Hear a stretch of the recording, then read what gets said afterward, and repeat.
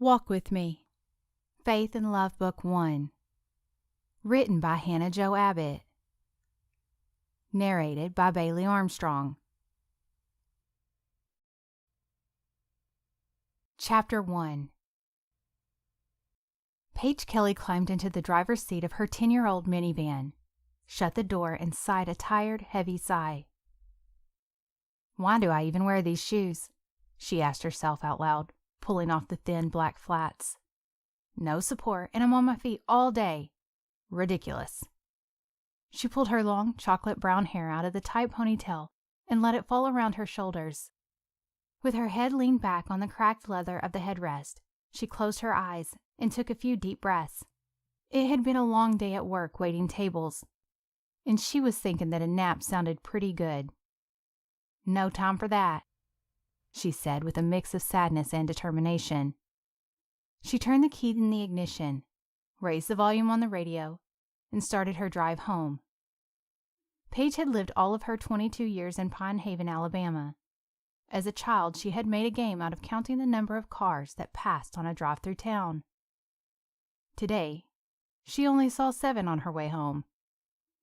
From work, she wound around a country road before reaching Main Street. The drive took her through the business part of town, where several shops stood on either side of the 2-lane road. Wide sidewalks allowed people to easily come and go to browse through the shops. Spring had always been her favorite season, a break from the cold winter, but also a time of cool refreshment before the coming of the blazing southern summer heat. But Paige didn't take the time to notice the bits of green and yellow sprouting up from the ground while she hurried home. Just outside of town, she turned down a narrow paved road. The road was lined on either side by white, wooden rail fencing, and a half a dozen houses dotted the neighborhood spread out over a few acres each. A few minutes later, she pulled through the driveway and into the garage of a spacious 2-story brick house. Once the car was parked in the garage, she stuck her shoes in her bag and walked through the door in her bare feet. Even though she was home from work, her day was barely half over. She hung her bag on the hook by the door. Paige didn't bother changing out of her work uniform of black pants and a plain white button-up shirt, but walked through the laundry room straight to the kitchen. It was a large room with granite counters wrapped around the back corner and deep brown cabinets filling the space above. A large granite top island stood in the middle, and that's where Paige got to work. She pulled an apron over her head and hummed to herself as she began to gather ingredients and place them on the counter. She stood on a step stool so her 5-foot, 5-inch frame could reach the top shelf of the pantry. She had just started opening a can of green beans when she heard the front door open and close, and the sound of 2 pairs of feet running down the hallway. "Hey, Paige," came the loud greeting from 8-year-old Lucy. "Can we have a snack?" "Yeah, can we have a snack?" asked Lucy's twin brother Joe. The two looked strikingly similar with their dark hair and blue eyes. Both kids wore jeans, simple t-shirts, and tennis shoes, and carried backpacks over their shoulders. "Yes, you can," Paige answered matter-of-factly. "But first, go wash your hands, and let's check your folders. Do you have homework tonight?" "Yes," said the girl. "No," said the boy at the same time. Paige cocked her head and gave him a look that said he had better tell her the truth. "Okay, yes," he resigned as he shifted his weight back and forth from one foot to the other. "But I did most of it in class. Only have 2 problems left." Paige tried to hide the smile but couldn't help it. Joe was just too smart. "All right then, snack and then homework before playtime, okay?" "Okay," the twins agreed and hurried off. Paige set her dinner preparation aside and began to cut an apple into slices. As she arranged it on 2 plates with some peanut butter, Joe and Lucy returned to the other side of the island from Paige, where they sat on high-top bar stools. She asked them about their day at school while they ate and pulled out their books. Once they were settled, she turned her attention back to dinner, while she helped Lucy with her math homework. "Oh yeah, almost forgot." Lucy looked up from her paper and pushed her shoulder-length hair behind her ear. "I need you to sign my field trip form for Monday. We're going to the strawberry patch, remember?" Of course I remember, Paige smiled. Get me the form now before we forget. Lucy dug in her backpack as she spoke. Paige? Yeah, Lou? You're going on the field trip with me this time, right? Paige looked at the younger girl. She remembered how disappointed she had been on the last field trip when Paige didn't go. Yes, I am. I promised I would, she assured her. Yay, Lucy said. Amy said her mom goes on all the field trips, and she asked me why my mom can't come. Paige's heart thudded. She cleared her throat to speak. What did you tell her? That my mommy and daddy are gone to heaven. Paige swallowed hard so the tears wouldn't have a chance to surface. Even though it had been 3 years, every mention of her parents still brought Paige to a complete halt and left a sickening feeling in her stomach. That's right, Lucy. But I promise, you can tell her your big sister will be on your next field trip. Thanks, Paige. Joe had been sitting quietly, but he was still listening to Paige and Lucy. I'm done with my homework now. Can I go play? He asked. Paige saw the hint of sadness in his eyes and nodded to him. Me too, Lucy said, and hopped down from her stool. The two put away their papers and hung their backpacks on the assigned hooks in the entryway before going to their rooms to play. Paige turned to put a dinner casserole in the oven, then went to start a load of laundry. She made her way around the house, straightening up as she went, picking up an out-of-place book or toy and putting it away.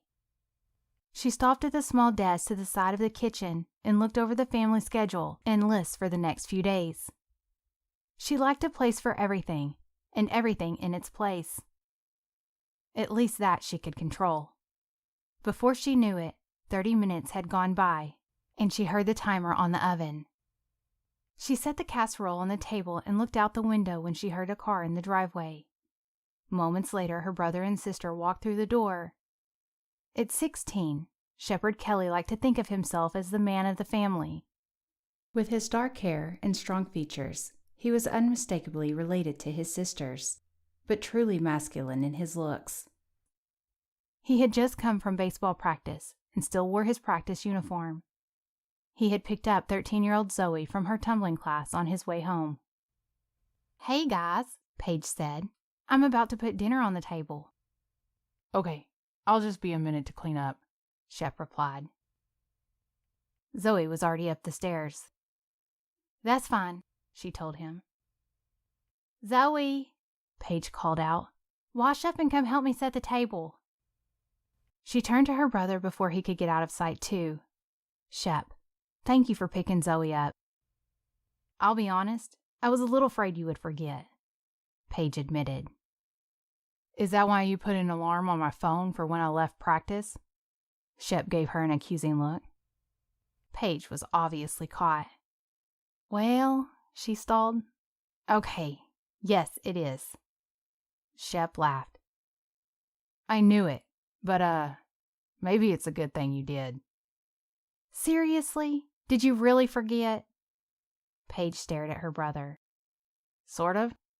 But it's just I wasn't thinking about it when I got in the car, so I can't say whether I would have actually made it home without her. But... He trailed off. It's all right. Paige waved a hand in the air as if sweeping the offense away. Just don't delete that reminder. I set it for every Thursday. Gee, thanks for the confidence, Shep said sarcastically. He sounded a little hurt. Paige stopped to look at him, but she had no response. She wanted to trust Shep, and his recently acquired driver's license really helped out with the family schedule. Still, he was just a teenage boy, and she never knew how much he could handle. I'm sorry, Shep. It's all right. You were right anyway, he said as he headed for the stairs. Paige shook her head and sighed. She wished she knew how to help him grow up without embarrassing him. As he went, Zoe came back down the stairs to help Paige. Zoe was one sibling Paige had a hard time connecting with, and she tried to make special time for her when she could. Paige asked questions about her day at school and her tumbling class while they set the table. Zoe mostly responded with one-word answers. She spoke politely, but didn't offer any unnecessary information. They finished the task in near silence, and Paige turned to call the other kids. "Joe, Lucy, wash up. Dinner's ready," Paige called to the twins. Within a few minutes, dinner was on the table, and the family began to gather in their seats. Paige looked at the clock and tried not to worry that her 18-year-old sister, Peyton, was 15 minutes late getting home from cheerleading practice. "Practice probably just ran a little late," she told herself as she bit her bottom lip. "I'm starving," Shep declared as he entered the kitchen fresh from a shower. "We will wait for Peyton," Paige said with a look. "Can you at least call her and see where she is?" he whined as he took his seat. "I don't want to distract her if she's driving," Paige replied. But there was no need to call anyway. Peyton walked in the door at that moment. "Hey, sorry guys. Coach kept us overtime to work on a new stunt. I'm sorry, Paige," Peyton said. She dropped her gym bag and hurried to the kitchen sink to wash her hands and take her seat. She wore a t-shirt and cheerleading practice skirt with her tennis shoes. Her dark hair was in a high ponytail that made her blue eyes look big and bright. "It's all right. You're here now." Paige breathed a little more easily. She mentally did a head count of all of her siblings around the table. 1, 2, 3, 4, 5. Then aloud she said, "Shep, will you please ask a blessing?" Everyone bowed their heads. Everybody's home, Paige thought to herself. Everybody made it home safely.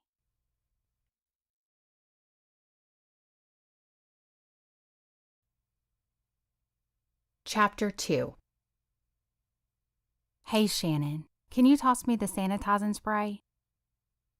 Paige and her coworker were wiping down tables in the dining room after the lunch rush. It had been a busy day in the country club restaurant where she worked as a waitress, but the tips were good and Paige was happy. She could use the extra money. "Here you go," said Shannon as she passed the cleaner bottle. "Want me to sweep up?" "Sure. If you'll do that, I'll just finish up these tables here, and then we'll put on fresh coffee for the afternoon." "Okay, deal." Shannon and Paige were a good team when it came to sharing tasks and getting things done, and Paige always appreciated the day where she worked with her friend. The dining room had seating for 70. Dark cherry tables and chairs were spread throughout the room. Large windows on one side opened up to a view of the golf course, and the back wall featured a large stone fireplace. At the front entryway, there was a long counter with high-top leather stools, and beyond the counter was the door to the kitchen. Paige and Shannon finished straightening up and had a bit of a break during the early afternoon lull. They knew there might be folks in for coffee and the occasional late lunch order, but the dining room was most likely going to be quiet for a while. Paige pulled a stool up to the back side of the counter and helped herself to some coffee. Shannon joined her and the two made easy conversation. "So, how's the scratch on the car?" Shannon asked. "Ugh," she groaned and covered her face with her hand. "It's all right. It's not really that big of a deal. I just can't believe Shep didn't look before he backed up." The car door beside him was obviously open. "Just in his blind spot, I guess," Paige sighed. "Yeah, it could happen to anybody. He's trying so hard." Shannon defended him. "I know. And he's doing well.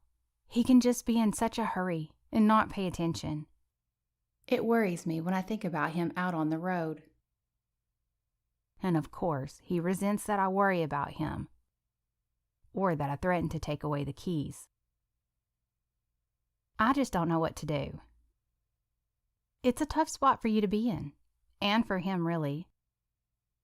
I know he loves you and Peyton, but two older sisters trying to keep him in line? Come on, that has to be a blow to his ego." Paige nodded in agreement.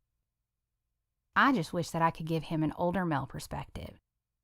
He looks up to his coaches and older guys on the team, But is that really enough? Have you thought about trying to connect him with one of the men from church? It would be nice to give him sort of a father figure.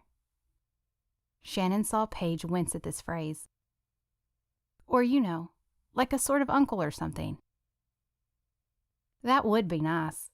I just don't know any men at our church well enough to ask for that sort of favor. And I'm sure they're all busy with their own families. It's still a thought. Maybe you could ask the pastor for a suggestion. Or if he knows someone who'd be willing to do that kind of thing. I'll think about it, Paige said. But she didn't seem committed to it.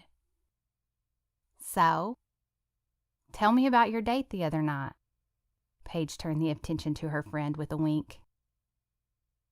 Oh my gosh, it wasn't a date. My mom just wanted me to go out with her friend's son that she thinks is a handsome young man. Shannon spoke while doing air quotes with her hands. Yeah, so? Was he handsome?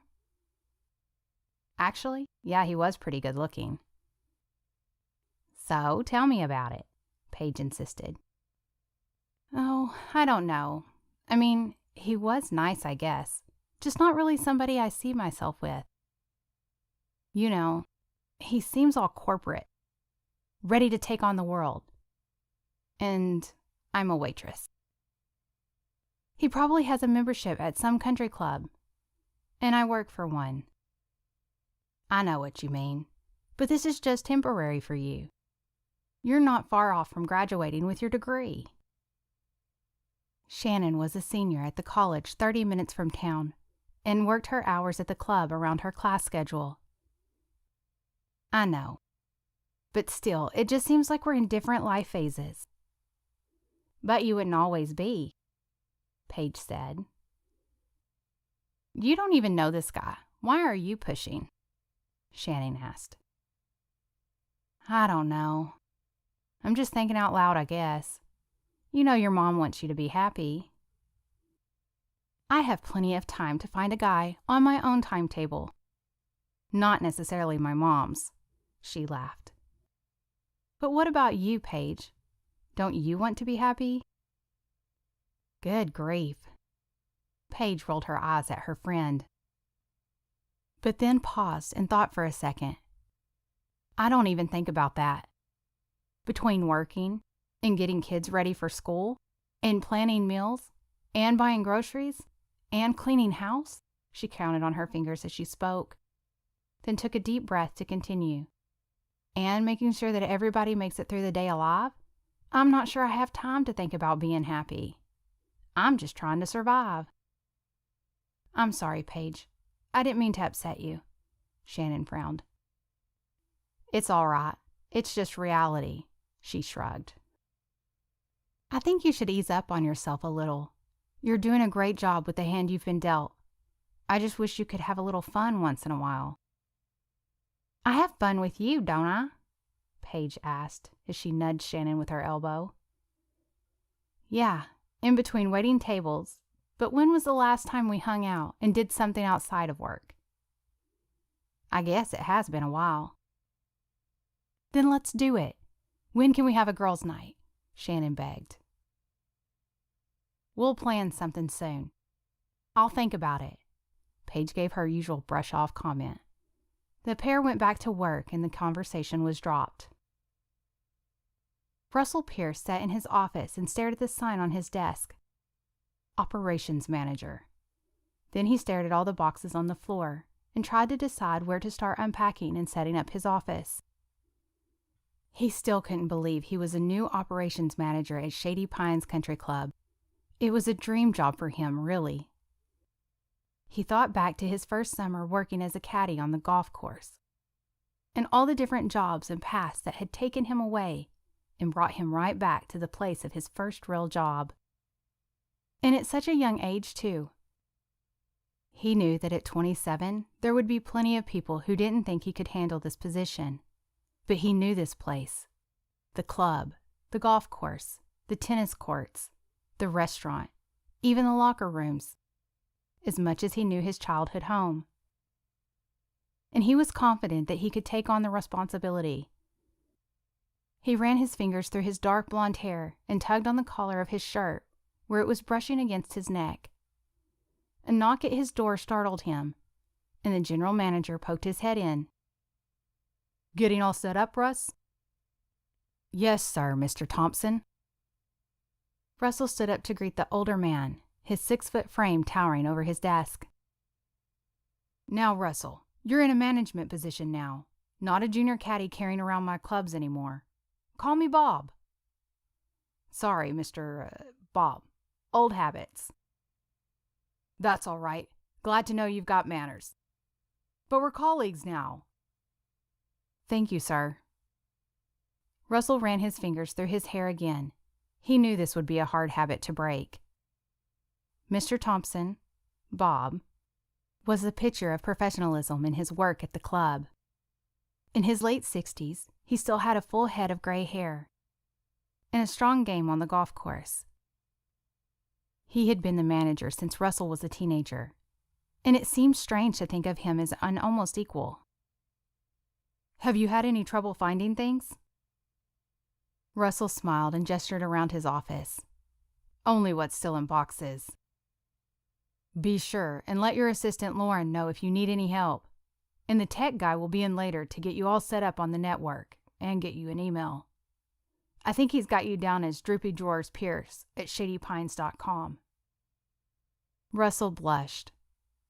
"I was hoping people would have forgotten that one by now," he said of the old nickname from an unfortunate caddying incident. "Not a chance," Bob laughed. "Good to have you back." "Thanks." "See you around," Bob said as he closed the door. Russell got up to move some items from one of the boxes and thought to himself, "An assistant? I can't believe I'm in a position to have my own personal assistant. I must be getting somewhere in life." Just then, the bottom of the box he was lifting fell out, and all the items inside crashed to the floor. He had to laugh. "Maybe not. I guess God is just trying to keep me humble." His cell phone rang, and he could hear the sound coming from one of the boxes, but he wasn't sure which one. He began to open boxes and shuffle through items as quickly as possible, and by following the sound, he found the phone. "Hello?" he answered. "Hi, honey. How's your first day going?" came the familiar voice of his mother, Gladys Pierce.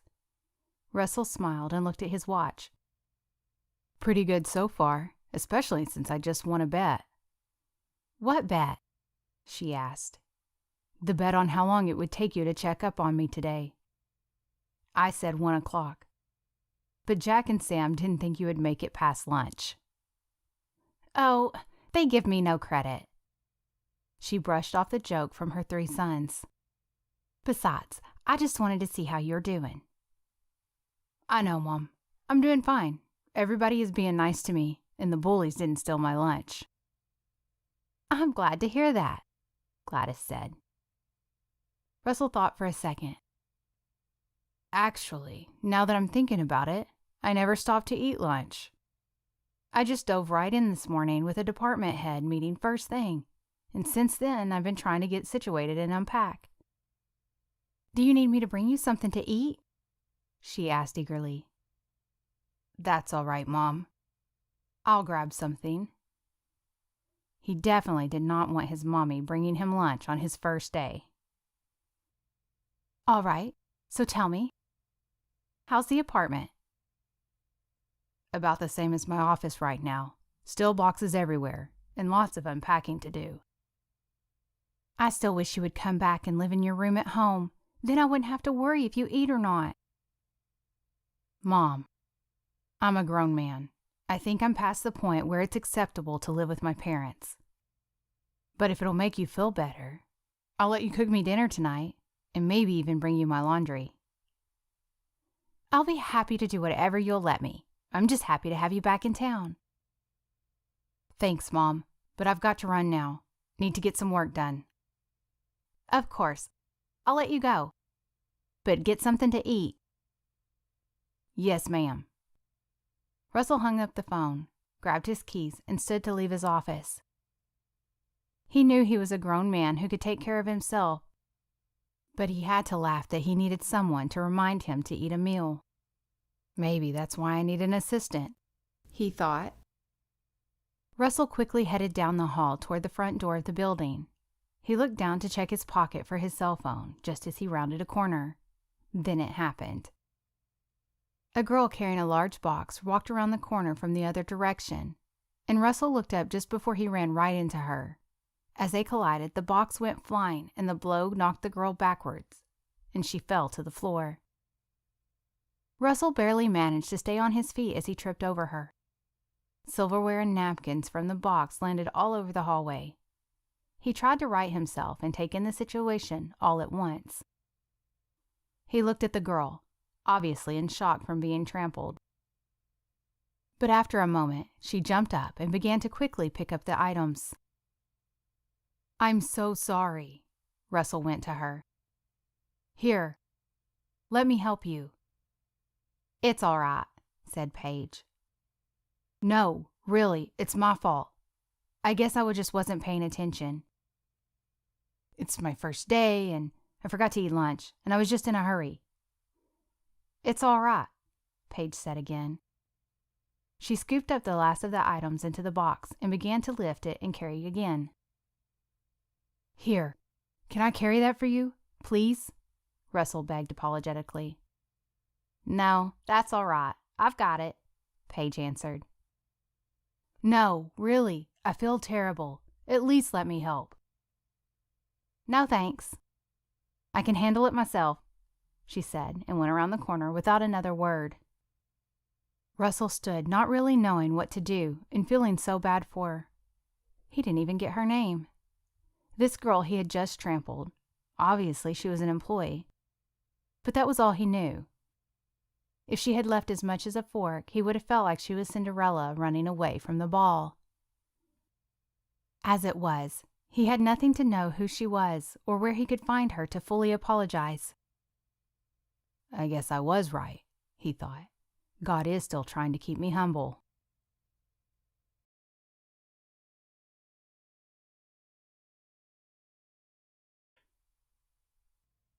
Chapter 3.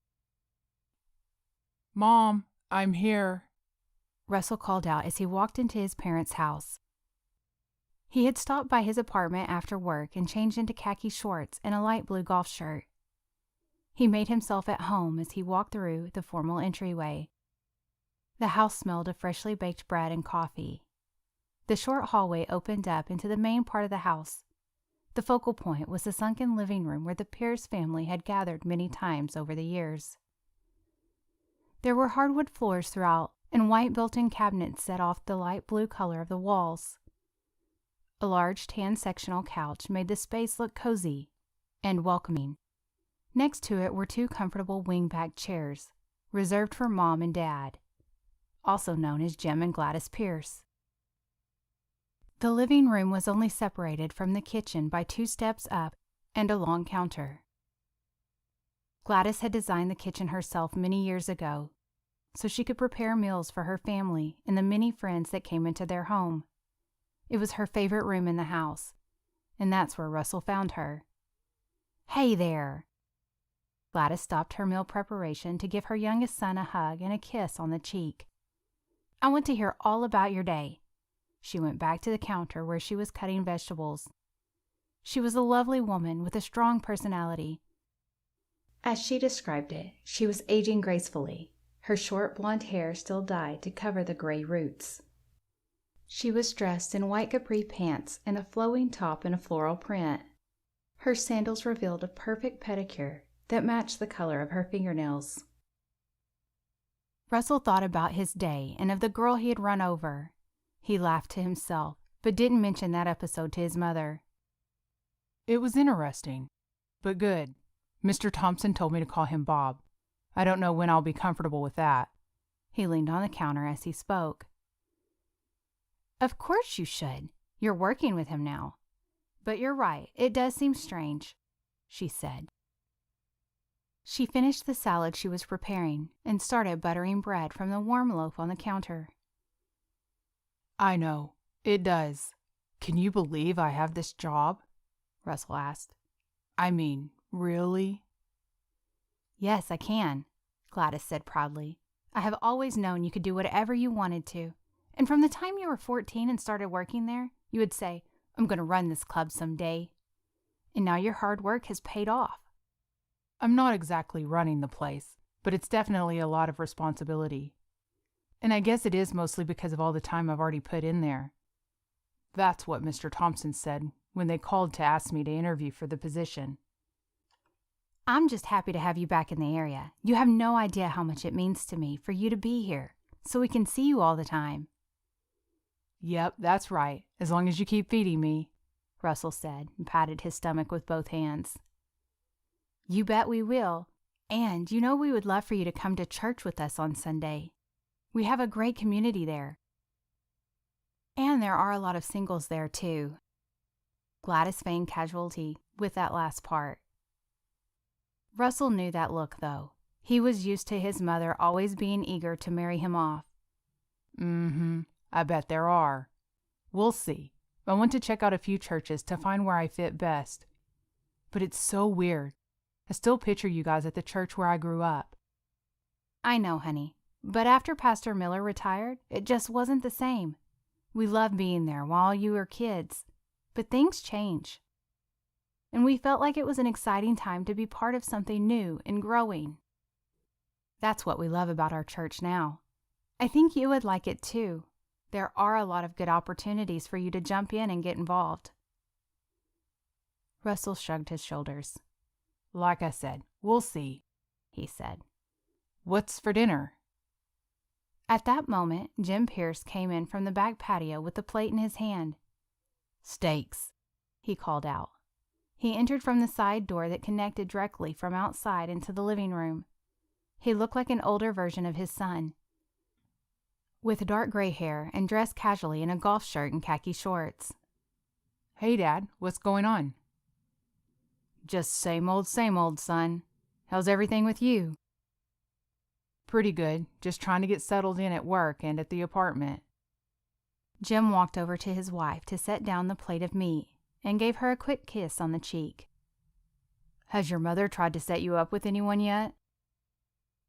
Gladys playfully elbowed her husband in the ribs. No, I have not, she declared. Oh, but I think she's trying, said Russell, leaning on the counter. She's talking up your new church and telling me how many singles there are. I can only assume she means females. Yep, she's trying.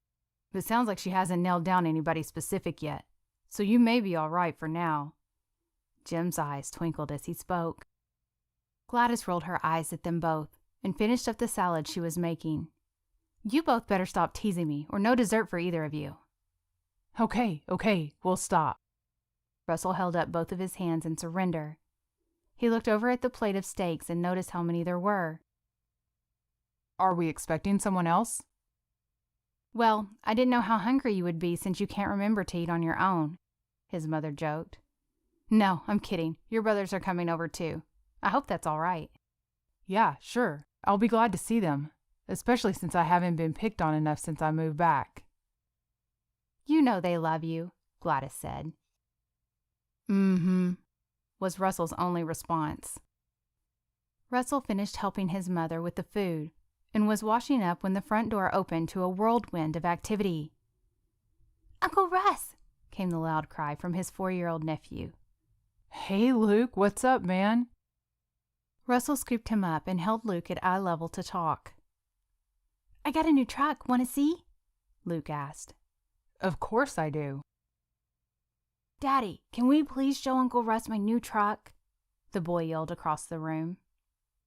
Yes, you can, but let's have dinner first. Jack Pierce, dressed in a suit and tie, walked across the living room to the kitchen counter and gave his younger brother a hug. Although it might be past Rusty's bedtime, he pinched the younger man's cheek. Ha ha, very funny. Russell rolled his eyes and walked across the room to his sister-in-law. Hey, Carrie.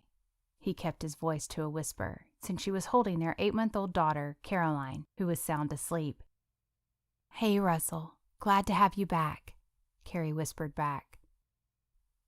Thanks. It's nice to be here. You had better put her down in the other room. before you know who gets here and wakes her up. "We're here," a voice boomed from the front door. Oops, too late. Carrie smiled and hurried her sleeping daughter from the room. Samuel Pierce never entered a room quietly. The middle child of the three brothers, he was the definition of extrovert. Never met a stranger, never had a shy moment in his life, and lived to entertain everyone. "Hey, Russie," he greeted his brother. "The kids are so glad you're here. They've been saving a spot for you at the kiddie table." "Aw, that's just too kind. They really shouldn't have," Russell replied with a wry smile. "Hey, Russell." Sam's wife, Izzy, was not far behind Sam. She was a match for his personality, and as the mom of three boys, she fit right in with her rambunctious brood. As all the family entered the house and hugs were passed all around, Gladys tried to calm the noise and gather them together. All right, everybody. Dinner is ready, so everybody to the table." Parents rushed the kids to wash their hands before coming to the table, and shouts of "Sit next to me!" and "What's for dinner?" rang out through the dining room as everyone gathered. The dining room was just off the kitchen, and it featured a long farmhouse-style table with benches on each side. Once everyone was seated, Jim cleared his throat and took his wife's hand. They all joined hands together, and as Jim said, "Let's thank the Lord." From the oldest to the youngest, they all bowed their heads. "Dear Lord, thank you for this time together. Thank you for our family and for the food you have provided. We are blessed beyond measure, and we praise you for that. Be with us in all we do. Amen." Jim looked up and glanced at all the faces around the table. "Let's eat," he said with a smile. With that, everyone dove in and started reaching for plates and passing dishes around. The table was filled with steaks and salads, as well as baked potatoes wrapped in foil, and a plate of chicken fingers for the kids. "So how was your first day, baby brother?" Jack started the conversation back up. Again, Russell's mind went to the major incident of the day, but he pushed the thought away. "Pretty good. You know, just played a round of golf, had a leisurely lunch, went for a steam. Typical day." Russell took a bite and waited for Jack's response. "I knew it. They must be afraid to give you any real responsibilities around there," Jack baited him. Russell felt his agitation beginning to grow. "Actually, I have a great deal of responsibility." There was an edge in his tone. "I will be overseeing all the day-to-day operations directly under the general manager." They seem pretty confident in my abilities." Jack held his hands up in surrender. Okay. Chill. "I'm just joking." "Maybe I've had enough of the joking." Russell stared at his brother. "Boys, that's enough." Jim spoke firmly. "Let's have a friendly dinner, all right? Don't give each other a hard time anymore." "Yes, besides, we're celebrating," Gladys spoke up. "We are thrilled for Russell to have this new job. And he's back in town, and the whole family is together. That's something to be thankful for." Everyone around the table nodded in agreement. Carrie and Izzy launched into a discussion about what they had done over spring break, and the tenseness fell away. Russell sat quietly eating his steak. He knew how happy his mom was for him to be back, and he wanted to be happy too.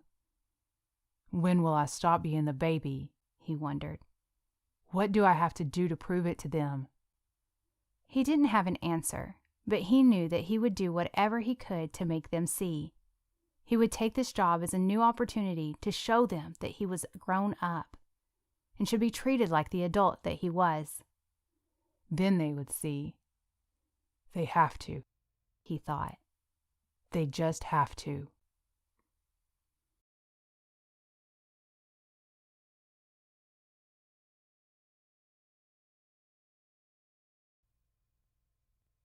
Chapter 4. Paige stopped at the counter to straighten her apron and check that her hair was securely pinned out of her face. She hurried to finish up the cup of coffee that she would need to make it through the day. She skimmed the board with daily specials to familiarize herself with the menu, and as she walked out of the kitchen door, Shannon nearly ran into her. "Oh man, I'm sorry, Paige," Shannon apologized as she moved past her. "Good grief, that seems to be happening to me a lot lately." Paige tugged on her apron. "I must be difficult to see these days. Maybe I'm becoming invisible." She spoke mostly to herself. "Huh?" Shannon said as she rushed to grab her apron.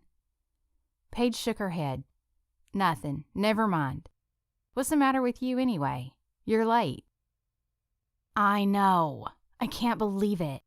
I was up most of the night studying for my exam, and then my alarm didn't go off this morning. I was going to get up and study some more before work, but not only did I miss studying, I barely got a shower and got here. You know how I hate being late." "Yeah, I know. I'm sorry." "And of course, it's the day the new manager is coming in." "Who?" Paige asked. "Oh, you know, the new operations manager," Shannon said with air quotes. "Another suit, another boss, you know." "Oh, right. I forgot about that. Well, I don't think he'll be in charge of the restaurant staff." "Who knows? I mean, the restaurant does fall under operations, so it's possible." "True, but I wouldn't worry too much. You're not going to get fired for being late one time." Paige seemed calm and unconcerned. "I sure hope not." Shannon poured a cup of hot coffee and drank it as fast as she dared. "Let's just get ready to work and try to have a normal day." The two went around setting up the dining room, making sure all the chairs and tables were straight and putting out silverware wrapped in napkins. Paige set out menus of the day while Shannon changed out the flower arrangements on the tables. They worked in silence for a while. They only had 20 minutes before they opened for breakfast. While they were still preparing, Mr. Thompson came in, followed closely by another man. "Good morning, ladies," Mr. Thompson said cheerily. Both of the girls put on their smiles and greeted him. "Morning, Mr. Thompson." "I would like you to meet our new operations manager, Russell Pierce. Russ, this is Shannon and Paige, some of our wait staff." Paige looked at the man standing beside Mr. Thompson, and her stomach wrenched. She felt herself freeze in shock as her mouth fell open and her eyes opened wide. Just as quickly, she tried to gather herself. She smiled and hoped her emotion didn't show on her face. Maybe he wouldn't recognize her. Russell shook hands with Shannon. "Nice to meet you," he said. He turned to shake hands with Paige, and when their eyes met, a look of recognition flashed on his face. Paige pretended not to notice and confidently reached out her hand. "Hi," was all Russell managed. "Hi, nice to meet you." Paige's voice shook ever so slightly, and she averted her eyes, searching for something to busy herself with. Mr. Thompson didn't seem to notice Russell's reaction and quickly began discussing the workings of the dining room. "They're just getting ready for breakfast. Guests shouldn't arrive for a few more minutes. Breakfast is open until 11. "Of course." Russell refocused on Mr. Thompson and began taking in the room. "And what about the afternoon?" he asked. "Lunch is available from 11 until 3 to accommodate everyone. And then the bar is open all day for coffee, drinks, and a selection of desserts for the remainder of the afternoon, until dinner starts at 5 p.m. "And how many people are on the wait staff?" "Paige." Mr. Thompson waited for her answer. "Shannon and I handle the morning. And then 2 to 3 other girls come in for lunch, depending on the day. Then there's a dinner crew of 8 people, plus several additional weekend staff, and a few people who fill in as needed. Our total on staff right now is 22, but we will add additional servers during the summer months." "And Paige, you're the manager?" No." Paige looked to Mr. Thompson. "Oh no, not a manager. Just one of our faithful employees." "Paige has been here the longest of our wait staff, though. She stays on top of things." Mr. Thompson smiled. "Oh, well, very nice. I'm sure I'll be seeing both of you ladies frequently. I have a caffeine addiction that I just can't break." We'll be happy to help with anything we can, Shannon chimed in. Thank you. Now do I get to meet the chef? Russell asked. Of course, Mr. Thompson said. Let's head back to the kitchen. The two men walked through the kitchen door and out of the dining room. Paige breathed a sigh of relief. She put her head in one hand and leaned on the closest table with the other. Whoa, can you believe he thought you were a manager? Shannon whispered loudly. I mean, not that you couldn't be a manager. You totally could. But wow. Paige lifted her head and went back to her work a little too quickly. Shannon seemed to pick up on her odd behavior. What's the matter, Paige? That's a compliment to you. She walked over to look her friend in the face. I know. I'm sorry. She stopped her work and put her hand to her face. She felt hot. What is it? Shannon seemed concerned. Well, you know how I said I've been getting run into a lot lately? Oh, yeah. I thought that's what you said. So, the other day, I ran into the new manager. Like, literally ran into him. Really? Shannon's eyes were wide. Yeah. I was carrying that big box down the hall, and as I came around the corner, he ran smack into me. The silverware went everywhere. I was so embarrassed. He probably thought I was rude. I don't even think I told him my name. Oh, well, it sounds like it was his fault, not yours. You shouldn't be embarrassed. Besides, he's kind of cute. Oh, you know I didn't mean that, Paige came back quickly. It was just embarrassing to look clumsy at my job. I wouldn't worry too much about it. Besides, like you said, he probably won't make decisions about the restaurant. Right, Paige agreed. Who knows? Back in his office, Russell leaned back in his desk chair and stared at the ceiling. Mr. Thompson had shown him all around the club. He had seen the restaurant, the locker rooms, the pool, the tennis courts, the golf course, and every back closet, office, and restroom on the grounds. And now all he could do was sit mentally kicking himself for his reaction to Paige. I should have apologized, he thought to himself. I should have admitted that I knew she was the one I ran into the other day. But she brushed me off like she didn't want me to say anything. Maybe she was embarrassed. But she shouldn't be. I should be. I am. Russell sat and tried to think why this incident was bothering him as much as it was. Clearly, it was just an accident, and she wasn't injured. Still, he felt badly that he had caused it. Here he was trying to be professional and be the big bad boss who could handle this job. And on his first day, what does he do? But run over the waitress. Not exactly how he pictured things starting off. He didn't have any more time to think about it, though, since Mr. Thompson, Bob, knocked on his door at that moment. Come on in, Russell said. So, what do you think of the place? Has it changed much?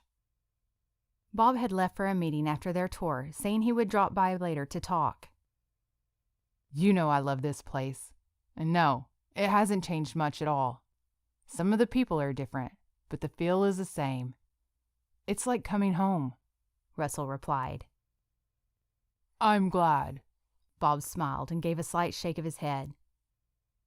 Mostly, anyway. I'm glad you feel comfortable. But that's something I would like to talk to you about. A project I would like you to take on. Russell leaned in, curious as to what was forthcoming. The club feels the same because it is the same. Not many changes have been made over the years, and mostly for good reasons. We have steady membership and generations of families who come to the club year after year. And they like to feel like you do, like it's a second home. They don't want drastic change. But Bob leaned back in his chair and linked his fingers behind his head. That doesn't mean there can't be improvements, now does it?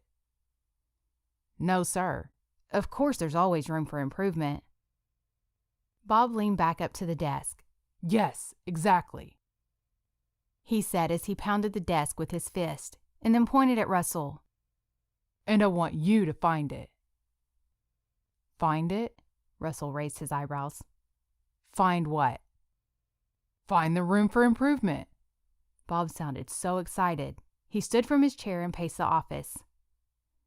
Me, Russell said before he could stop himself. Suddenly, he felt very much like the 14-year-old junior caddy that had stood before Mr. Thompson, and he was asking for his opinion. Yes, you know the club, but here you are, with a new and fresh set of eyes and ears. You can look at each area of the club with a critical eye and find those ways we can improve. Find the little details and changes that can make the club the best ever. It will be a time of refreshment with new ideas that are young and inspiring. Russell wasn't sure what to say. Of course, it wasn't like he could turn him down or say no. This was his job. This was his boss giving him a new responsibility. But could he do this? Could he start walking around departments and making changes to procedures that had been in place since he was a teenager? He stared at his desk for a minute, thinking through what to say and how he would tackle this assignment.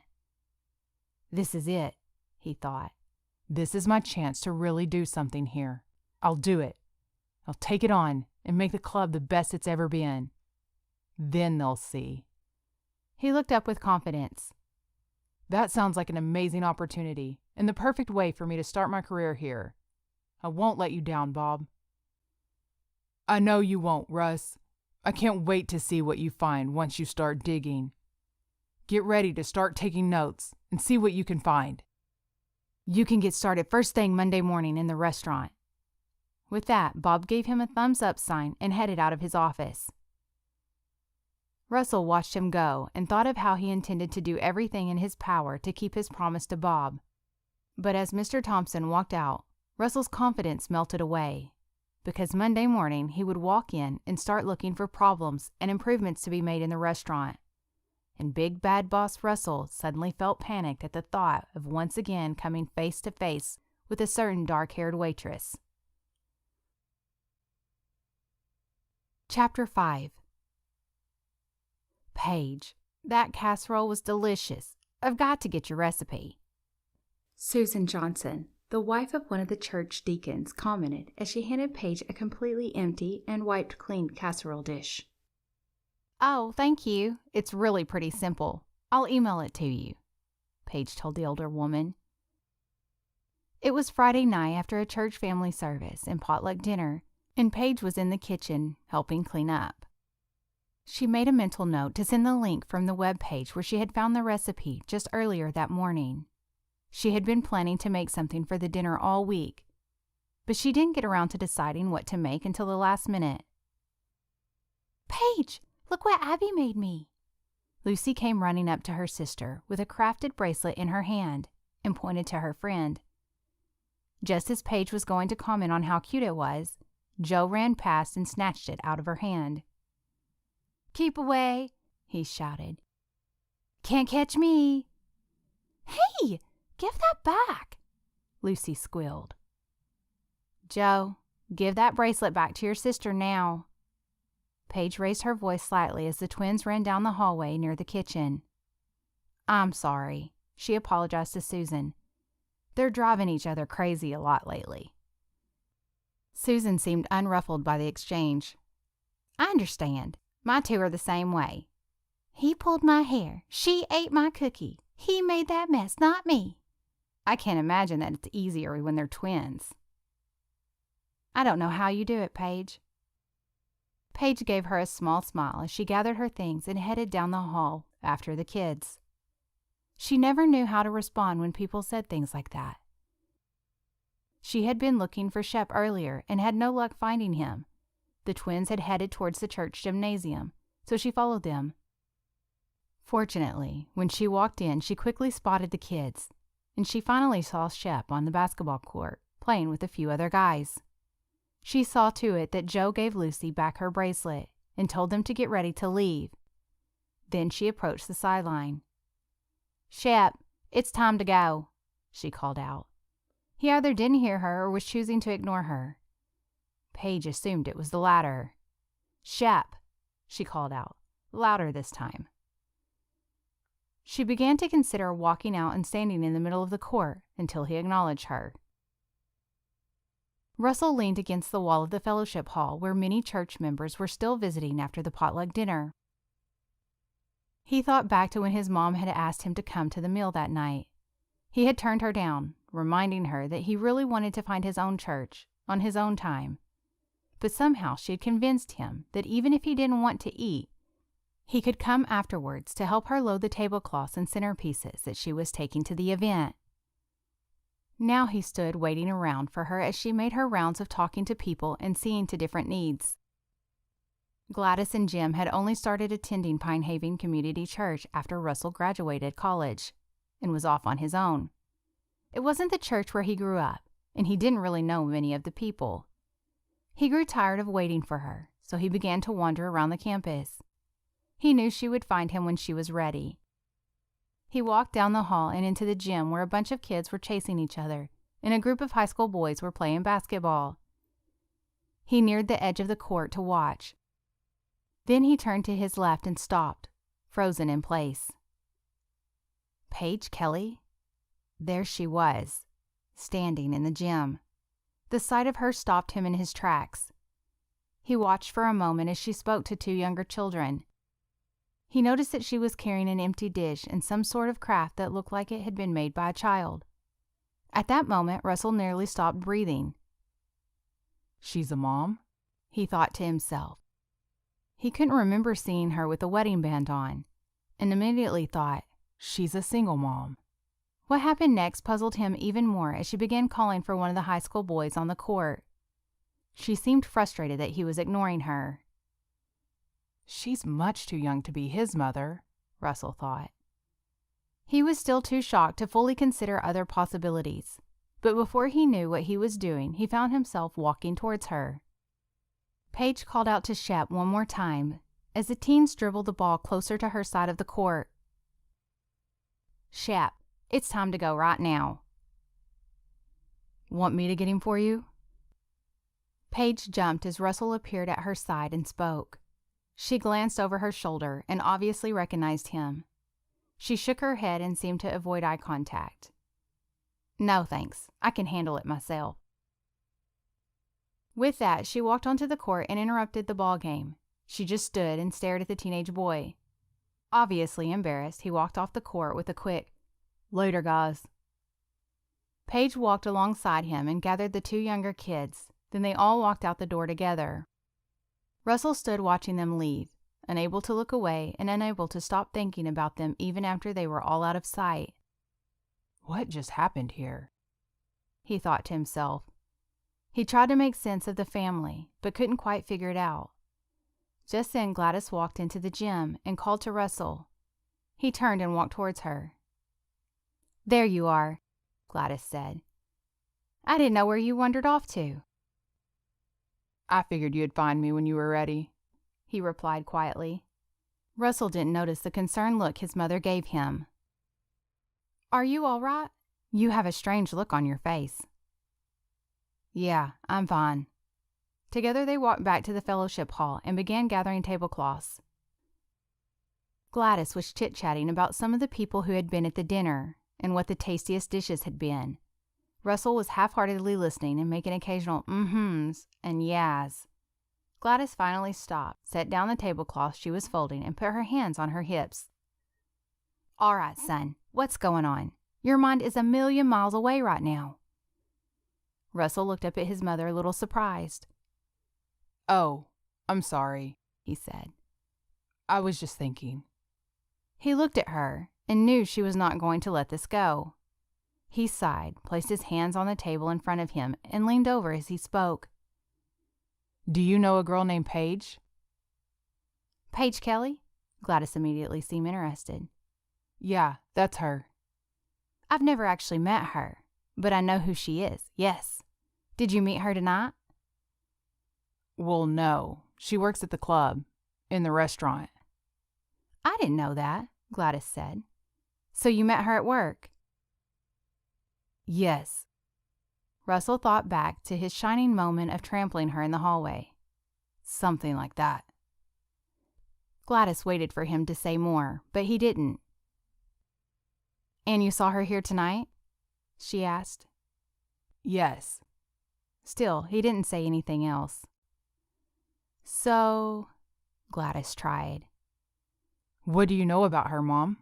I saw her with some kids, but then also a teenager. I'm confused. Are they hers? Hers? Oh, you mean are they her kids? No, those are her siblings. Paige is the oldest of 4, or 5, I think, Gladys explained. Understanding dawned on Russell, and he strangely felt relieved. Oh, that makes much more sense.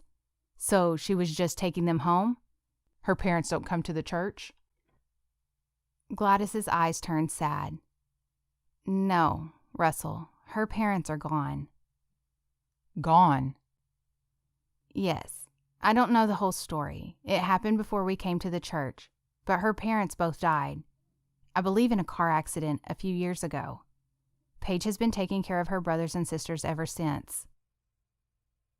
A weight washed over Russell so strongly that he felt the need to sit in the nearest chair. As the baby of the family, he had been brought up without any of the responsibility of an older sibling.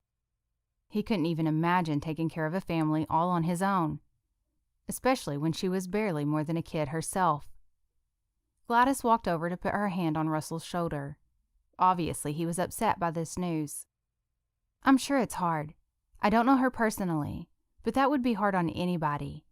She seems to handle it so well, but I'm sure she could use a friend. Russell went back to folding tablecloths as he thought about Paige and her family. He didn't think he could ever do anything like that, but she seemed to be doing well, and in her own words, she could handle it. His mother's statement struck a chord in his heart, but surely she had friends. She didn't need him. He decided to put her out of his mind. He had plenty of his own business to worry about. Chapter 6.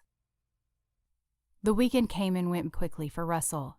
He filled the time running errands, making a few purchases for his apartment, and trying to get settled into his new place. Monday morning, he rose at 5 a.m. for his usual morning routine. He quickly dressed in a t-shirt and athletic shorts, and didn't bother to look in the mirror before he laced up his tennis shoes and went for a quick jog around the block. He didn't like to listen to music or talk while he ran. He tried to let the quiet sink in while he woke up and gathered his thoughts for the day. The spring morning was still cool enough to enjoy the weather. The trees were beginning to come alive with green, and there were a few flowers just starting to bud. The morning air smelled crisp and fresh after a light rain the night before. Once back at his apartment, he showered and dressed in dark gray dress slacks, a blue button-down shirt, and a blue and gray striped tie. He headed into his small kitchen and reached for the coffee maker. Just then he remembered that even with all the stores he had been to over the weekend, he never picked up any coffee, and now he was completely out. All the good vibes from the morning vanished. Just great. Great way to start a day and an entire week, he thought. I guess I'll just have to get some at the club. Inwardly, he groaned that he would have to wait that long for his caffeine buzz to kick in, but there wasn't much else to do. He grabbed his wallet and keys and headed out the door. His drive to the club was short, and he zoned out and drove on autopilot to the place he had been so many times. But once he reached the drive to the club, he couldn't help but notice and enjoy the scenery. No matter how many times he drove it, he always thought it was the most beautiful spot he had ever seen. The large wrought iron gate decorated the entryway with the letters SPCC, Shady Pines Country Club. The drive, lined with pine trees, wound up the hill past the outdoor swimming pool and the tennis courts. At the top of the hill sat the clubhouse.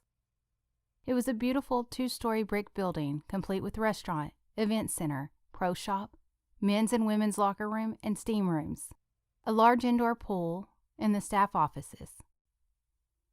The front of the building had a circular drive with a covered awning, and 4 large brick columns framed the wide glass doors. To the side of the clubhouse was a small parking lot reserved for the executive staff, where Russell pulled around and parked. He entered the building through the side door, but before heading to his office, he walked to the restaurant in hopes of getting some coffee. He slowed a bit as he came to the restaurant door, but once inside, he refused to admit to himself that he was relieved to see Shannon at the counter instead of Paige. He was also very happy to smell freshly brewed coffee. "Hello, Mr. Pierce," Shannon greeted him. "Can I get you something?"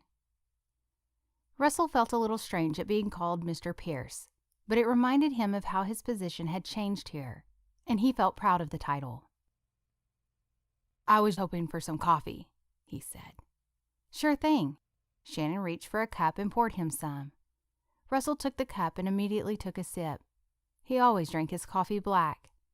He stood for a moment and let the taste linger. Even though he knew it wasn't that quick, he imagined the immediate rush of caffeine to his brain and believed that he felt more awake and ready for the day. After a moment, he realized Shannon had spoken to him again. "Can I get you anything else?" she asked. "How about topping this off? I have a feeling it's going to be a long day." "If you don't mind, I'll take it with me."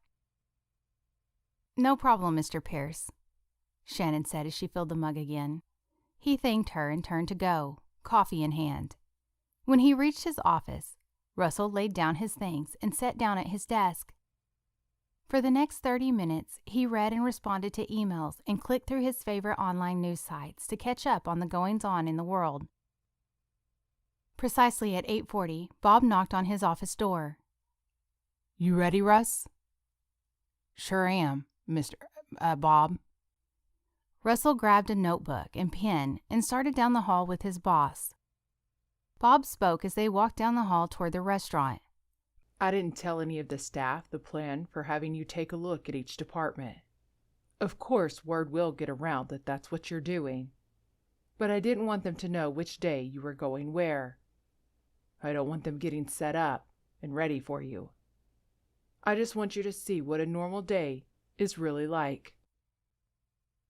Russell nodded in understanding. As they walked through the door and up to the counter, Shannon was there again and greeted him. "Oh, hi, Mr. Pierce, Mr. Thompson. Can I help you with something?" Shannon asked.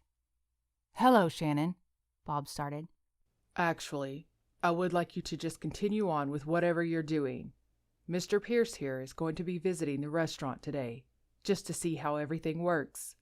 He'll be taking some notes and asking some questions. Please help him with whatever he needs. But try to just keep doing what you normally do." "Yes, sir. Happy to help any way I can," Shannon said. Bob stopped suddenly and looked around at the restaurant as if something was missing. "Is Paige here?" he asked. "No, sir. She's off today." "Off?" he asked. Yes, sir. She went on a field trip with her younger sister." "Oh, well, all right."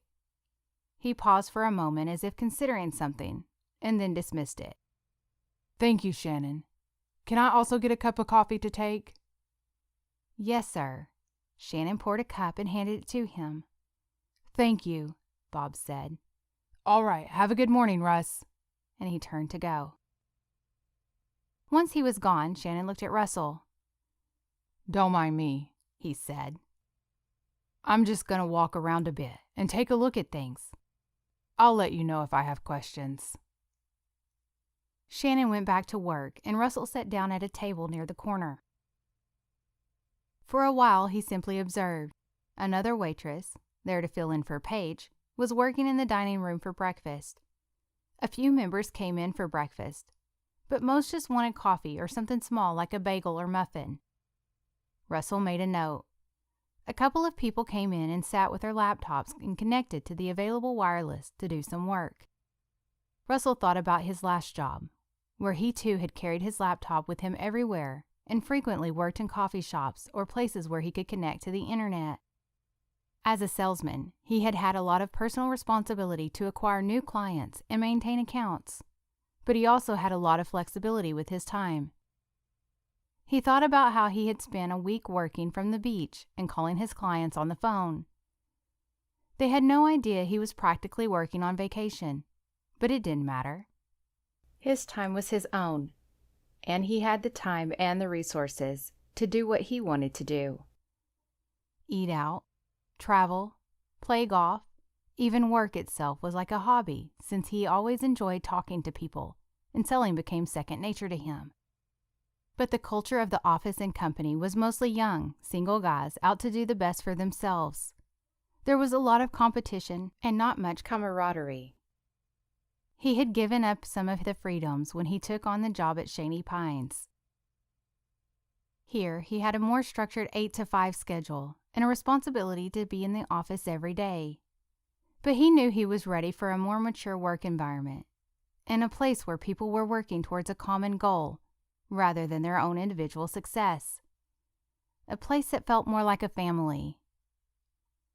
A place where I could have a family. The thought surprised him a bit. Of course, he had always thought he would come back to Pine Haven before he was ready to settle down and have a family.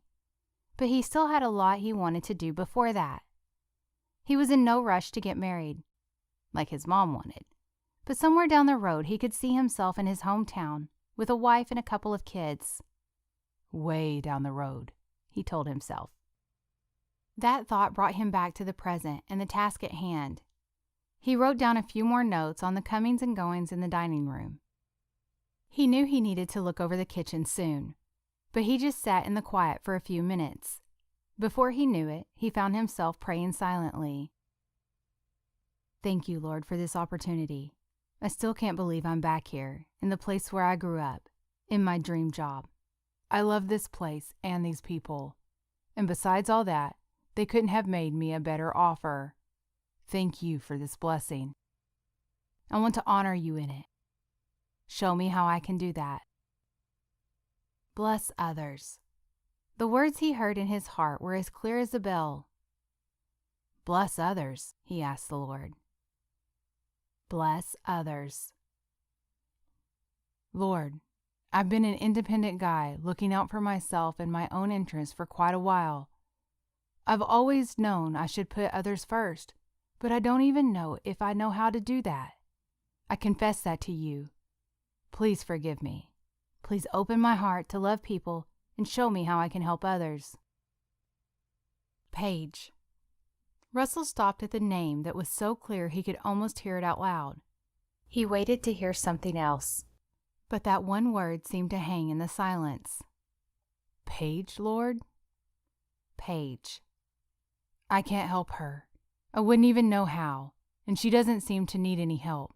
She does pretty well on her own, and she definitely doesn't want my help. Walk with me. Russell looked down at his notes and tried to put Paige out of his mind. Of course, God wanted him to care about people and help those that he could, but Paige wasn't someone he could help anyway. He tried not to think about the strong impression about her as he picked up his notebook and headed to the kitchen. The room was a little loud with the sounds of pots and pans and the voices of the kitchen staff. The air smelled of fresh herbs and garlic. James, the chef, greeted Russell as he came in and offered him a taste of the upcoming lunch special. Garlic pesto chicken with penne and tomato cream sauce, James said. Best thing on the menu. Better get you some. The chef was professionally trained, without a doubt, but his southern accent was thick. Thanks, James, Russell said. Not now, but maybe I'll take a break and have some for lunch after a while. All right, Mr. Pierce. Let me know if I can help you with anything. Shannon had filled him in on Russell's task for the day. Will do, James. Just taking a look around for now. He walked around the kitchen, trying not to get in the way of James's team. The kitchen staff consisted of James, his sous chef, and 3 other kitchen assistants responsible for various tasks. Russell started by taking a look at the pots and pans hanging above a prep table, and dozens of knives neatly organized on a magnetic wall for quick use. That's a pretty neat knife display, he commented. Oh yeah, it works pretty well. Makes it easy to find what I need and get to work. That was actually Paige's idea, James said. Russell's heart thudded loudly at the name. Really? Oh yeah, she's great at ideas for organization and setup in the kitchen. She's always coming up with new ideas for making the kitchen and dining room run more smoothly. That's good, Russell replied absent-mindedly. He ran his fingers through his hair and continued his observations. He noticed the shelves filled with frequently used ingredients and spices. Each space was clearly labeled with what went where. On the end of the shelf was a large clipboard with a list of all the staple foods on this shelf, and a checkbox next to each item. "What's this?" he asked. "That's our reorder list. Anytime we notice we are running low on an item on the shelf, we go ahead and put a check mark so we know it's time to reorder. It saves a lot of time on Fridays when we are doing our orders. Paige made that list." "Okay, good." Russell made a note. He went on to the back room with a large walk-in freezer and more of the larger containers of staple foods, as well as specific items needed for the week's specials. There was another clipboard like the one on the kitchen shelves with a list of these items. On the wall next to the freezer, there was a large bulletin board. Neatly pinned on the board were 3 different groups of papers. Russell lifted the pages to read them. The first was the current week's menu, with the usual items and the daily specials. It also included an order list of staple items that had been needed and the items needed for the specials. Behind the list was a set of recipes for the week. The next 2 stacks were similar, but were for the following week and the week after that. James came to the back room to get something from the freezer. "Oh, you found the menu board, I see. That is my lifesaver. It was—" "Let me guess." Russell held up his hand and interrupted. "Paige's idea." James smiled. "Yes, it was." He paused and took a breath. "Mr. Pierce, let me be a little honest with you. I love to cook." He closed his eyes and held his hand over his heart as he spoke. "I have been in the kitchen since I was a little kid and never dreamed of doing anything else. I am creative, and I spend all my brain energy thinking about food and new ideas for dishes and dining. But when I came here, I was a mess. I would have beautiful ideas for specials and amazing desserts, but I would find out that we were out of coffee because I hadn't ordered it on time, or we would run out of the special an hour into lunch. I was pretty sure I could get fired any day, but Paige came in and started looking around the kitchen. She asked me questions like, 'What's on the menu for next week?' Or, 'What do we need to order?' Easy, basic things that I should have known, but I didn't. I couldn't think to the next day, much less the next week." He stopped and rubbed his chin as he thought. "Every day Paige checks the order list and looks over the shelves to see if we're running low. Every other week she sits down with me on Wednesday during the afternoon lull and helps me plan 2 weeks' worth of menu so we're far enough ahead to have everything we need. I don't know what I would do without her. I can cook, but without her, the restaurant would fall apart." Russell looked back at the man, and then stared again at the list on the board. He let a thought roll around in his head, then said, "Thank you, James. You've been more help than you know." James went back to his kitchen. Russell finished looking around the back room, freezers, refrigerators, and cabinets. He found everything neatly organized and in tip-top shape. He returned to the dining room and enjoyed some of the chicken dish for lunch while watching the activity of the lunch hour. He took a few notes on the number of people and the wait staff and headed back to his office once the rush had died down. Back in his office, he absent-mindedly stared at the pages of his notebook. He tried to focus on the words on the paper, but all he could think about was what James had said. He was supposed to meet with Bob to discuss what he saw and give suggestions for improvement in just a little while. So far, he could only think of one thing to suggest, and he had a feeling Bob would not like it. He wasn't sure he really liked it, because of how the idea might come across. Paige, he thought. She runs that restaurant. She takes care of her family and manages a household, and works her job, and even though it's not her job, she runs that restaurant. He wanted to skip over the idea. He wanted to walk away and say the restaurant was in great hands and leave things alone. but he also couldn't shake his strong impression that the Lord had placed on his heart. He ran his fingers through his hair and began making a different list. A list of reasons why Bob should agree to this idea. At 5 minutes to 3 o'clock, Russell took his notebook and headed to Bob's office. He walked down the hall, away from the direction of the restaurant, and rode the elevator to the second floor. He opened the door to a smaller office where Bob's assistant, Sarah, worked, and waited for her to tell Bob he was there and give him permission to go in. "Mr. Thompson will see you now. Can I get you anything to drink?" Sarah asked. Russell held up the water bottle in his hand. "No, thanks." He opened the door to Bob's office and stepped in. The office was much larger than Russell's, or any other office in the building, for that matter.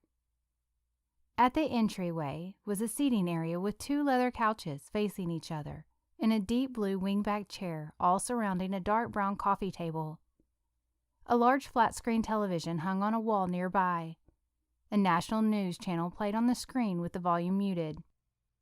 As Russell walked across the room, he passed the door to the private bathroom, and then a long row of 4 wooden bookcases filled with hardback books and a first few editions. He came to Bob's desk, a large decorative wooden desk with a matching hutch and credenza. He looked behind it to the full glass wall that opened up to a view of the golf course. He could see that today was a perfect day for golf. Beautiful sunshine, and spring temperatures made it a great day for walking along the lush green hills and paths. "Good afternoon, Bob." Russell shook his head, still trying to shake the habit. Bob turned from where he stood looking out the window. "Hey there, Russ. I almost forgot about our appointment. I was thinking about canceling the rest of my day and heading out for a round." He smiled. "But I decided I probably better stick around." Bob was known as a professional businessman, on time and on task, but everyone knew the only thing he would blow off work for was time out on the course. "I hope this meeting is going to be worth it," he laughed. Russell hoped so too. He tried to put on a smile to cover his nerves. "Yes, sir." Bob took a seat and motioned for Russell to do the same. "Well, tell me what you think of the restaurant." "The restaurant is great." Russell took a seat and opened his notebook. "It's clean and efficient, and the food is delicious. I would love to sit in on dinner to see how things go at that time of day, but lunch was very busy and the staff handled exceptionally well. All the members seem pleased. I'm sure many of them eat lunch frequently and know what they like, but today's special was also a big hit. My first impression was that breakfast is pretty slow. We might look at some options for either encouraging more members to eat breakfast here or cutting back the number of options available to serve fewer people. However, the staff ratio still seems good for the number of people that come in, so that's good." "Yes. All right. What else?" Russell looked back at his notes. "The kitchen is amazing. James is truly gifted. But what's really impressive is the organization and efficiency in there. They've got lists and notes for everything that is happening. And it seems that they have all the food ordered in a timely manner and make sure that little goes to waste." "That's wonderful. That helps the member being served as well as the bottom line," Bob said frankly. "Yes, I thought so too. And that brings me to my main suggestion." Russell paused, and Bob leaned forward in anticipation. Russell took a deep breath and silently prayed. "Lord, help me know how to present this." I told James how impressed I was with the system and the way things work. And the thing is, he told me All of that was done by Paige. Bob looked surprised. "Paige, the waitress?" "Yes, sir. James was pretty candid about his lack of organizational skills and said that Paige is the one who set up all the systems and makes sure that things run smoothly." For just a moment, Bob looked like he didn't quite know what to say. Then he half coughed, half laughed, and said, I always like to see some employee initiative. Glad to know we have people who like to step it up and put forth some creativity and ideas without instruction. Yes, I agree. Russell hesitated ever so slightly and then boldly pushed forward with his idea. And that's why I think we should give her a promotion. What? This was clearly not what Bob expected to hear. Just as Russell expected, he immediately seemed to dislike the idea. Paige has been running the restaurant, doing far more than her responsibilities as a waitress call for, and she hasn't received the recognition or the compensation for it. James serves as both manager and the cook, but as a creative person, managing doesn't really fit well with his skill set. I believe it would be in our best interest to make Paige the restaurant manager. Russell sat back in his chair and waited. Bob started to say something, but then paused and leaned back in his own chair. He turned to look out the window and thought for a moment. Finally, he spoke.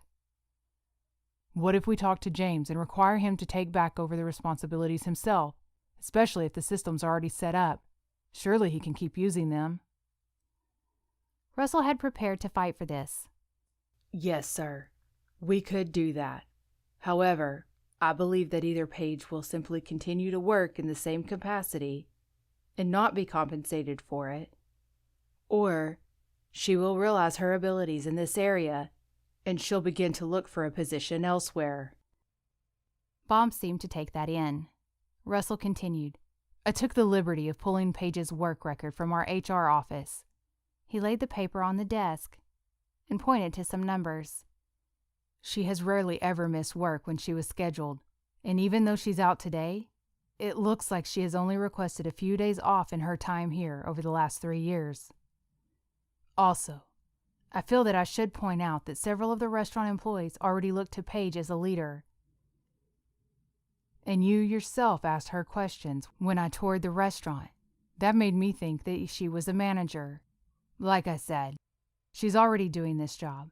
We don't need to know if she's qualified or if she can handle it. We just need to decide if we value her enough to give her the title and the financial compensation and benefits she deserves. Russell felt bold and sure of himself now. With that last line said, Bob could hardly argue the point. He sighed and folded his hands on his desk. All right, Russell. We can do it. We'll give her the job, but I want to reevaluate in 2 months and see how it's going. What the restaurant looks like at that time. Yes, sir. That seems fair, Russell agreed. I think that you will be pleased with what you see, and honestly, it's the best recommendation I can make for improvements to the restaurant. If Paige has had that much success without it officially being her job, I believe we will see vast improvements when she is putting her all into it. Bob nodded. Yes, we'll see. Russell stayed a few minutes more to discuss what they would offer Paige as a salary and benefits, and Russell agreed to send an email to Human Resources to set everything up. As Russell left Bob's office, he waved to Sarah and started for the elevator. He wanted to go straight to the restaurant and tell Paige about the job, but halfway there he remembered that she wasn't there today.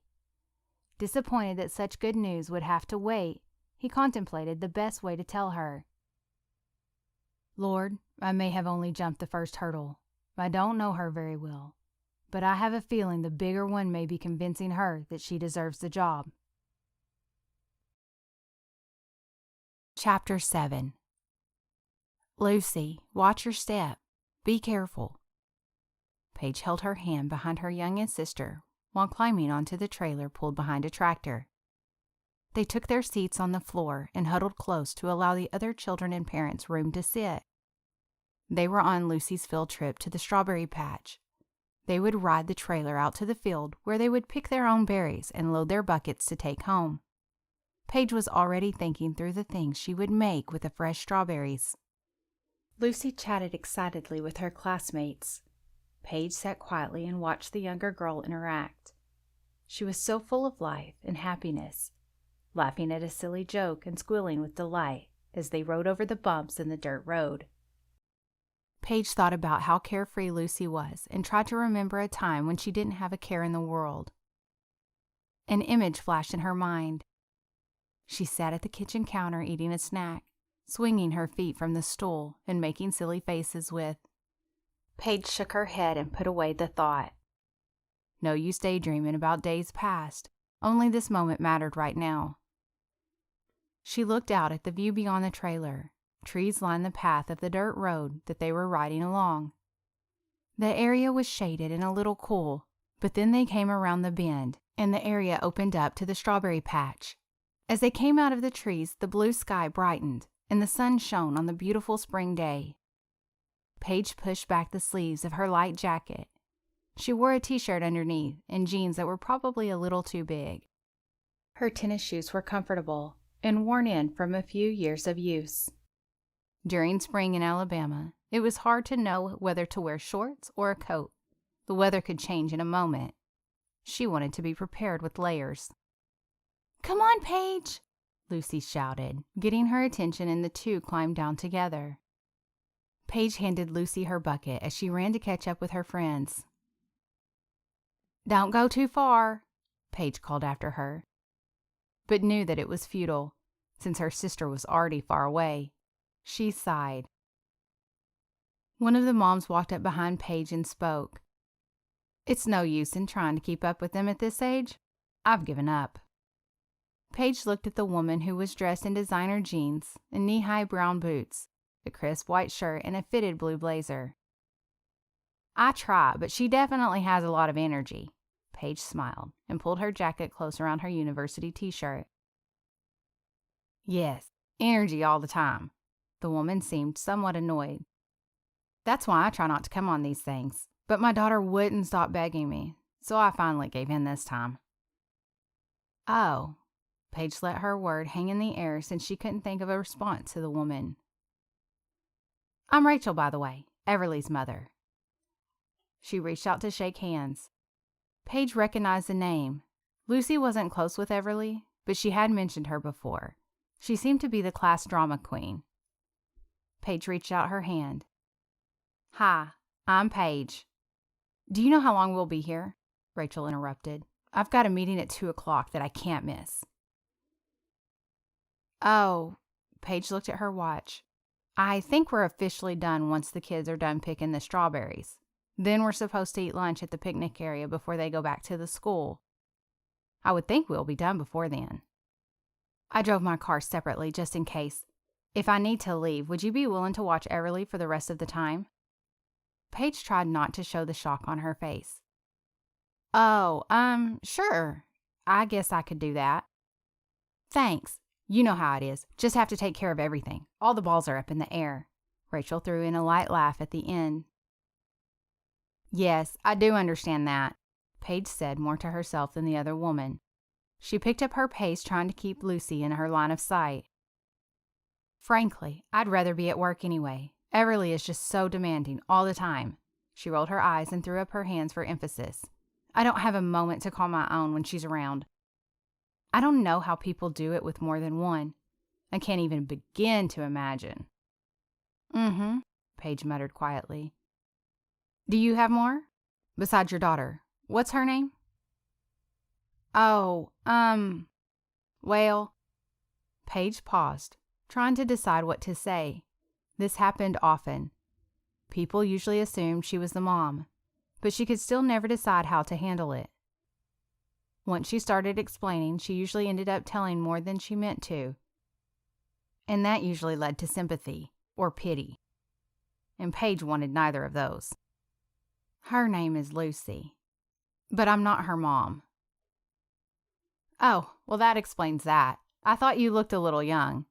Rachel looked embarrassed and did the laugh again. "I thought she must have been a little surprised. But you must be the nanny." Paige gritted her teeth.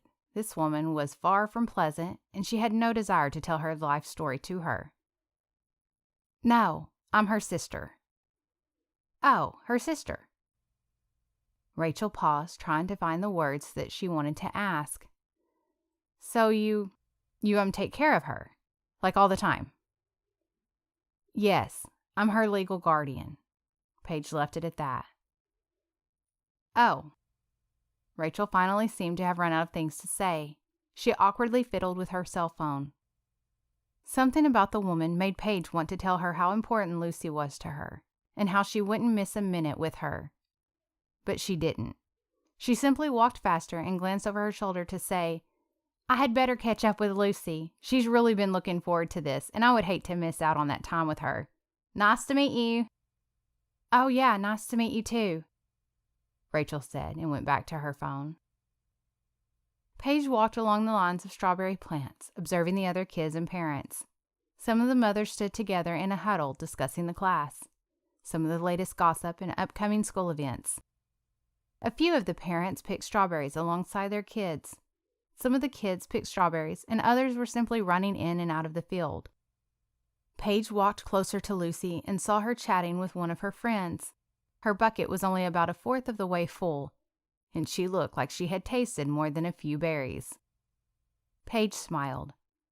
She walked to the lane closest to her sister and waved a little when she caught her eye, but she didn't bother her.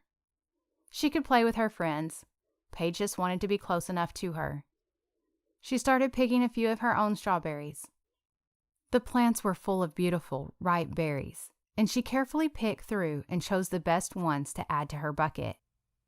She was dreaming about strawberry shortcake and strawberry ice cream when Lucy ran up to her, nearly jumping up and down. "Paige, Paige, look at all my strawberries." Her bucket was close to full now. Paige smiled. "I see. That's great, Lou. I have been thinking about all the yummy things we can make with them.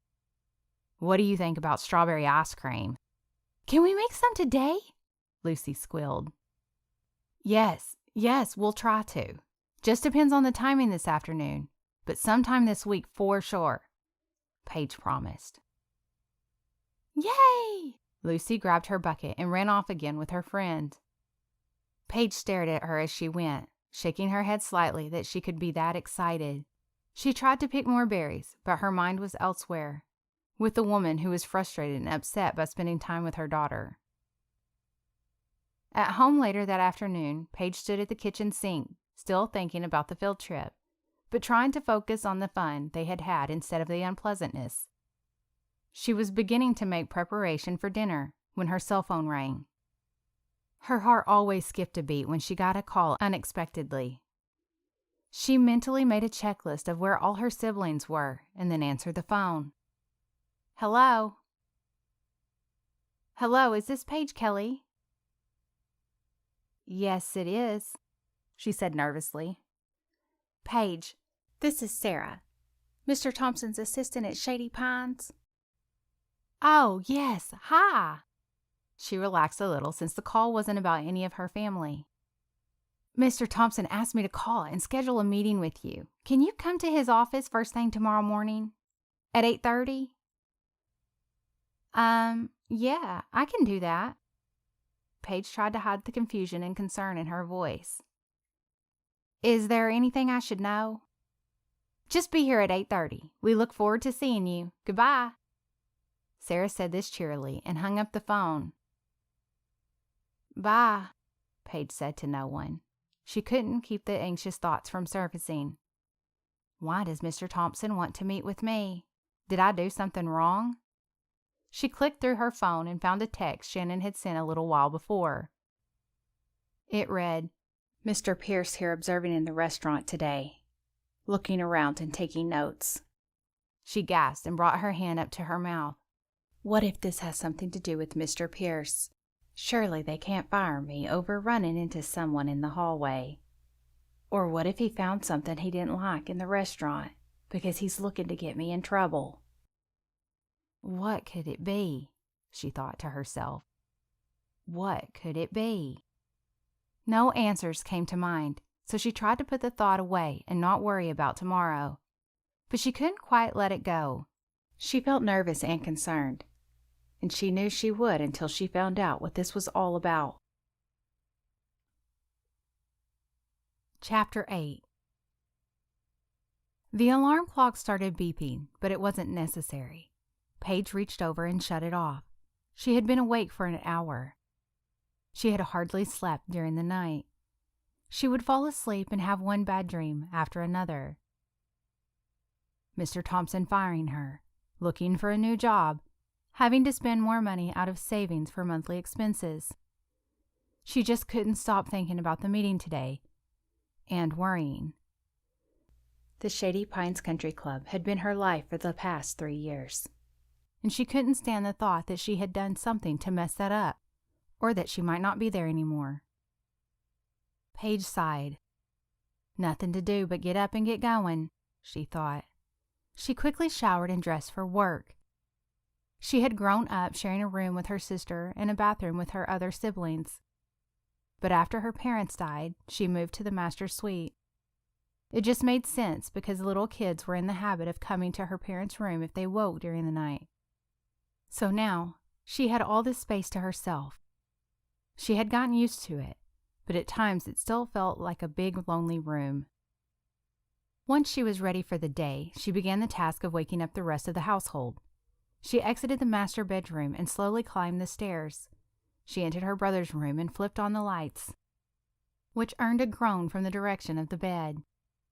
"Wake up, Shep. School." She stepped out of the doorway, just missing the pillow thrown in her direction. "Get up now, grumpy pants." Leaving Shep's room, she stepped next door to her old room where Zoe had taken up residence with Peyton. She walked first to Zoe's twin bed and brushed the hair back off her face as she spoke gently to the 13-year-old. "Wake up, Zoe. It's a school day." Zoe opened her eyes briefly and looked up at Paige. "Hop up, sweet girl. Go wake up Peyton." She left Zoe to the unpleasant job of waking the sleeping beauty, better known as the sleeping dragon at this hour of the day.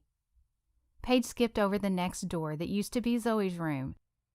She entered Joe's room and tripped over a toy truck left out on the floor. She flipped on the lamp as she rubbed her sore toe. "Good morning, Joe. I've got your favorite cereal for breakfast. Hop up and get dressed, and come down to eat." She left Joe as he wiped his sleepy eyes and went to her last but favorite wake-up of the morning. She sat on the edge of Lucy's bed and patted her back. "Wake up, Lucy. It's morning time." Lucy rolled from her sleep and climbed over onto Paige's lap. "What's today, Paige?" "Today is Tuesday." "So we go to school today?" "Yes, you do." "Do you miss Mommy today, Paige?" "Yes, Lucy. I miss Mommy today." Paige sighed over the question that came every morning, but felt it was better to be real with her sister. "Now get dressed for school and come down. I'll fix hot chocolate before the bus, okay?" "Okay." "Paige?" "Yes, Lou." "I love you." "I love you too, Lucy." Paige left the room and looked in each of the upstairs bedrooms to check on her siblings before going downstairs. "Don't forget your paper today, Shep." "Hurry up, Joe." "Zoe, is Peyton up yet?" "Yes, I'm up," came the growl from Peyton. "Good morning, sunshine." "Whatever." Paige laughed and went to the stairs. She reached the bottom and crossed the living room into the large kitchen. She entered the room that her mother had considered a sanctuary. On one side was a large L-shaped counter space for chopping, mixing, and preparing dishes. Connected to the counter was the extra-wide stainless steel refrigerator, next to the double oven that Paige's mother, Elaine, had insisted on when they designed the house. Elaine had loved cooking for her family and entertaining others in the home, and her husband, Peter, had wanted her to have the best space possible for that. On the other side of the kitchen was the large kitchen table where all of the Kellys had once shared family dinners. It was now covered with laundry, homework projects, and paperwork. Paige headed to the coffee maker and felt grateful once again for the automatic timer on the machine. She poured a large cup and went about setting up breakfast. She set out 5 bowls and poured cereal and milk, then got out the hot chocolate mix and reached for the kettle.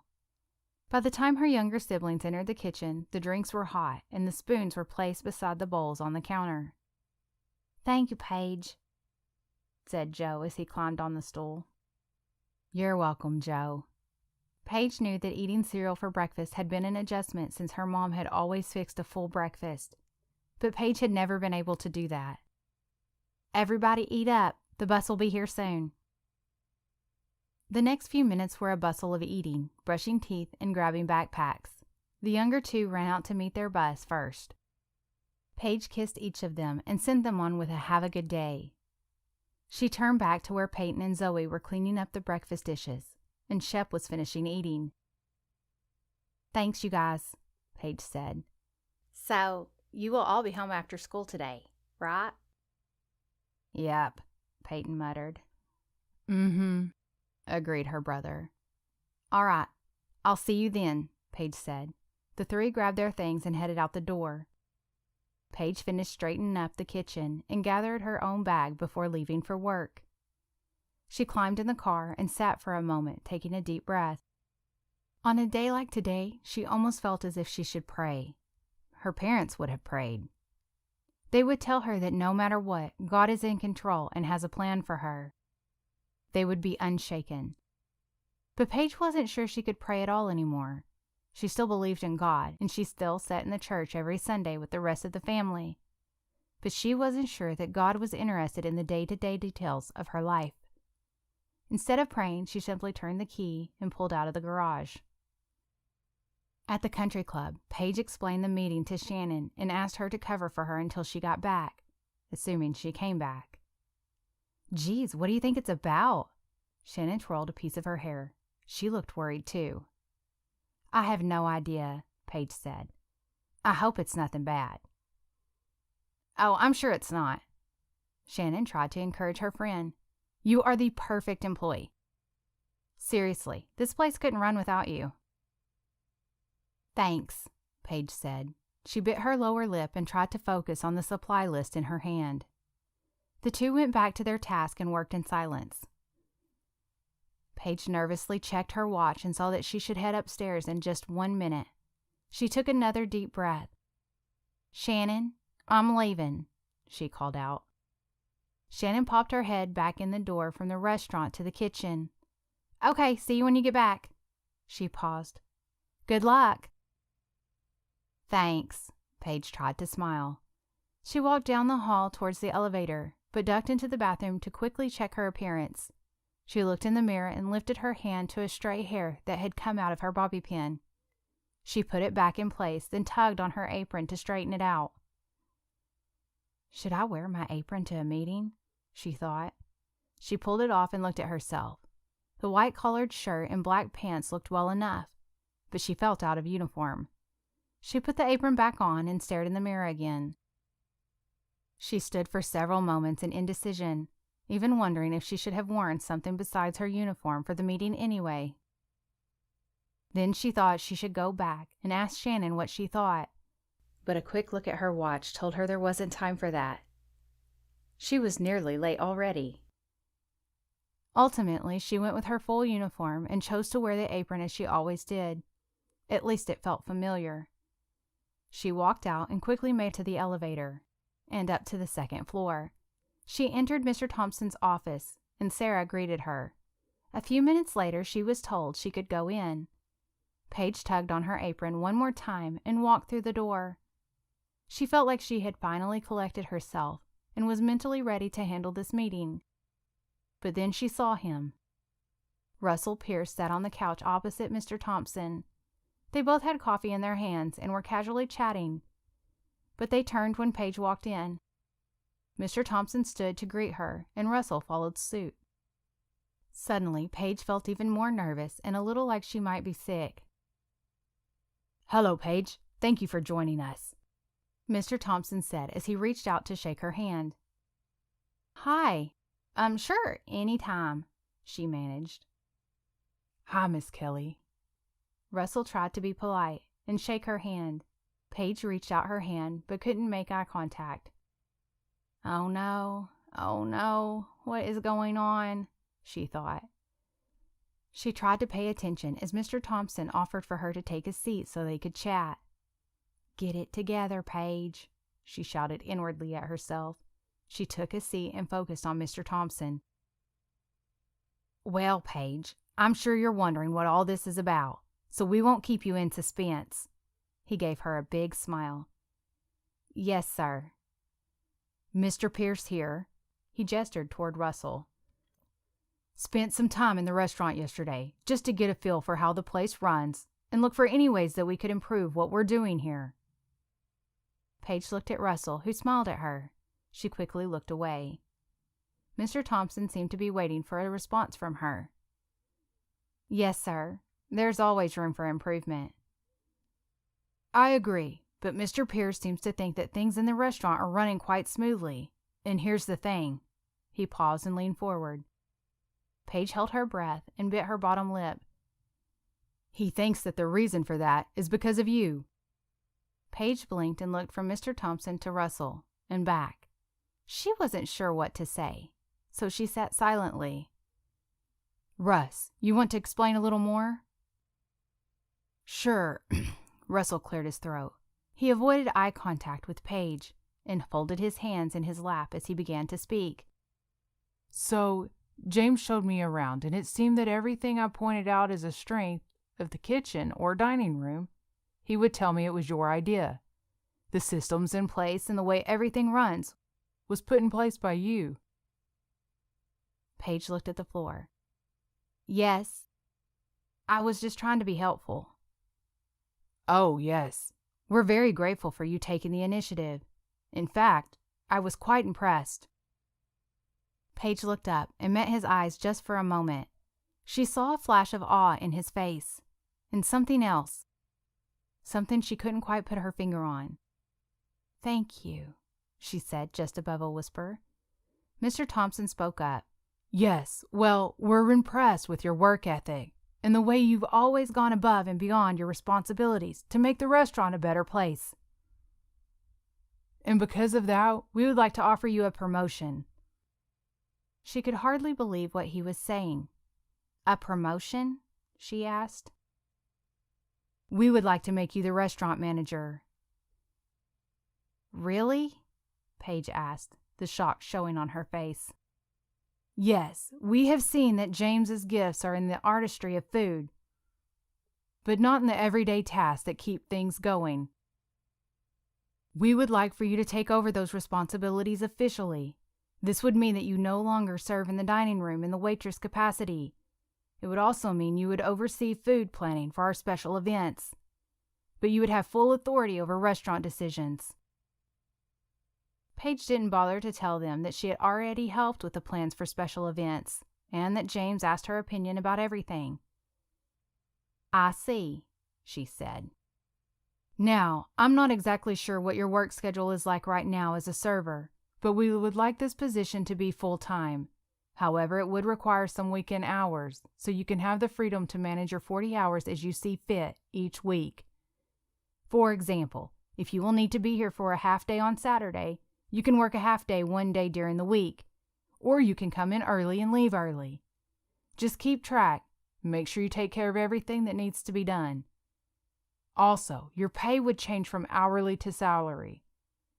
Plus, as a full-time employee, you will be eligible for benefits and health insurance." Paige nodded slowly.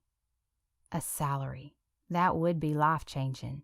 And insurance? And paid days off? But there were things to consider. She had worked a few weekends during her time there, but never very regularly. She knew this was a change that would need to be discussed with her siblings. "Thank you so much. I really can't believe you're even offering this to me. I'm very grateful. But could I take a little time to think about it? Maybe until tomorrow?" "Of course," Mr. Thompson smiled his big, famous smile. "Why don't you just plan to let us know by the end of the week?" "Oh, yes, I'm sure I can do that. I just need to think it over and talk to my family," she said. "Yes, of course, that will be just fine. Thanks for coming in, Paige." Mr. Thompson stood and reached out to shake her hand. Russell stood as well. Paige stood and took his hand. "Oh, yes, thank you," she smiled. She looked to Russell, not wanting to be rude, but trying not to make eye contact. He looked as if he couldn't decide if he should shake her hand or not. Ultimately, he simply smiled at her. "Thanks, Paige. It was nice to see you again." His voice showed the same awkwardness that she felt. He ran his fingers through his hair and folded his hands in front of him. "Thank you. You too. Have a nice day." Paige turned and walked out of the office before her very own voice could betray her too. Only after she cleared the reception area, walked down the hall, and the doors were closed on the elevator did she finally let out the breath that she had felt like she had been holding the entire time. She covered her face with her hands and laughed out loud. She couldn't hold it in. Her laugh echoed in the elevator with a sound so unfamiliar she didn't recognize herself. "Unbelievable," she said out loud. "Unbelievable." The elevator bell dinged, and she realized that if someone was waiting, they might hear her. She composed herself and tugged on her apron. She was still relieved to find the hallway empty once the doors opened, and she walked as fast as she could to tell Shannon about the meeting. A few minutes later, she stood in the kitchen with Shannon and James, who had already been told of the new plan. Shannon stared at her friend. Her jaw hung open, and she paused with her hand twisting a stray piece of hair.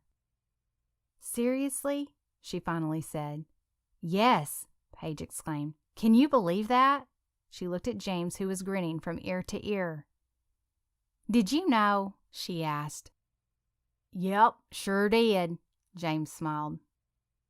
"This doesn't upset you, does it? I know this is your place." No, I'm happy for you. I was surprised they were offering, but you deserve this. You already run this place." He gave her a quick hug. Shannon chimed in too. "Definitely. I'm so happy for you." She came in for her own hug. "Thanks, guys. I just can't believe it. This is so huge for me." She cleared her throat to push back the tears that were threatening to come. All three of them shared one more celebratory hug. Then they went back to their work. Paige couldn't hide her smile. Paige was thankful for a busy morning to distract her. As she walked between the kitchen and the dining room, her thoughts were filled with questions. How long would she keep working as a waitress before starting the new position? Would she need to replace herself? What would her siblings think? Would it change her hours very much? Could she still be home before the kids got off the bus? She felt like she would be making a list of everything, but she knew a lot would be determined by Peyton and Shep's reaction. It was the middle of the afternoon when Russell entered the restaurant. Paige was wiping down the counter when he approached her. She seemed to be in a good mood, and she smiled at him as he sat down at the counter. "Good afternoon, Mr. Pierce. Can I get you anything?" He was glad that some of the awkwardness between them was fading. "Just a glass of water." He paused and glanced at the desserts behind the counter. "What kind of pie do you have today?" "Chocolate meringue with whipped cream." Russell rubbed his hands together. "And it's real whipped cream, handmade by James. Not that canned stuff." Paige smiled. "All right, you talked me into it. A piece of pie, too." Paige cut a slice and brought it to him along with his water. "Enjoy," she said. She went back to straightening the counter close by. Russell noticed that her mood toward him seemed to have changed, so he took the opportunity to chat. "So, how long have you worked here, Paige?" "It was 3 years in November." Paige smiled, dimmed a little, but she quickly moved on. "How long have you worked here?" she asked jokingly. "All in all, I guess, let's see, about 5 years." Paige gave him a quizzical look. 5 years? "Yes, if you count all the summers." Paige still looked confused. "I started here when I was 14 and stayed on until I left for college. Then during college I worked through the summers, 3 months each, so I figure 4 summers count as a year, so 5 years total." "Oh, wow. I had no idea," Paige said. "Yeah, I guess you could say I basically grew up here. I've known Mr. Thompson since I started caddying for him. That's why I couldn't believe it when they offered me this job. Sometimes I still feel like a little kid walking these halls." "Oh, I understand. I feel like I grew up here too, not because I was in high school, but I guess this was just the place that I started becoming an adult." "Really?" Russell didn't want to let on that he knew about her family. He wasn't sure she was going to let her guard down. "Yes, well, it was my first real job, and—" Her voice trailed off. She started working on cleaning up the back counter and fell silent. "And?" Russell pushed. Paige stood with her back to him. She sighed with a face that he couldn't see. "And that's when I started taking care of my siblings." "Oh." Russell paused for a long moment. "Yes, I guess that changed things for you." "Yes," was all Paige said. She seemed to try to change the subject. "When I started here, I didn't know a thing about a restaurant, except that we ate in them a lot, and I definitely didn't know anything about how a kitchen should be run. But I just started seeing things that could work better. I read books on restaurant kitchen management and even household kitchen organization, and started looking for things to do. And James was always really great about letting me try out new ideas. Really, he is a genius in the kitchen. I mean, the food is all people talk about. I just wanted to help him out, since the other details stressed him out so much." "Now you can do what you've always done, but you'll be compensated and recognized for it," Russell said. "You really deserve this, Paige." He looked at her across the counter and caught her gaze. When their eyes met, the connection was so strong he couldn't force himself to look away. Not that he wanted to. She only let the contact last for a second, though. "Thanks," she said. She looked uncomfortable and busied herself with something on the back counter. He wanted to reach out to her, for her to not look away. He desperately tried to think of something to say. "You really do deserve it," he repeated. Then before he thought, he continued, "I mean, after what has happened with your family and your parents, I just thought it would help you out." As soon as the words were out of his mouth, he knew he had blown it. He saw her freeze with her back to him and then slowly turn. She was tense, and the openness from the moment before was gone. "What?" She looked at him with shock on her face. "What about my parents?" He thought about trying to cover himself, to say he just assumed her parents were gone. For just a moment, he almost did, but then he knew there was no use. "I'm sorry, Paige, about your parents. I know they've been gone a few years. My mother told me." "Your mother?" Her face was hot now. "Yes, my mom is Gladys Pierce." Of course she knew who Gladys was. She and Jim were well known at the church, always serving in one way or another. "Oh," she said quietly. "She didn't really know much about them, just that you take care of all your brothers and sisters. I'm sorry." He didn't know what else to say. "Well, it's true. You don't have to be sorry for knowing it." She turned so she faced him straight on. "But what do you mean? You thought it would help me out?" Russell knew he had really messed this conversation up. There was no backing out of it. "Oh, just that, I'm sure financially it could help you out." "I'm sure it can be easy, so I mentioned the idea to Bob." She looked as if she couldn't stand the sight of him. She turned and walked back into the kitchen. Russell sat awkwardly on the stool, wondering if she would come back. When she returned, she looked like she had tried to compose herself, but her anger had only increased. "So, what is it? You think I'm some kind of charity case? You think I can't take care of my family on my own? We do just fine, thank you very much." No, I didn't mean that at all. Of course you take care of them, and it seems like you're doing a great job. But you deserve this job. You deserve to be paid for the job you already do. And even though it's not the reason I came up with the idea, it's a bonus that it will pay you more than you make now. Surely you can't complain about making more money." Russell looked at her as if the last part were a question. She was running out of steam a little bit, but she wasn't giving in. "That's not the point. I won't take a job that is only offered to me out of pity. I won't do it. I'll go and tell Mr. Thompson right now that I've thought about it and I won't be accepting the position." With that, she called out to James that she was leaving and walked straight out of the restaurant. Russell started to chase after her, even got as far as the door, but then he stopped. How did this happen? He thought. He stood in the doorway and watched her walk down the hall. He ran his fingers through his hair and tried to think of how to fix it, but nothing came to mind. Paige hurried to the elevator, went up to the second floor, and quickly walked down the hall to Mr. Thompson's office. She was still angry, and the emotion was making her feel more bold than usual. She entered the office and saw Sarah on the phone, but she interrupted. "Is Mr. Thompson in?" Sarah held up her hand as she finished the call and hung up. "He's in, but I don't think he's available at the moment," she said politely. "I need to speak to him right now. It's about the meeting we had this morning." Paige bit her lip and tried not to pace the office. Sarah hesitated, but seeing the urgency in Paige's face, she said, "All right, I'll see what I can do." She stood and knocked on her boss's door. She stepped in for a moment, and when she came back out, she told Paige, "He'll see you, but he has an appointment soon."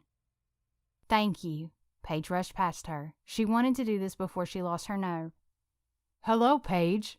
Mr. Thompson crossed the office and motioned for her to sit on the couch. "Won't you sit down?" "No, thank you, sir. I don't want to take much of your time. I just wanted to tell you that I won't be accepting the position in the restaurant." She crossed her arms in front of her and held her chin proudly in the air. "Oh, really? I'm very sorry to hear that." Mr. Thompson sat down on the couch, obviously surprised and confused. "Is there any reason you don't want the job?" he asked. "I don't want any charity, and I don't want to be given a job because of my family." Paige could only imagine what he thought of her and her family situation.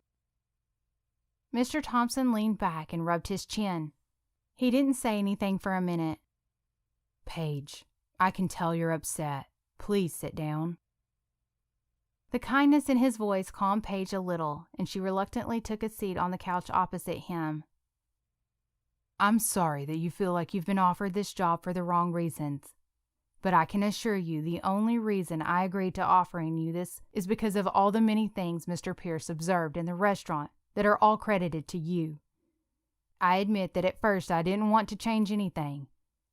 It seemed that if things were going well, we should just leave them. But Mr. Pierce was able to convince me that you were doing a job that wasn't yours and that you weren't being compensated for it. I can admit now that I see you've been doing the job all along. This is simply making that official." Paige locked her gaze on the carpet and wished that she could melt into the floor. Of course the job was Mr. Pierce's idea. He was the one who thought she needed help. Now, I don't know why anyone would look on it as a charity to be paid for a job you've been doing anyway. In fact, many people would demand back pay for the past. I appreciate that you aren't doing that." Paige looked up and met his eyes, but still didn't speak. "Now, Paige, we appreciate all that you have already done for us here. It was a step out for us to consider making this promotion from an hourly waitress to a salaried manager position. Some people would say it's a little crazy. I really don't want to be let down on this. But if you plan to turn down this promotion, I think you should really think about whether you want to continue to work here at all. If you can't accept something that is being offered to improve your situation, that seems quite ungrateful. I'm not sure that's the kind of person we need on our staff. And I would be very disappointed to find that you were that kind of person." Paige cleared her throat to speak. "Yes, sir," was all she managed. She was clearly embarrassed. "So can we count on you?" he asked. "Yes, sir," she nodded quietly. "Excellent," he clapped his hands together. "We are thrilled to have you serve in this new position. I know there are plenty of details to go over and questions you might have. You can talk with Mr. Pierce about all of those. Just talk to his assistant to set up a meeting." With that, he stood and opened the door for her. "Yes, sir," Thank you. Paige walked through the door. She thanked Sarah and slowly walked back down the hall to the elevator. As the doors closed, she thought about how, just a few hours before, she had stood in the spot elated about a new job with new possibilities. Now all she could think about was having to face Russell Pierce again. Chapter 9. Paige was exhausted once she got home. She was running a few minutes later than usual after her encounter with Russell, and felt in a rush to get there before the twins arrived. She barely made it in the driveway before the bus pulled up. "Hey, Paige!" Lucy ran to her and gave her a hug. "Can we make strawberry ice cream today?" Joe was dragging behind, but when he heard dessert mentioned, he picked up his pace. "Oh yeah, can we? Please, Paige!" Paige was already walking towards the door to the house. "I don't know, guys. I'm not sure today is a great day for it. I just got home, and I've got a lot to do. What if we plan to do it this weekend? Then we'll have plenty of time to enjoy it." "Oh, this weekend is forever away," Joe complained. "Yeah, that's like 4 whole days. We want to do it today," Lucy agreed. "Not today," Paige snapped at them, then took a deep breath when she looked at their faces. "Not today," she said more quietly. "I haven't been to the store for everything we need to make it, so it will have to wait. But I promise, we will do it soon. The weekend, if not before." The twins looked like they still wanted to argue, but they moved on anyway. Paige rubbed her forehead. She didn't want the way she was feeling from work to affect her mood at home. She walked through the door and reminded them to get out any homework they needed to do. She walked to the kitchen and busied herself unloading the dishwasher and started preparing dinner. She wanted the meal ready to put in the oven so she could talk with her siblings before dinner. Shep, Peyton, and Zoe all arrived home and did homework or went to their rooms. After Paige had dinner in the oven, she stood at the counter to gather her thoughts for a moment. She shut her eyes tight and took a deep breath. Then she walked to the stairs and called out, "Everybody, I need to see you all together in the living room for a little bit." It took several minutes for the older ones to come from their rooms and to tear Joe and Lucy away from playing. But once they were all settled around the living room, Paige began. "I have some important news about my job." Shep and Peyton immediately gave her a concerned look. She raised her hand to stop them from asking. "It's a good thing, really, just different." "I have been offered a promotion. They want me to step up from being a waitress to be the restaurant manager." She paused to see her siblings' reactions. "Wow, that's great, Paige." Peyton was the first to speak. Shep seemed reluctant to make a comment without more detail. "So, what will that mean?" "I'm not sure exactly yet, but for one thing, it means I'll be making a salary instead of being paid hourly, so it will be more money." "Woohoo!" Peyton clapped. "But it also means that my hours will be a little different. Sometimes I'll have to work later or go in earlier.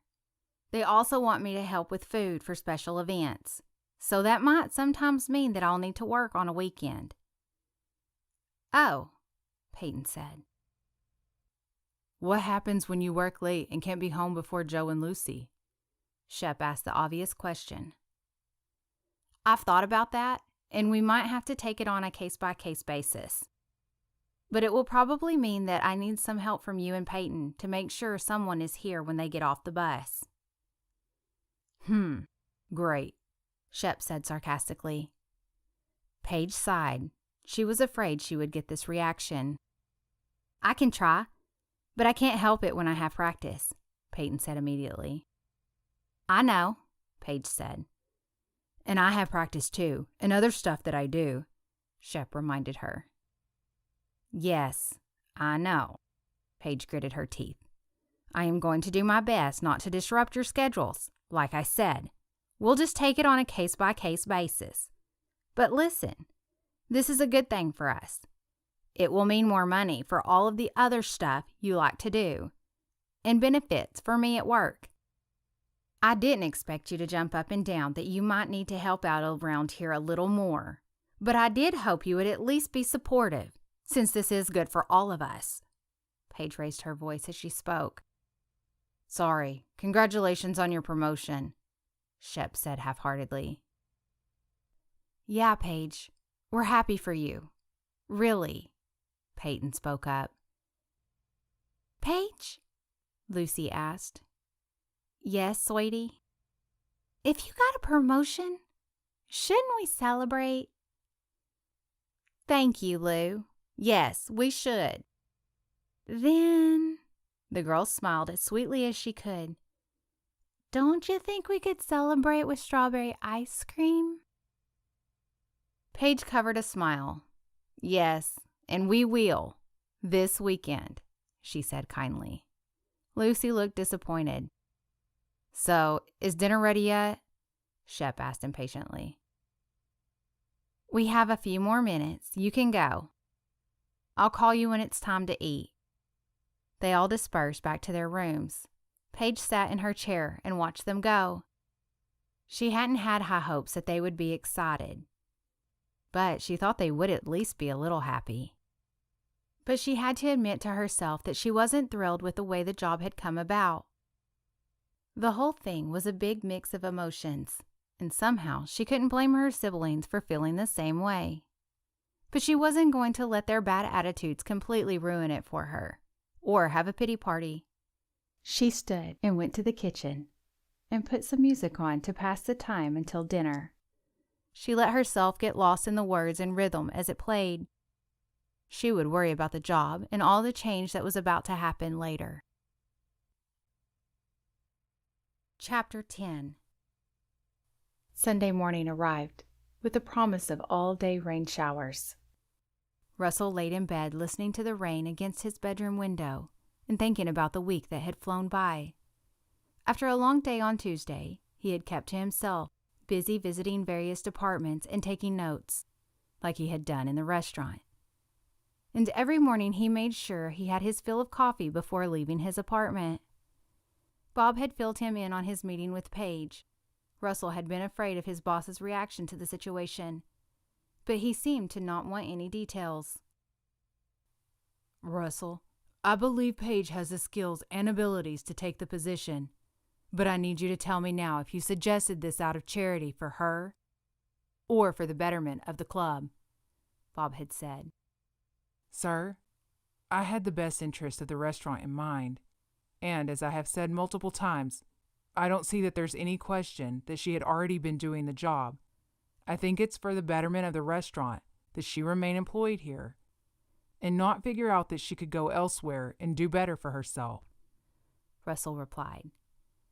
"Very well," Bob said, and that was that. Russell knew that Paige was supposed to meet with him to discuss the details of the position, but neither of them had initiated the appointment. He knew they couldn't continue to put it off, but he wasn't sure how to approach her again. He lay in bed and shook his head. "If only I hadn't opened my big mouth," he thought to himself for the 100th time. "She was starting to open up, and just know it.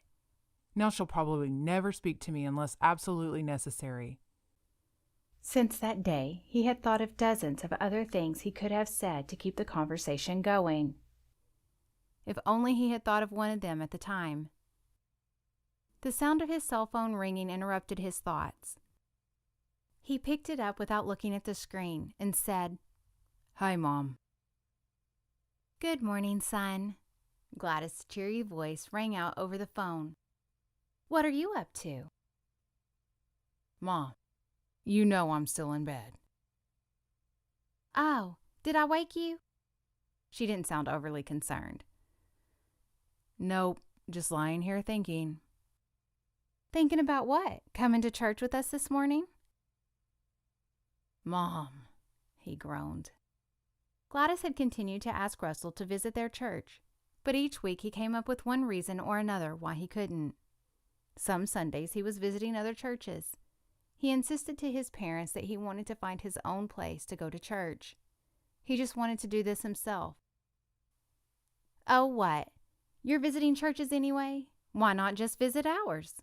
You don't know if you will like it unless you try it. That's all I'm asking, that you just try. If it's not for you, I won't ask again." You promise?" Russell asked teasingly. "I promise," Gladys replied. "Just one time," he said as he sat up in bed. "Yes, just once." Russell let the silence hang between them. He could practically feel his mother's excitement through the phone. "All right, then. Just this once." "Yay!" Gladys shouted. "The service starts at 10:15. I'll meet you in the foyer at 5 after. Don't be late. Oh, and we'll do lunch afterward." "Sounds good. I'll see you there." Russell hung up the phone and leaned his head back against the wall. He sighed. "What have I gotten myself into?" He said out loud. "Oh, well, at least this will get her off my back. She'll keep her promise." He looked at the clock. If he got up now, he could make it to his favorite bakery for breakfast before he had to be at the church. He jumped up and got going. He was dressed and ready in 30 minutes and headed out the door with his Bible under his arm. The bakery was a few minutes' drive on the way to church. As he expected, it was a busy morning, but he was in and out in a few minutes with his coffee and bagel. He ate as he drove the short 5 minutes to the church. As he pulled in the parking lot, he noted the total drive time of 10 minutes from his apartment. He wasn't ready to really consider attending his parents' church, but if there was a pro and con list, the proximity would go on the pro side. He sat in his car for a moment. As the rain fell hard and heavy on his windshield, he whispered a quick prayer. "Lord, I admit that I haven't even considered attending this church as a real possibility. But if you have plans for me here, I pray that you will keep me from being too stubborn to like it, just because it's my parents' church." He paused and thought long and hard for a moment. "And Lord, I pray that you also won't allow me to change my mind just because of someone else who goes here."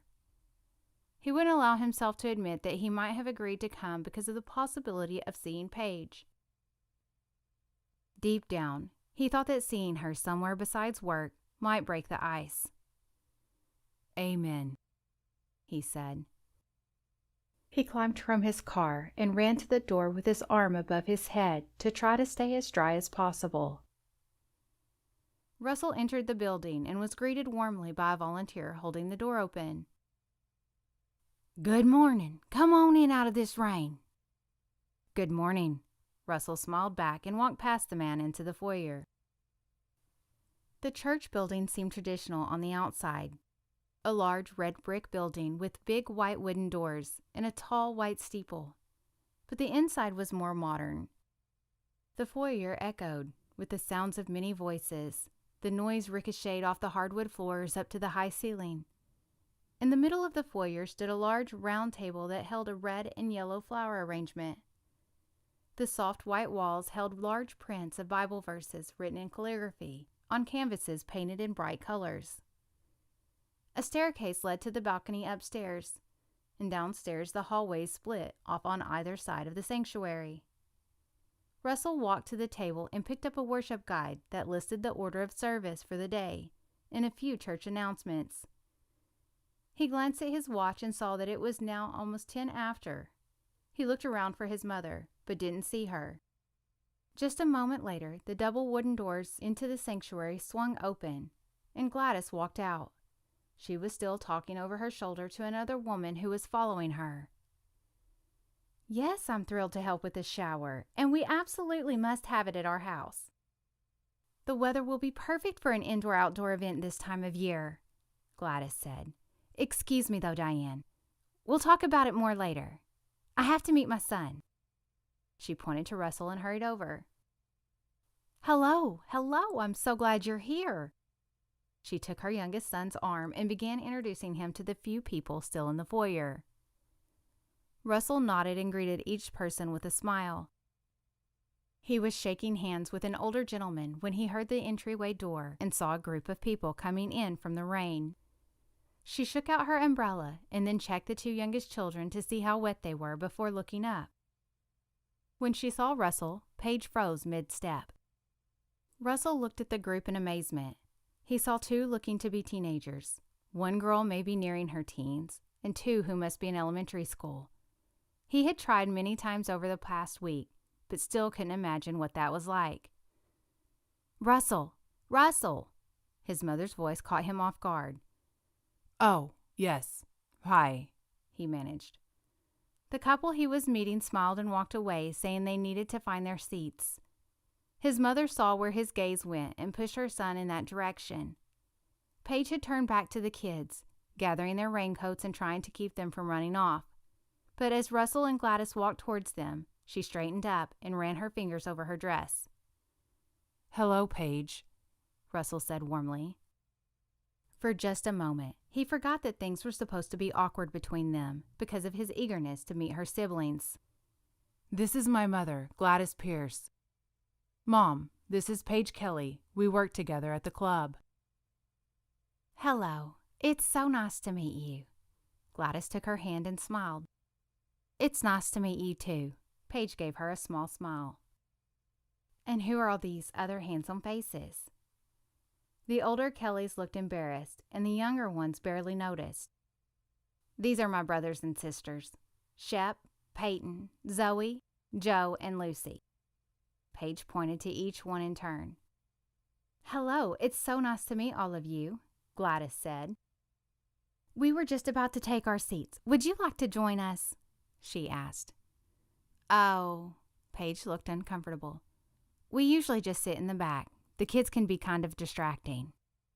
Gladys pressed on. "Oh, that's all right. I bet they will do just fine. We would love for you to sit with us." "Can we, Paige? Can we?" Lucy asked. "We promise we'll be good. We can hear the music better in the front." Paige looked from Gladys with her eager eyes to the twins waiting for her answer. Shep and Peyton seemed to be trying to avoid the entire conversation. Finally, she looked to Russell, who hadn't said much. As if on cue, he spoke up. "Yes, please join us." She seemed reluctant, but replied, "All right, why not?" "Wonderful," Gladys beamed. The two families became a small parade as they entered the sanctuary. Gladys led the way, walking with her arm linked through Russell's and saying hello to people as she passed by. Paige followed them, leading the twins and gently pushing them along the way, with Zoe, Peyton, and Shep following behind. Russell felt as if everyone was watching them walk all the way down the aisle to the second row. Jim was already seated, and he stood to be introduced. Russell knew coming to a church where his parents were already known would draw attention to him as a newcomer, and then to add Paige and her family made it even more noticeable. Suddenly, he felt badly for Paige. He hadn't meant to put her in an awkward situation. He didn't want the eyes of everyone in the church on them as she sat next to him, so he quickly grabbed the seat on the outside of the pew next to his dad. Paige sat next to Gladys, and the rest of the kids filed into the row, spacing the older ones between the younger ones. They tried to settle in as the service began. The worship leader walked on stage with his guitar and welcomed everyone. They sang a few worship songs, most of them updated versions of well-known hymns. The kids sang along to all the songs they knew. Paige stood quietly and simply read the words projected on the screen. The final song was, "I Need Thee Every Hour." All the voices in the sanctuary blended together as the final chorus was sung a cappella. After the worship songs ended, the pastor greeted everyone and asked if they would start in prayer. "Lord Jesus, we ask that you come and meet with us this morning. We are here to worship you and share in the fellowship of those who love you. Be with us now. Guide my words as I humbly seek to share your word with your people. Lord, draw us closer to you, and in this time teach us more about yourself. And for anyone who doesn't have a relationship with you, use this time to call them, prick their hearts with your truth, and lead them to follow you. In the name of Jesus I pray. Amen." I'm excited that today we're starting a new series on the book of 1 Thessalonians. We'll be going through the book a few verses at a time for the next several weeks. Today we'll start with chapter 1, verses 1 through 5. Please stand with me as we read these verses together." He paused while the congregation stood and found their places in their Bibles. Then he began to read. "Paul, Silvanus, and Timothy, to the church of the Thessalonians, in God the Father and our Lord Jesus Christ, grace to you and peace. We give thanks to God always for all of you, constantly mentioning you in our prayers, remembering before our God and Father your work of faith and labor of love and steadfastness of hope in our Lord Jesus Christ. For we know, brothers loved by God, that He has chosen you, because our gospel came to you not only in word, but also in power and in the Holy Spirit, and with full conviction. You know what kind of men we proved to be among you for your sake." He paused again as he finished the scripture reading, in motion that the people could be seated. As Paul is writing this letter to the Thessalonians, he starts out by encouraging to them. The Thessalonians are very new believers. Paul had been with them and shared the gospel, but was only there with them a short time after their conversation before he needed to leave. So he writes this letter as a sort of follow-up to his time with them. Paul tells them that he gives thanks for them, and that he himself is encouraged when he remembers the way that the gospel has come to them, and that they have been an example to other believers. So what is Paul's message to the church now? His message is to press on, to keep going. He says in verse 3 that he is thankful for their labor of love and steadfast hope. And that's what we're going to talk about today, being steadfast, enduring, in our walk with Christ and the hope that we have in Him. First of all, what exactly is the hope that Paul is talking about? In chapter 4, which we will look at in more detail in a few weeks, he writes about those who have fallen asleep. In other words, those who have died, and says, "For since we believe that Jesus died and rose again, even so, through Jesus, God will bring with Him those who have fallen asleep." He tells them this so they will not grieve as others do who have no hope. So our first indication is to say that when we talk about hope, we're talking about heaven. And that's right. We have a hope that there is more than this life. This isn't all there is for us. There's something for us beyond this earth and these bodies. And when we have lost someone, if they are a believer, we know we will see them again in heaven. So we have that hope of eternal life in Jesus. But we also have a hope here on earth, hope that we can walk with God and live in a way that is honoring to Him, hope that He is working all things together for our good, hope that no matter what, we are never alone because our God is good and He is with us. It's interesting to see how Paul connects this hope with all three persons of the Trinity, the Father, the Son, and the Holy Spirit. In verse 2, Paul begins by saying, "We give thanks to God for all of these things, for your labor of love and steadfast hope. It is because of God that these things happen." In verse 3, he tells them that the hope itself is in our Lord Jesus Christ. Without Jesus, there is no hope. There is no salvation and no gospel. The only hope we have is in Him. And then in verse 5, he says, "Our gospel came to you not only in word, but also in power and in the Holy Spirit with full conviction." The Holy Spirit was sent after Jesus to be a helper, a convictor, and a communicator between us and the Father. It is the Holy Spirit who empowers us to live in the hope that we have. So our hope is from God the Father, in Jesus Christ the Son, and through the power of the Holy Spirit. We need all three to walk fully in this steadfast hope. The other absolutely crucial thing that I want to point out in this section is verse 4. Paul writes, "For we know, brothers loved by God, that He has chosen you." The pastor paused and let the words sink into the room. He has chosen you. He chose you. God the Father in heaven above, before the foundations of the world chose you, He looked out into the entire future of the world, and He knew that you and I would be sinners, that we would break His perfect holy law, and that we wouldn't be worthy of His glory and His presence in heaven. But He wanted us. He chose us. So He sent Jesus Christ, His own Son, to be born on earth, to live a perfect life, and then to die on the cross for our sins, for your sins. And when we receive that gift of forgiveness, something that we don't deserve, He sends His Holy Spirit to live in us, to dwell with us, and to empower us to walk in a manner worthy of the gospel that we believe. Why? Because He chose us? Because He chose you. And He did that to give us a steadfast hope. Hope in this life and hope for a future in heaven with Him.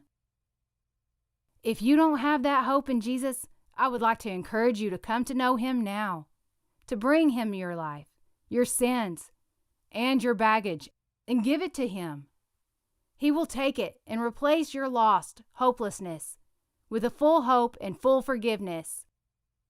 This morning, we will have one more song. While the musicians play quietly, I would like to challenge you to pray and to think on how you are walking in hope, or if you are walking in a hopeless way. Ask Jesus to give you hope and to fill you with joy. At the end of the song, I will close us in prayer. The musicians began to play, and the room was filled with a song as around the church people bowed their heads in prayer. After a few moments, the pastor began to pray. Heavenly Father, thank You for this morning. Thank You for being here with us and joining with us in our fellowship. Most of all, Lord, thank You for sending Your Son and for giving us a steadfast hope that we can walk with You. Be with us as we go and be glorified in us. Amen. Thanks for being here this morning. Have a great Sunday. The room filled with noise once again as everyone began talking and gathering their families. Paige stood up and started trying to make a quick exit. She hurried the kids along, getting out of the pew. She thanked Gladys for inviting them to sit with them. Oh, of course. They were all so well behaved. You're welcome to share our pew any time.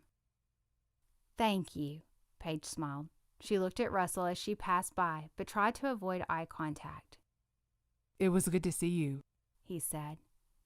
I'm sorry we haven't met yet to go over all the details at work. Oh, yes, that's all right. We'll get to it, she said. She looked around, trying to gather her siblings. Sure. Maybe tomorrow? Sure. I'll call your assistant. Paige tried to walk away. Well, it was good to see you. Russell winced inwardly as he repeated himself. Yeah, you too. Thanks for sitting with us. My mom just likes to make people feel welcomed. Oh, yeah, she's sweet. Have you been here on Sunday before? Paige asked. No, this was the first time. I hope you enjoyed it. I did, actually, Russell admitted, more to himself than her. The sermon was very good, and I liked the music a lot. Russell was glad when his mom Gladys interrupted their lack of conversation. Russell, honey, we were going to have lunch at the house. I've got a roast in the crock pot just waiting for us. She looked at Paige. Paige, we would love to have you join us for lunch. We've got plenty of food to go around, and it would be wonderful to have you over. She raised her eyebrows in anticipation. Oh, thank you, but we can't. She looked at Russell and back at Gladys. We have plans this afternoon. All right, well, another time then, Gladys said cheerily. Of course, Paige responded politely. We should get going. Come on, everybody. Her teenage siblings walked with her, and she tried to keep up with Joe and Lucy running around. Russell watched them go and wondered at the feeling in his stomach, and at the strangest feeling that surprisingly he wished very much that Paige had said yes to his mother. Chapter 11. Paige had felt eyes on her all through church, and she felt them again as they walked out. Not only from the Pierces, but other church members who noticed her sitting with their family. As soon as they were out of earshot, Peyton asked her sister, "What plans do we have?" "We have plans to go home and eat sandwiches for lunch," she stated. She hurried them all to the car so she could get away as quickly as possible. Away from the Pierces, away from the looks, away from the church, but mostly away from the thoughts swirling in her head. Thoughts of sitting near the front with the family, of Sunday dinners after church, and of a woman who always made it her job to make new people feel welcome, and very often invited people over to their home after church. A woman who Gladys Pierce made her miss and ache for all over again. Her mother. After lunch had been eaten and the kitchen was clean, Paige sat alone in the living room. The rest of the family was enjoying their free time for the afternoon, and she was content to have a few minutes of quiet. Peyton came down the stairs and sat across from Paige on the couch. "So, who's the guy?" "What?" Paige pretended not to know what she was talking about. "Oh, come on." "The guy?" "Mr. Pierce? He's the new operations manager at work." "Oh, I think he's more than a guy from work," Peyton teased. "Oh, no, I don't think so." Paige shook her head. "Seriously? He stands in the church foyer like he's just waiting for you to come in. Then they want us to sit with them? And they ask us over to their house? Sounds like his mom is a matchmaker or something." "I don't know what she's thinking. But to me, he's just a guy from work. In fact, he's basically my boss, so there's definitely nothing happening there." Paige gave Peyton a look that told her that was the end of the discussion. Peyton changed the subject. "Do you know any more details about the new job yet?" "No, I have to meet with the boss to discuss them." "Oh," Peyton understood. "Well, Shep and I had a talk. If you have to take some extra afternoons or Saturdays, we'll do what we need to help out." "Thanks, Pay. I don't want to put any pressure on you guys, but I appreciate the offer. I'll work it all out." "Well, I'm sure you'll need us some, so just let me know what I can do." "Thanks." Paige gave her sister a smile. The two sisters had always been close growing up, but things hadn't been easy, and the relationship had often been strained the last few years. Peyton hadn't always been willing to help, and she often resented Paige acting as a parent to her. But she had to do what needed to be done. "Have you finished your scholarship application?" Peyton tried not to roll her eyes. "Yes," she said. Paige was always checking in on her through her college application process. "And your cheerleading tryout paperwork?" "Yep, mailed it early." "Better early than late." Yeah, I guess so." The two sat in silence for a few moments, then Peyton bursted out. "Paige, what are you doing right now?" "What?" Paige was surprised by the question. "What are you doing right now?" Well, I just finished cleaning up the kitchen. I was going to make a list for the store and plan meals for the week." "Okay, but what are you doing?" "Like in life." Peyton looked concerned.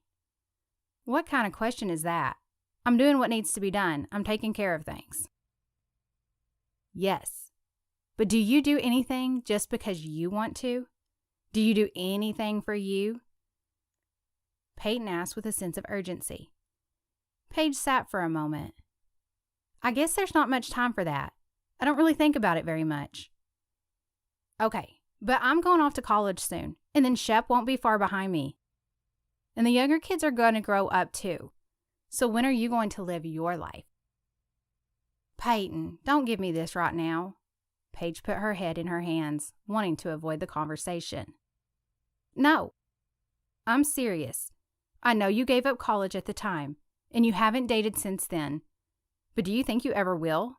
You put your life on hold for a while, but that can't last forever. Maybe not forever. But now is not the time. I've got too much going on at home to worry about anything in the outside world. Why not now? What's going to make a few months from now or a few years from now better?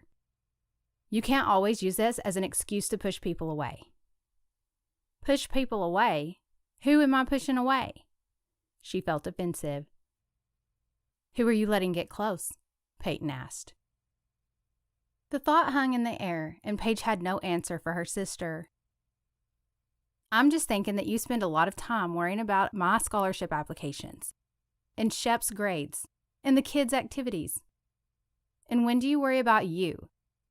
Are you even happy? Happy?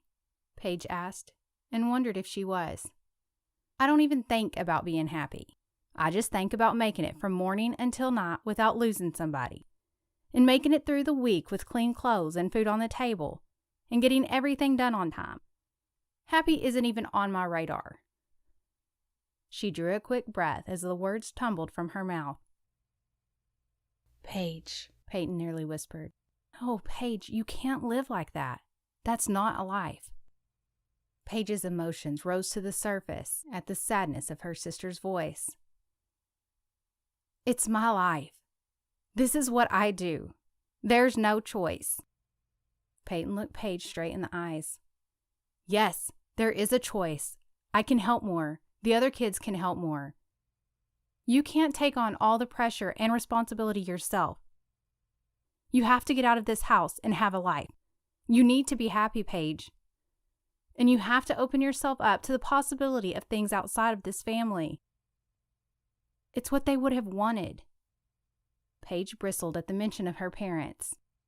Paige could see that her sister was truly concerned for her. Although she didn't know why this was all coming up just now, things had been this way for the past few years. She wanted to assure Peyton that she didn't need to worry. It's all right, Pay. I feel useful in the things I do. It might not always be exciting or fun, but I know that what I am doing is needed. But I'll think about what you said. I promise. Well, think hard, and don't push this guy away. This guy? Mr. Pierce? Peyton, seriously. Paige rolled her eyes. There is nothing there. In fact, I think the whole thing is just because he found out about my family. And he's being nice because he pities me. Or maybe he likes you. Paige felt her stomach do a little flip-flop. No one had even mentioned that a guy might like her in years. Just the sentence sounded like something from high school.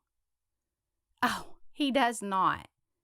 Besides, the fact that he's basically my boss, he's older than me, and he doesn't even know me. And I don't think he really wants to. Any guy who knows my situation would probably run the other direction. Don't do that, Paige. Any guy would be lucky to have you. And someone who really cares about you would figure out how to put up with all of us. Yeah, but how would that work anyway? No offense, but I'm the equivalent of a single mom with 5 kids. 5. Nobody young enough to be interested in me is going to want to take on that kind of responsibility. Even if you don't count you and Shep, that's still a handful. You will never find out as long as you keep everyone you meet at arm's length. Oh, I do not. Yes, you do. You won't even let someone get to know you. You have closed yourself off to anyone that might work their way into your heart. Peyton stopped for a minute and spoke gently. And I think we both know why. Paige looked at Peyton's eyes.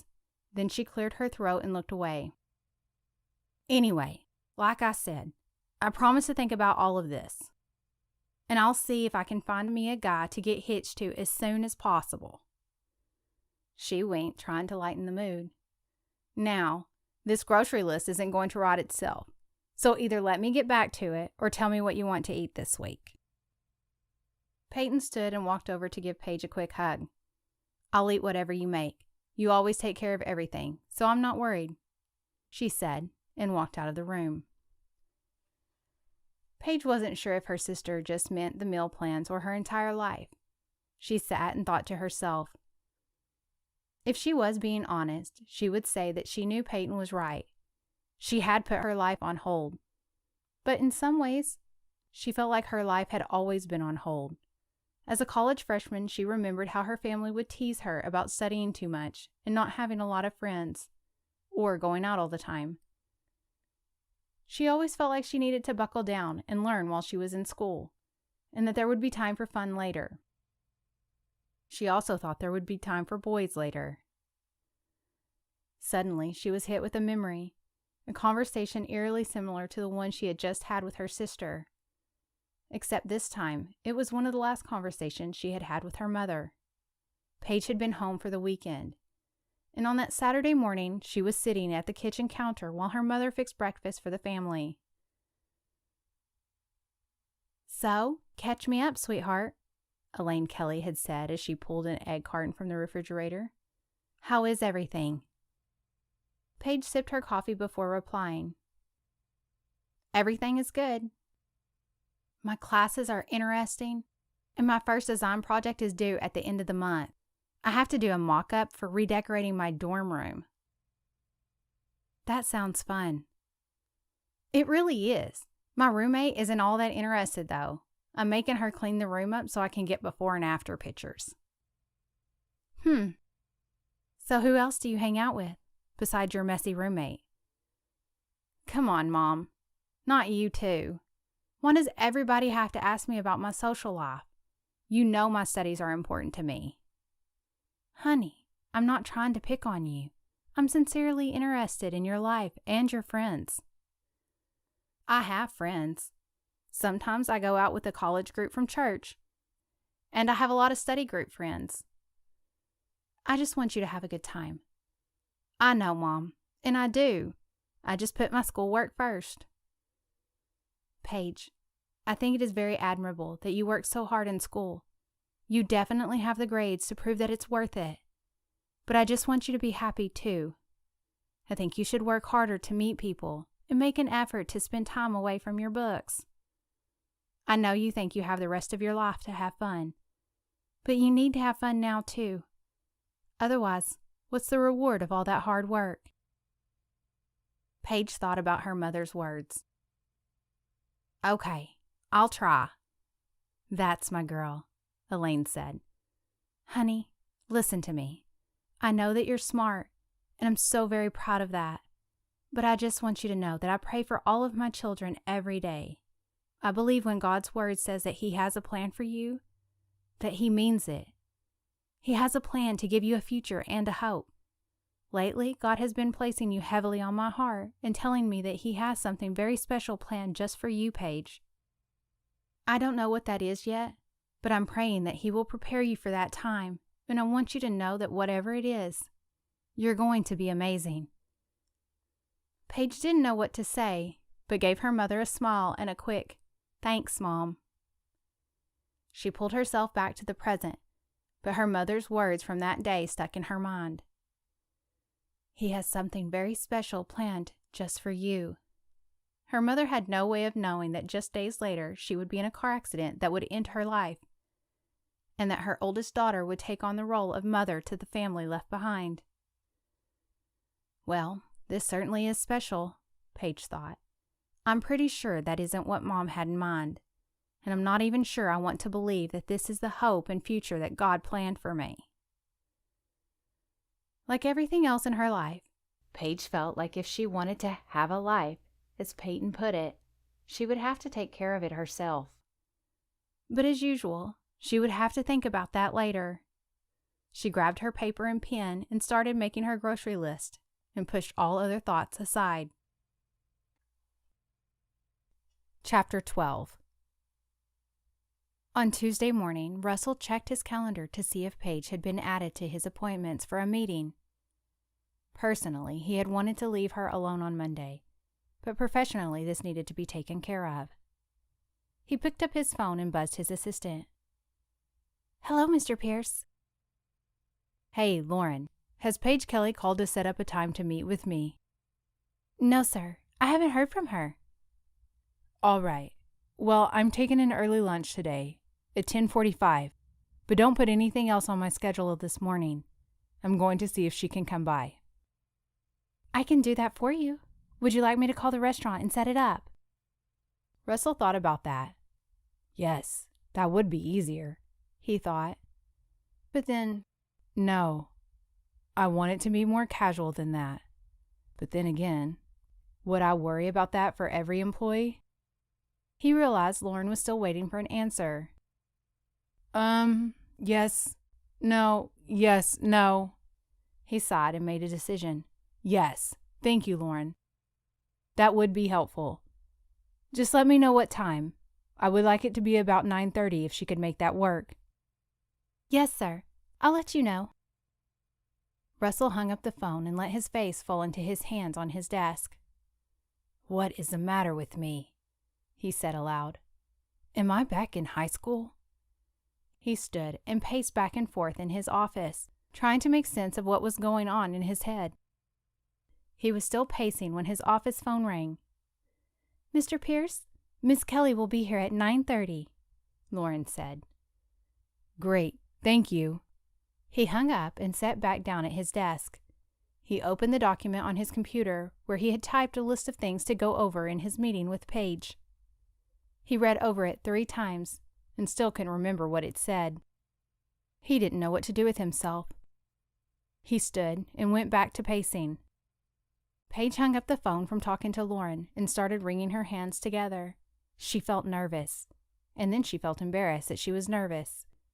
She had wanted to stay mad, but after her talk with Mr. Thompson, she had to believe that Mr. Pierce hadn't meant anything against her personally. She wished that she could just go back and not say anything to him about feeling sorry for her, or offering the job as charity. In fact, she wished she could go all the way back and not run into him in the hallway. She was a professional after all. She had been completely capable and confident in her work, and now here she was getting a major promotion, and she felt like a teenager stumbling over herself in his presence. She had never been like that, even when she was a teenager. She tried to push her nerves aside, straightening her apron and walking to the dining room where Shannon was waiting on the 2 members there for breakfast. She waited for her to come back to the counter and then spoke to her friend. "I need you to cover the dining room for a little while this morning. I've got to go meet with Mr. Pierce," Paige said. "Oh, couldn't put it off any longer, huh?" Shannon's eyes twinkled. "Yeah, his assistant called and asked if I could come in at 9:30. I had to say yes." "Well, good. You need to go. Don't you need to know about this job?" "I would be dying to get all the details." "I don't know. I do want to know what is expected, especially since I already took it. But I just wish Mr. Thompson could have handled it." "I don't see why you don't want to meet with him. He seems very nice. Plus, he's really cute." "Shannon." "What?" She looked innocent enough. "He's our boss." The shock still showed on her face. "Well, technically, you are my boss now. I don't really report to him. But even so, you can't admit a teeny tiny bit you think he's cute too?" Paige stared at her without responding. "Come on, Paige. It doesn't have to mean that you're chasing after him or planning a wedding. You can just say that you think he's cute." Paige hesitated. The truth might be worse than just saying he was cute. "Well, if I'm being totally honest," she paused. "Yeah?" "Come on," Shannon encouraged. "I would have to say that I haven't noticed how he looks." "What?" Shannon nearly shouted. "You have got to be kidding me. Come on, Paige, are you blind?" This was what she was afraid of. "I don't know. I just don't look." Shannon just stared. "Seriously?" she asked. "Well, yeah. I'm just not interested in anything, so I don't really notice. But really, I can hardly look him in the eye after the way we met. And then how I told him I wouldn't take the job. So I don't get a very good look anyway." Okay, but still, you should notice, Paige. You're alive, aren't you?" Paige didn't have an answer for that. Girl, you've got to lighten up. Live a little. Take a glance and notice that a guy is super attractive. You're 22, for goodness sake. What do you mean you're not interested in anything? Paige looked at the floor. I just don't really have time to think about guys. But if I did, it definitely wouldn't be about my boss. You should make some time then. Cut yourself some slack. You work hard all the time. Nobody could ever accuse you of not taking care of things. But this is something you should take care of. Think about guys, Paige. Please, think about guys. It's for your own good, Shannon smiled. Paige smiled back at her friend. All right, I'll think about it. You'll think about guys? Or you'll think about thinking about guys? I'll think about thinking about it. Paige reached out and hugged Shannon. But who needs guys when I've got a friend like you? You do, Shannon teased. You might have a friend, and you've basically got kids. But you need to find the guy too. Paige smiled again and went back to the kitchen. This is becoming quite a theme in my life, she thought to herself. I wonder if she and Peyton have been talking. She busied herself with making some notes on upcoming menus and checked the reorder list. For the time being, she was still serving in the dining room, but she assumed that after her meeting with Mr. Pierce made things official, that she would start looking to hire someone for her shifts. As much as she was happy to avoid the meeting, she was ready to get started with the real job and was already thinking of new ideas for the restaurant and kitchen. She had always been happy to help James out, but she hadn't wanted to push her boundaries too much and seem like she was taking over. But now that would be exactly what she was supposed to do. And with James's blessing on the position, she was excited to take it on. Before she knew it, the time had passed and it was nearly 9:30. She took off her apron, a decision she didn't question this time around, and picked up her notebook and pen. With a quick word to Shannon, she headed out of the restaurant and down to Mr. Pierce's office. Unlike Mr. Thompson's office, Mr. Pierce's office opened directly to the hall. His assistant's office was the next door over with its own entrance. The door was slightly ajar, but Paige knocked and waited. Come on in, Russell said, standing as Paige entered the office. Hi, Paige. It's nice to see you. She took a glance around the office. It was a very plain room with the desk and chair facing towards the door, and 2 additional chairs facing the desk. There were several boxes against the wall, and no decorations had been put up. Hi, Mr. Pierce. Nice to see you too. Paige forced herself to look him in the face, and suddenly she wished that Shannon hadn't made all those comments about his appearance. She felt her heart do a flip-flop as their eyes met. She hadn't noticed before his deep brown eyes, or his strong jawline. He reached out and shook her hand briefly, and she took in his tall frame and strong arms. No, no, no. Don't do this to yourself, Paige. Don't listen to Shannon. Just be professional. She smiled politely. Please, call me Russell. He interrupted her thoughts. Oh, I don't know, Paige started to say, but he interrupted her again, really this time. I insist. I much prefer it to Mr. Pierce. That makes me feel very old. I wish everyone could call me Russell. But anyway, you're in management now, so let's just go with that. All right, I can try, Paige said. Please, have a seat. Can I get you anything? Coffee, water. Of course, I would probably have to go to the restaurant to get it, but I'm happy to. Russell smiled. Paige couldn't help but smile back at him. I'm fine, thank you. I've already had 2 cups of coffee this morning. Oh, really? So you're a caffeine addict too? He asked. She gave a little laugh. I guess you could say that. It just seems necessary to life. I agree. I can't get by without my morning coffee, and my mid-morning coffee, and my afternoon coffee. He laughed. Yes, I'm the same way. Sometimes I try to remember to switch to decaf for dinner time, she admitted. Yes, I should think about that. Might keep me from lying awake all night. Paige gave a little laugh and breathed a little easier. She tried to relax and put away the awkwardness.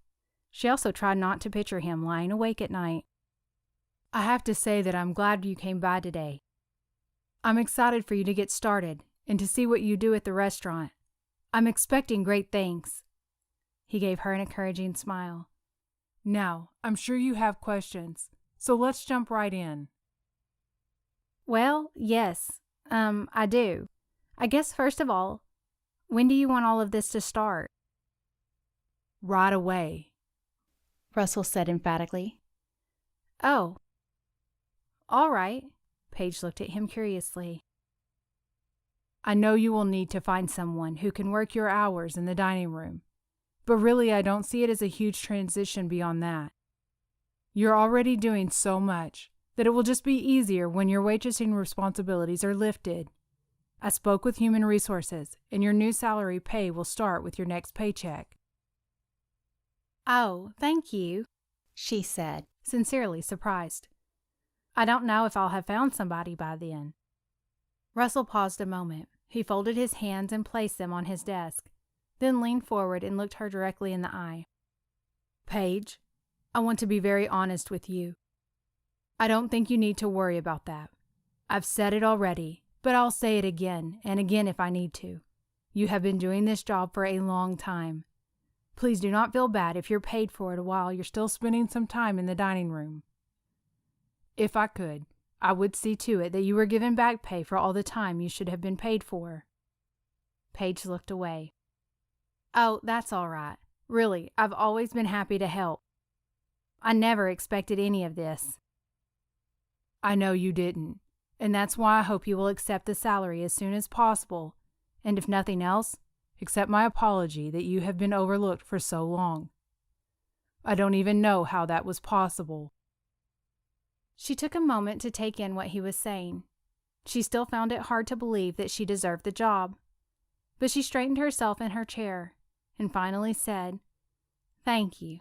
I'm grateful for the opportunity." Of course.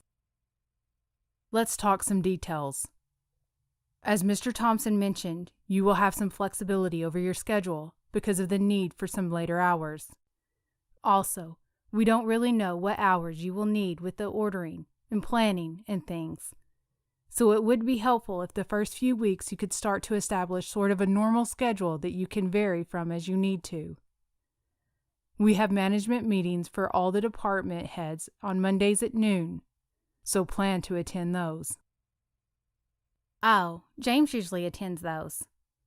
Yes, but you will be taking over that responsibility. Oh, right. Paige wrote that on her notebook. Also, we would like for you to take a larger role in our special events. Of course, the restaurant handles the food preparation, but it's my understanding that our event coordinator, Karen, handles the planning part of the menu. Yes, that's right. I've noticed that we offer a few different packages, and the guests just choose which one they want for the event. Is that right? Yes, it is. I would really like for you to take a look at those, possibly with James, and come up with some new packages, new ideas and selections, and possibly even more choices. And then I would like for you to be available to meet with people planning events to see what package fits their needs, or if they need a special menu. Is that something you could do? Paige imagined planning a menu from beginning to end with total freedom, and a smile crossed her lips. Yes, I think so. Wonderful. We'll coordinate with Karen so the two of you can meet and discuss what that will look like. Of course, that will also mean some amount of working nights and weekends to oversee events. Will that be all right for you? Yes, was all Paige said. I only asked because I wasn't sure that would work for your family. Paige felt herself get defensive. We will make it work. Russell seemed to understand that she didn't want to discuss it. Great. So what other questions do you have? Who do I need to run ideas by? Russell seemed confused. What do you mean? Do I need to talk to you or Mr. Thompson about my ideas? Your ideas? Yes, for the restaurant. Paige didn't see why this was confusing. Paige, you're the manager. If you have an idea, you can go with it. You're in charge. Paige looked like she was taking this in. Really? Anything I want to do? Yes, we trust you completely. Now, if you're unsure or would like to talk through something that you're thinking about, I would be happy to listen and help you with it. Russell said this in a way that sounded more like a friend than a boss. Paige still felt a little shocked. She knew she was becoming the manager, but the full weight of the responsibility and the freedom was just hitting her. She was in charge. She cleared her throat to push away the emotions she felt.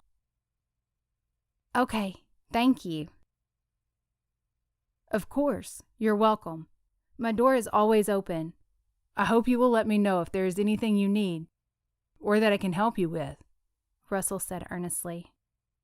Paige looked up and let her eyes meet his again. She felt as though his words meant more than just help with the new position or things that were work-related. Strangely, she felt herself wanting to open up to him, but only for a brief moment. She looked down at her lap and closed her notebook. Is there anything else you need from me? Oh, yes, actually. He shuffled some pages on his desk, looking for something. He pulled out a folder. I need you to take these papers and sign the contract accepting the position and the salary amount that we discussed. This also includes all the details of your benefits package, sick days, vacation, etc., and the company health insurance plan that you're entitled to. Just take all of it and call HR if you have any questions. You can sign the signature pages and get them back sometime this week. Paige reached out and took the folder. All right, I will. Thank you. She turned to go. Thanks for coming by, Paige. I'm looking forward to seeing you take on this job. Paige turned and smiled, and walked out of the office without another word. Chapter 13. At 10:45, Russell met his dad and two brothers out in front of the club. He carried his golf clubs over his shoulder. It had been a long time since the four of them had played a round of golf together, and Russell was looking forward to it. The other three men arrived together and met Russell at the entrance. Hey, son, how's your day going? Jim Pierce gave Russell a quick embrace. Hey, Dad, pretty good. Or at least it was until these bozos showed up. He gestured at Jack and Sam. Oh, yeah. We just figured it was time we came to check up on you, baby brother. Make sure you could handle this place, Sam joked. Russell expected the usual amount of teasing from his brothers. He only hoped they wouldn't embarrass him in front of the staff. Mm-hmm, he said. I know you're only here to use my employee discount. Oh, man, that really hurts, Russie. Really, it does. Jack held his hand over his heart as if he had been wounded. Russell rolled his eyes. Come on, guys, let's get going. The group walked through the clubhouse and came out through the men's locker room to the golf course. Once outside, Russell saw that it was a great day for this. The sunshine was brilliant, and the spring temperatures made it perfect to be enjoying the sport. So, how do you like being back in town? Asked Jack. Is Mom doing your laundry yet? No, I actually have my own little laundry fairy who lives in the apartment. Although, to give some credit, I'm pretty sure Mom taught the fairy how to fold the towels just right. Nice. Jack teed up for his first swing. The men each took their turn and watched quietly. When they continued to walk, the conversation picked back up. What's new at work, Jack? Russell asked. Not much, really. I meet with new clients on occasion, but for the most part, I'm just servicing existing accounts. It's good, steady work now. A lot better than when I first started out and had to work harder to find new clients all the time. I know how that can be, Russell answered. And Dad, how are you liking being semi-retired? Jim gave a small smile. Well, I'm only semi-retired as your mother will let me be. When I'm home from work, she seems to find things for me to do. Fixing something, or taking a meal to someone, or visiting what she calls the old people. So, I'm still staying pretty busy. That's what keeps you alive, Pops. Sam jumped in. Gotta keep moving. You've never had a problem with that, son. Jim smiled. So, tell us about the girl, Jack said casually. Russell stopped in his tracks. What? Who? What girl? Oh, come on, Russ. Mom told us about her. She works here, right? Sam looked around as if he might catch a glimpse of her walking by. Keep your voice down, Russell spoke strongly. I don't need you to start a rumor. Well, is it a rumor? Jack asked. Boys, their father spoke up. This is your brother's place of work.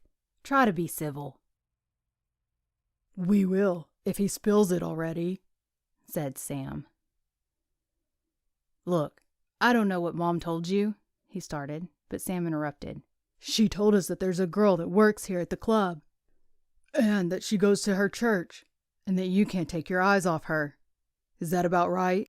He looked at Jack. Yeah, and something about she has a big family, Jack added. All right, I'll tell you. Just be a little quieter. The four men continued walking down the path, and the two older brothers made a motion of zipping their lips. Yes, she works here, and yes, she goes to Mom and Dad's church, but nothing is going on. I barely know her, and I'm pretty sure she would like to keep it that way. Russell rubbed his forehead, and his tone became serious. Her parents died a few years ago, and she takes care of her younger siblings. All 5 of them. She's smart and creative, and she's just been promoted to manage the restaurant. But that's really all I know about her. I wish there was something I could do to help her, but she seems pretty self-sufficient. As Russell spoke, his brothers lost their joking attitudes and listened intently. You care about her? Jim asked. Russell thought for a moment about how to answer that. He shrugged his shoulders. I don't know. I just don't know. I can't stop thinking about her, and I've prayed about what God wants me to do here, at the club and in this town, and I keep thinking about her. I don't know. She seems like she has everything taken care of. She's organized and professional, and even with her brothers and sisters, she seems like she's got it all under control. But I just feel like she needs someone to fall back on, someone she can depend on and trust. She must have lost so much, and she shouldn't have to walk that road alone. All the men had stopped walking, and they drew in close as he spoke. Russell hadn't even realized how strong his feelings were in this. He just didn't know what to do. What has God told you? Said Jim. To help people. And to help her?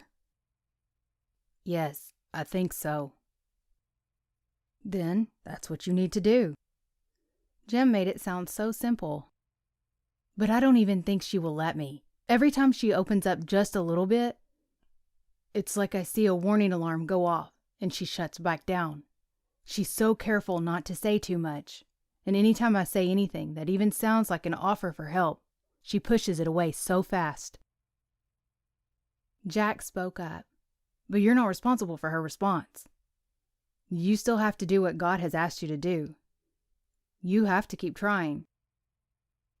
But how do I do that? Just be there. Keep talking and keep asking. If she pushes you away, push back in kindness. Just keep being there over and over again until God tells you something else, Jack said. And what if she never lets me in? She will. How do you think I ever got Carrie to go out with me? Jack smiled. Do you have any romantic feelings for her? Jim asked. Russell groaned. Dad.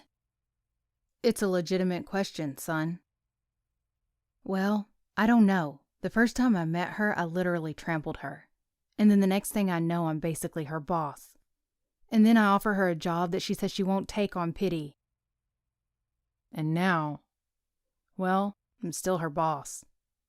I just have such strong feelings that I want to help her that I haven't even really given it thought about whether or not it's romantic.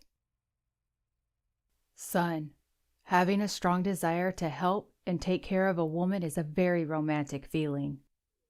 Russell considered this. Wait just a minute, Sam said. Go back to the part about trampling her. He raised his eyebrows curiously. Russell hung his head in his hands. So, my first day here, I was hurrying down the hall and she came around the corner carrying a big box. I didn't even see her, and I ran into her and knocked her over. She fell on the floor, the box flew in the air, and I nearly tripped over her.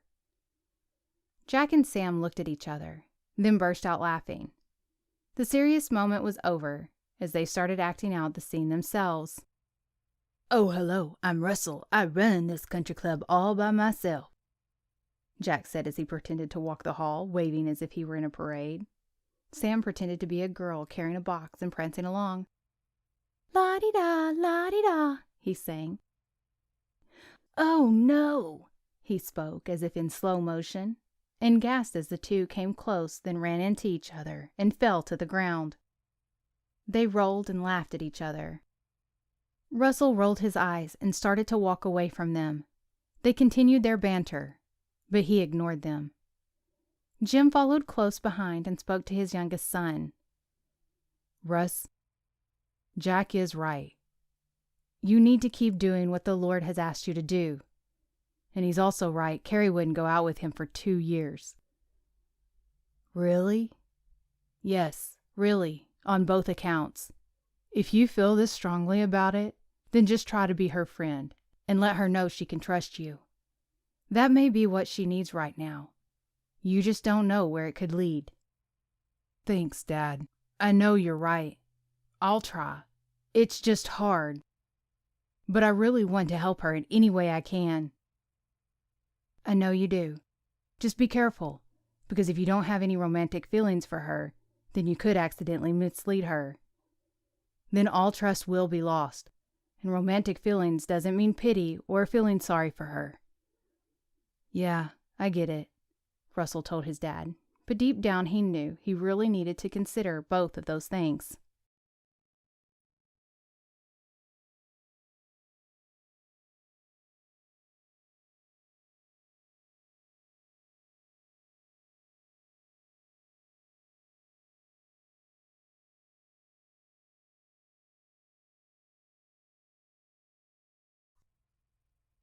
Chapter 14. Paige stood at the counter, slowly sipping her third cup of coffee.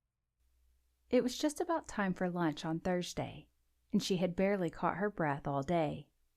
She had been waiting tables for breakfast, and also interviewing for a new waitress, and talking with James about some new menu ideas. She was still overwhelmed with the new job, and felt like she wasn't sure which way was up. So it only made her more flustered when Russell walked in the door and made his way to the counter. "Good afternoon," he said. "Is it afternoon already?" She looked at the clock above the kitchen door.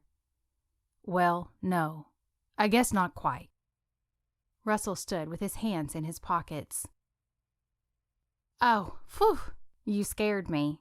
I thought I must have lost an hour somewhere." "Sorry about that. I guess I just got ahead of myself." Paige looked at him, waiting for him to say more. When he didn't, she asked, "Is there something I can do for you, Mr. Pierce?" "Nope. It's Russell, remember?" "Sorry. Is there something I can do for you, Russell?" "I just thought I would come in for lunch," he said casually. "Oh, right. Well, we'll be happy to have you. We're not very busy right now, so if you want, you can have your pick of the tables," Paige said, waving her hand as if showcasing the dining room. "Actually, I thought I would just sit here at the counter, and since you're not too busy, I could keep you company." Paige stopped and looked at him. She was quiet for a long moment. Okay, sure, she said finally. Russell took his seat and Paige handed him a menu. Just let me know what I can get you, she said. I might need a minute to decide. I haven't eaten here that many times since I've been back. That's all right. Take your time. What's your favorite? Paige was surprised by his question. You mean, what do I suggest? No, I mean, what's your favorite? I mean, you've eaten here before, right? Paige blushed a little. Of course, but usually I taste the specials when James asks me to. I don't order off the menu very often, but I do love the sandwiches for lunch. I never knew a sandwich could be that good until I had one here. All right, sounds good. I'll have the club sandwich and a sweet tea. Great. I'll put that in for you. Paige went to the kitchen and put in the order. Then she ducked back in the corner where she could see her reflection in a small mirror. She tucked a stray strand of hair back behind her ear and checked to make sure there was nothing in her teeth. She tried to calm the butterflies that had appeared in her stomach the moment she saw Russell. She didn't even know why she felt nervous, but she tried to calm her nerves before leaving the kitchen to face him again. She took him his glass of sweet tea and placed it on the counter and tried to act natural. Thanks, Russell said. So, how are things going? Things? For the restaurant? She asked. Yeah, sure. Russell took a sip of his tea. Pretty good, I guess. Nothing really has changed a lot so far. I did some interviews today for a new waitress. Oh, really? That was pretty quick. Yes, well, we always have a few applications on file from when people come in and ask if we're hiring. Plus, one of our current waitresses had a friend who wanted an interview, so she came in today. I kind of feel like I should give priority to someone who already had an application in before her, but I did like her. Yeah. Russell looked like he wanted to say more. What? Nothing, just thinking about what you said. You think I should hire someone who put in application first? I think you should hire the person that you think would be best for the job. Paige smiled and rolled her eyes just a little. Well, obviously, that's what I want to do. I'm just not really sure who that is. What kind of questions did you ask them? Russell sounded sincerely interested. Paige felt a little embarrassed. That's part of the problem. I'm not sure I did a very good job. I've never interviewed anyone before. That's all right. I'm sure you did fine. Sometimes it's just about getting to know someone and getting a certain feeling about them. Paige felt a little like she was starting to get a certain feeling about Russell. She tried to push that thought away. I asked them if they had waitressing experience and why they wanted to work here. Those are great questions. What did they say? One girl does have experience and said she wanted to work here because she hates the place that she works now. Another girl said she didn't have restaurant experience, but she has worked in customer service before. Right now, she works in an office environment where she's in a cubicle, but she's looking for something with earlier hours and said she wants to be around people more. See, you learned something about them.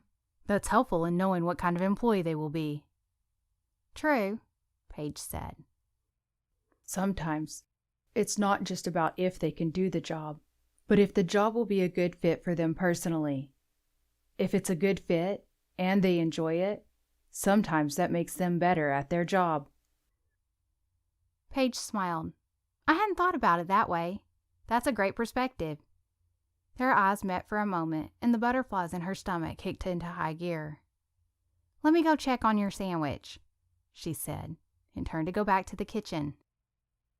She returned a moment later and set his lunch in front of him. Thank you. My pleasure, she said. So, do you know now who you're going to hire? He asked. You know what? I think I do. Paige sounded happy. Great. I'm glad I could help. Thanks, she said. I really appreciate it. I didn't really do anything, she said. I guess it just helped to have someone to talk it out with. It usually does, he smiled. You probably knew what you needed to do, just needed to think it out loud. Glad I could be a sounding board. I'm happy to help any time. Paige looked in his eyes and felt certain that he meant it. Chapter 15. Spring had arrived in full swing, and the weeks were beginning to fly by at the club. It was a busy time of year for events, especially with wedding season quickly approaching, and the warmer weather bringing out all of the golfers who had been away for the cold season. Paige had begun working with Karen, the event planner, on the catering menus, and it was taking up more of her time than she expected. One day she casually mentioned it to Russell, who had started eating lunch at the counter in the restaurant every day. I just didn't know it'd be so time-consuming, she said. She was growing used to seeing him every day, and the conversation flowed more easily now. But you like it? Russell asked as he swallowed a bite. Oh, yes. I really, really love it. It's probably one of my favorite parts of the job. Russell noticed the way her eyes lit up as she talked about the different dishes and choosing the best dessert for each event. He thought for a moment before asking her, So, do you do any of the cooking? Or cook any fancy dishes at home? Oh no, not really at home. I usually stick to basics after I spend all day in the kitchen. But here, she looked around as if someone might hear her. James has shown me a few things. And sometimes he lets me help with a dessert or something. But other than that, I really don't do any fancy cooking. I wish, though. Is that what you wanted to study in school? Paige's eyes dimmed a bit. Oh no, nothing like that. She looked away at a list on the clipboard she was carrying.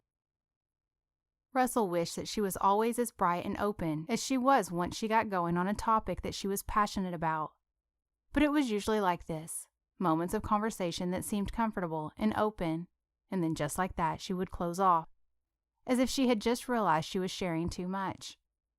Sometimes he let it go, but at other times, like now, he pushed on. Oh, so what did you major in?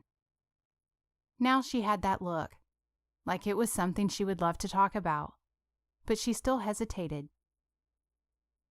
Interior design, she finally said. He chewed another bite, then waved his fork in the air as he spoke. Like decorating houses and stuff. Kind of, but it's more than that. Like what? Like understanding how the design of a place says something about it. The structure can determine the feel of a place, and even the colors on the wall can create a mood when you walk in the room. I love the way you can plan out a room for the way you want people to feel when they're in it. Russell felt his heart tug. What would her life be like if she had been able to follow that path? What if she had given that her all? He thought. He wanted to ask her to tell him more about school and if she thought she would ever go back, but he didn't push the boundary yet. He opted for a lighter discussion. So, have you ever decorated, say, a country club office? He said, with a twinkle in his eye.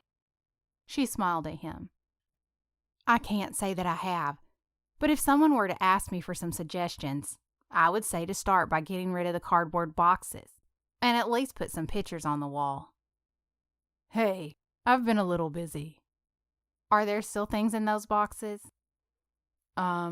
Well, yes, he admitted. Then either put them somewhere or get rid of them. They can't be too useful if they're sitting in boxes this long. Good point. And I have been meaning to put some pictures up, but I don't even really know what to put up. I've never really had an office before, or at least one where people came in to see me and that needed to look nice. Maybe I could convince someone to help me pick something out, he dared. Maybe, was all Paige would commit to. Right now, I've got menus to plan and supplies to order. She tapped her pen on her clipboard. Very well. I'll let you get back to it. He stood and wiped his hands on a napkin. He pushed the plate a bit and Paige picked it up off the counter. See you later, she said and turned away. He watched her go and wished that he could stay all afternoon at the counter. But instead he stood and left to return to his undecorated, box-filled office. Once back in his office, he did what he did every day after lunch. He sat at his desk and prayed. Mostly he prayed for Paige, and today was no exception. Lord, I feel so badly for her. She was just going along normally in life, following her dream and going to school, and then in an instant her life changed and her path was completely altered. This was always my plan for her. Russell heard the words and sat silently. I hadn't thought about that. My son, I have always known what her path would be. And this is the path for her? It is. Russell knew in that moment that he could not feel sorry for Paige anymore. He was sad that she had lost her parents and that things hadn't been easy for her. But he didn't need to be sad without hope. In fact, he was filled with hope because God had a plan for her. Her situation had never been a surprise to him. Another thought gripped Russell. Lord, am I a part of the plan you have for her? Yes. The word could have been spoken over a loudspeaker, it was so clear. Russell knew without a doubt that he needed to press on in his friendship with Paige. He was glad that things were easier between the two of them and grateful for the friendship they were growing. But he knew he needed to push forward more. The impulse was so strong that he started to rise from his desk. But in that moment, his phone rang. Hello? He answered it. Russell, it's Paige. He nearly collapsed in his chair. Hey. I was wondering if I could come talk to you about an idea for the restaurant. It's kind of a big deal, so I wanted to see what you thought. Oh, yeah, sure. I've got time right now if that works. That's great. I'll be down in a minute. She paused for a second. Do you want me to bring you some coffee? She asked. Yeah, that'd be great. Thanks. Okay, see you in a minute. Okay. Russell hung up the phone and sat frozen in his chair, wondering if he would be able to handle coffee. Even though he was sitting still, his heart felt like it was about to pound out of his chest from nervousness. Then, as he thought about it, he started to laugh. Okay, Lord, I get it. You're funny, you know. If that wasn't a clear sign, I don't know what would be. He breathed out hard. Just help me here. I don't want to scare her away. Give me the words and help me not to seem too forward. That was all the time he had before there was a knock on his door and Paige came in. She carried 2 mugs of hot coffee. Hey, come on in. Have a seat. Russell stood up and realized that he was talking too fast, and he tried to calm himself. He reached out for the coffee and sat back down at his desk. Thanks for letting me come by. I just started thinking about this idea, and I wanted to mention it to you before I got too far with it. Paige held her coffee mug close to her. No problem. I'm happy to help. Paige set her coffee down on the desk and gestured excitedly with her hands as she spoke. Okay, so here's the thing. You know breakfast is pretty slow, right? Just a handful of people in, and they usually just want coffee or a muffin or something. Yes, I remember noting that on the day I observed in the dining room. Right. So, a couple of times we have talked about cutting back the menu to be more like a continental breakfast. You know, muffins, pastries, etc. Or a buffet with eggs and bacon or something. Mm-hmm. Russell knew that had been mentioned before, but no one had been crazy over the idea. So, I was thinking, instead of cutting back and doing less, what if we went the other way and did more? Russell could see the excitement in her eyes, and even though he didn't know what she was talking about yet, he was getting excited too. What do you mean? What if we go all out? Do a gourmet breakfast special for different days of the week. Belgian waffles, strawberry and cream crepes, cinnamon roll pancakes, specialty omelets. And we do a special announcement for the members. Encourage them to start special celebration days here for breakfast. Come here for birthdays, anniversaries, special occasions. See if we can draw in a bigger crowd in the mornings. James has some amazing ideas and recipes. He's just never promoted them because of the small number of members at that time of day. She stopped for a breath and waited excitedly.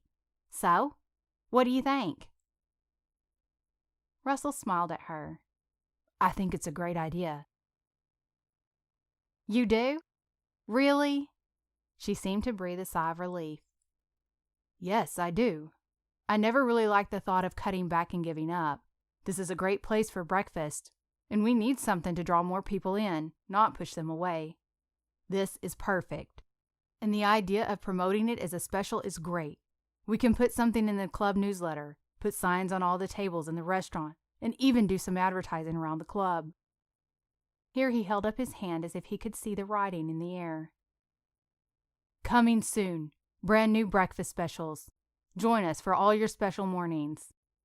Make every morning special with our breakfast specials. The tastiest morning around. Paige started to giggle at his slogans. Yes, exactly. Definitely. I think this is a great idea. And honestly, even if it doesn't work, what do you have to lose? That's exactly what I thought. It's not like we will drive people away by having a better breakfast. And if people just keep coming in and ordering the same stuff, then we can say we gave it a try. But I want to really give it a chance. Yes, I think you should. Why don't you meet with James and come up with some definite specials? And decide which of my amazing slogans you want to use. You can also talk to Trent, who handles the newsletter and promotional material, to help you. Think about when you want to start it so you can work your timeline backwards to get everything done. Oh, that's a good idea. Work backwards. Yeah, that's good. Would you want to come to the meeting too? Maybe we can have James and Trent and me and you. Paige let her voice trail off as she linked the two of them together. I'm happy to come if you need me, or if you think that would be helpful. Yeah, I think so. You can work on your slogans before then, she smiled, teasing him. He laughed. Sounds good. Let me take a look at my calendar. He looked at his computer and clicked a few buttons. My days this week are a little full. I'm still working my way around the various departments, and I've got meetings about some details. What about next Tuesday? Around 10:30? James is usually prepping lunch by then, maybe after lunch. How about 3? Don't you usually leave by then? Yes, but I think I can make arrangements on Tuesday. Remember, I work a flexible schedule. Okay, sure. We'll say 3. Just check with Trent and see if he's available then. I'll email him. Great. Russell typed the plan into his calendar on the computer. He cleared his throat. His nerves jumped back up into high gear as he said his next words. You know, I've got another space in here where I see some free time. Paige stopped writing on her own calendar. Oh, okay. When? Russell looked her in the face. Lunch on Saturday. Paige looked confused. Saturday? For the meeting? Russell could quickly see he was about to botch the whole thing. He knew he was going to have to be direct. No, that's not what I meant. Paige, would you like to have lunch with me on Saturday? Shock registered on her face. She quickly looked down at her lap, flustered. Oh, I don't think so, Paige stammered. Oh. Russell knew that pressing her to say yes could cause serious problems in the workplace, so he didn't say more. She looked up to see the disappointment on his face. Can I, ask why? I'm just, I have a lot going on. I have to take care of the kids on Saturday. Okay. Russell left it at that. Thanks for your help. Paige spoke quietly as she stood up to go. She gathered her notes and took both of the coffee mugs from the desk. She looked as if she wanted to say something else, but instead she turned and walked out the door. Russell leaned back in his chair and stared at the ceiling. "Paige! Paige!" Shannon tried to get her friend's attention after she absent-mindedly walked back into the kitchen and placed 2 coffee mugs in the sink. "Oh, hey, Shannon. I'm sorry. Did you say something?" Paige turned to face Shannon. "Yeah, about 4 times. Are you all right?"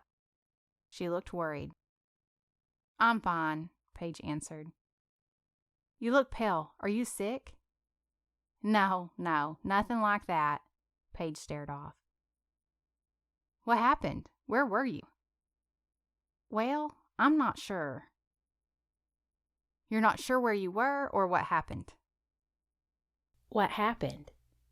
I went to meet with Russell about an idea for the restaurant. We were just talking and scheduling a meeting about it. And he what? Shannon's eyes were wide with concern. "He asked me out," Paige finally blurted. Shannon gasped. "What? Paige, are you serious?" "Yeah." "That's great." "Great?" Paige finally seemed to come around and stared at her friend with a shocked look. "Yes, it's great. I've seen you two talking, and you always look happy. This is so exciting." Shannon hugged Paige. "Wait a minute. I told him no." "What? Paige," Shannon groaned. "Why in the world did you do that?" "Because," Paige said. When she didn't say any more, Shannon said, "Because what?" "Because of my life." Paige shook her head. "Your life? Paige, this is how you get a life. This is what I've been talking about. What did he ask you to do?" "Go to lunch on Saturday?" "Well, that's easy. It's not a huge deal or a big commitment. It's just lunch. That can be casual. Just go, and then see what happens. Don't say no because you think you have to say no to something that's 10 miles down the road." Paige looked like she was thinking this over. "Come on, Paige. Think about it for a minute. Are you saying no because you really don't want to go? Or just because you think it's what you're supposed to do? Because if you want to go, even just a little bit, I definitely think you should. So, do you want to?" Paige looked her in the eye and knew she had to admit the truth. "Okay, maybe just a little bit." Shannon squealed. "Then go," she shouted. "I can't." Paige put her hand to her forehead and grimaced. "Even if I really wanted to say yes at this point, it's too late. I said no." He looked pretty disappointed. "That's because he likes you." Shannon held her hands over her heart. "It doesn't matter now anyway. He's not going to ask again. So call him, or walk back into his office and tell him you changed your mind. Tell him you had a momentary lapse in judgment. Tell him you need lessons in social skills, or that you're crazy. Or you have a hole in your head. Just say yes." "I can't. I just can't. I would be mortified." "I will then. I'll just tell him for you." Shannon walked toward the phone. "No." Paige ran after her. "I'll just say I'm your assistant, calling to say you reconsidered the appointment on Saturday, and you're available now." "Shannon." The two were teasingly fighting over the phone when they both stopped at the sound in the doorway. Paige looked. Russell stood perfectly still in the doorway. She didn't know how long he had been there, but it was obvious he had heard enough to gather what was going on. He didn't speak for a few seconds and then quietly said, "You took my coffee. I didn't get a chance to drink it." He still stood perfectly still. "I'm sorry." Paige stood in front of him now.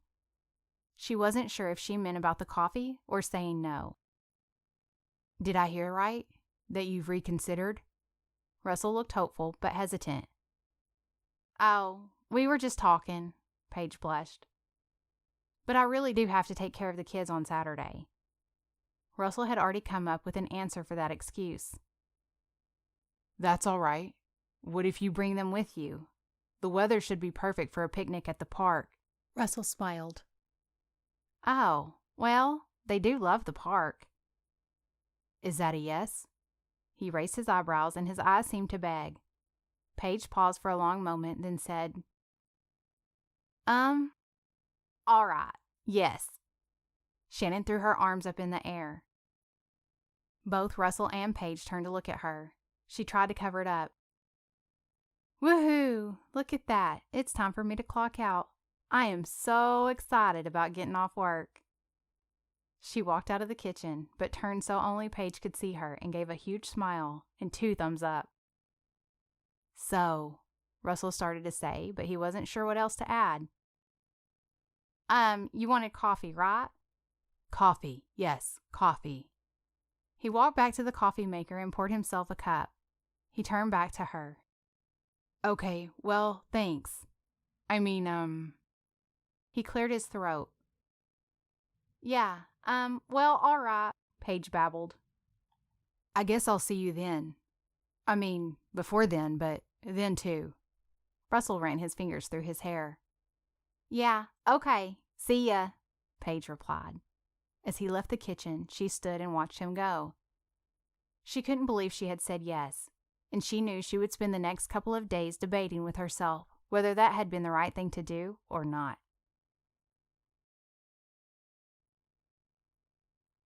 Chapter 16. On Saturday morning, Paige stood in front of the bathroom mirror staring at herself. What was I thinking? She said to the girl in the mirror. I can't do this. Do what? Peyton came walking into the bathroom to see what Paige was doing. Nothing. Not nothing, Peyton mimicked her. What are you doing? Just trying to think through my day, Paige fibbed. Oh, yeah? What do you have going on? Laundry marathon? I thought I would take the twins to the park. You're not going to Shep's game? Not this time. It's a bit of a drive. Shep said he didn't mind. What about Zoe? Peyton herself was going to an all-day cheerleading competition. She's playing at a friend's house today. Mm-hmm. And why exactly can't you do that? Paige knew she couldn't keep things from her sister. Okay, I'll tell you, but I don't want any comments. Peyton looked at her sister and raised her eyebrows. Okay. I'm going to the park and taking the twins, and Russell Pierce is meeting me there for lunch. What? Really? When did this happen? Peyton's eyes were wide with shock. He asked me on Wednesday, and you're just now telling me. That's because at first I said no. And then Shannon talked me into saying yes. And so I had to tell him I changed my mind. Then it was awkward to see him at work the next couple of days. But I just didn't want you to think you were right about him. It's just lunch. I'm just having lunch with him, and then that will be that. Oh, really? That will be that?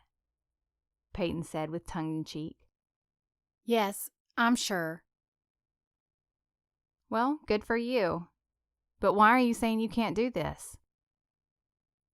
Look at me. I think I've totally forgotten how to put on nice makeup, and I don't have a clue what to wear on a lunch date to the park with 2 kids. She groaned. Seriously, did you hear how that just sounded? I'm going on a lunch date to the park with 2 kids. She leaned on her elbows on the bathroom counter and let her face fall in her hands. Peyton patted her back. Oh, come on now. I can help you find something to wear, and you don't need fancy makeup. And the kid thing? That's just real life. But Paige, I'm super proud of you.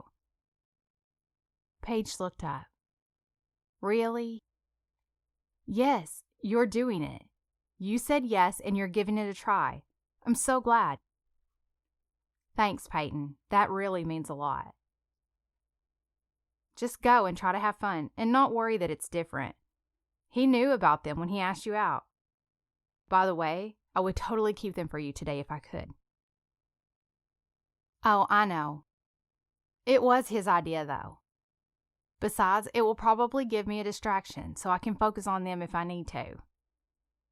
That's true, like a diversion if it's not going well. Peyton made a face. Although I'm sure it will, she said quickly. Paige sighed and walked out of the bathroom. She flopped down on the bed, face first. Come on now, it will be all right. Let's go upstairs to my closet and find you something to wear. Your closet? Paige asked. What's wrong with my closet? You just said you didn't have anything to wear. So come look at my stuff. Seriously, what are sisters for? We used to share clothes all the time. Peyton poked out her bottom lip. Oh, all right. Paige got up and let her sister drag her up the stairs. After 15 minutes of Peyton handing her things and Paige saying no, she was finally dressed in a denim skirt that hit just above her knees, and a short-sleeved navy blue top with white polka dots. She would slip on brown sandals later. She stood back to look at herself in the mirror. I love it, Peyton said. It says you're casual enough to hang out at the park, but you made a little effort. Oh, good, I think, Paige replied. Now let's see about your hair. My hair? Yes, are you going to wear it down? I was planning to just wear it as it is. Paige touched her long hair pulled up in a high ponytail. Okay, you can, but it might look nice down. Oh, but if it's windy, you might want to pull it back. But if not, down could work. Maybe you should just take a ponytail holder in case you decide to pull it back later. Peyton stressed over the decision. Paige grabbed Peyton's hand. It will be fine either way. I'll figure it out. Thank you. Peyton relaxed. I just want you to look nice. I'm so excited. We haven't done this in a long time. Get dressed? Get you ready for a date. Oh, yes, I know. Thanks, Peyton. Without you, I might still be laying on the bed trying to decide on a fake disease that would make me too sick to go, but not sick enough that I couldn't take care of the kids. You'll be fine. Paige looked at her watch. You better get ready, too. You need to go. Peyton glanced at her watch, too. Yikes, she said and ran for the shower. Paige picked up some of the clothes that she had discarded on the bed and put them away. She walked down the stairs and through the living room where the twins were watching cartoons and in the kitchen. She went to the pantry and pulled out the big cooler bag and all the essentials for preparing a picnic lunch. In a short time, she had fixed sandwiches, packed a bag of potato chips, and washed grapes. She put it all in the bag and tossed in a few water bottles and juice boxes. Joe, Lucy, you need to get dressed. We're going to go to the park for a picnic. The twins loved the park, and they hooped and hollered as they ran for their rooms. Paige thought twice about the two of them picking out their own clothes and headed upstairs to approve outfits. A short while later, they were packed in the car, the cooler bag and a blanket in the back, and all ready to go. Paige checked the rearview mirror as she thought that Russell had probably never been on a date with two kids and a girl who drove a minivan to get there. He had offered to pick her up, but she thought it made more sense with the twins for them to just meet there. She didn't admit that she hoped this would feel more casual and less awkward. When they pulled into the park, Paige realized she hadn't thought about how packed it would be today. Once spring arrived, everyone seemed to flock to outdoor activities to soak up the warm weather. She circled around twice before finding a parking spot. She gave Joe and Lucy last-minute instructions. Now, I want you to have fun today, but I also want you to behave. We'll find a spot and eat our lunch, and when you're done, then you can go play. And you need to be polite to Mr. Russell. You'll meet him soon, okay? Okay, they agreed in unison. All right, let's go. They all three climbed from the minivan, and the twins couldn't hide their excitement as they waited for Paige to gather the picnic supplies. Hold hands while we cross the parking lot, They covered the distance through the cars as quickly as they could. The park was a beautiful part of the community. Once they were past the parking lot, a sidewalk led to a wooden bridge, and on the other side was a playground with swings, monkey bars, and slides, as well as a large field for playing. There were a few picnic tables, which were already filled with people, and a number of families sitting on the ground to eat. Past the play area was a paved walking trail that wound around a small lake. Paige, Joe, and Lucy crossed the bridge. Paige looked around and she was surprised at the burst of happiness that came over her when she saw Russell standing just at the other end. He was leaning against the railing wearing khaki shorts and a light blue polo shirt and tennis shoes. He had a pair of designer sunglasses pushed back on his head. When he saw Paige and the kids, a big smile spread across his face, and he turned to walk towards them.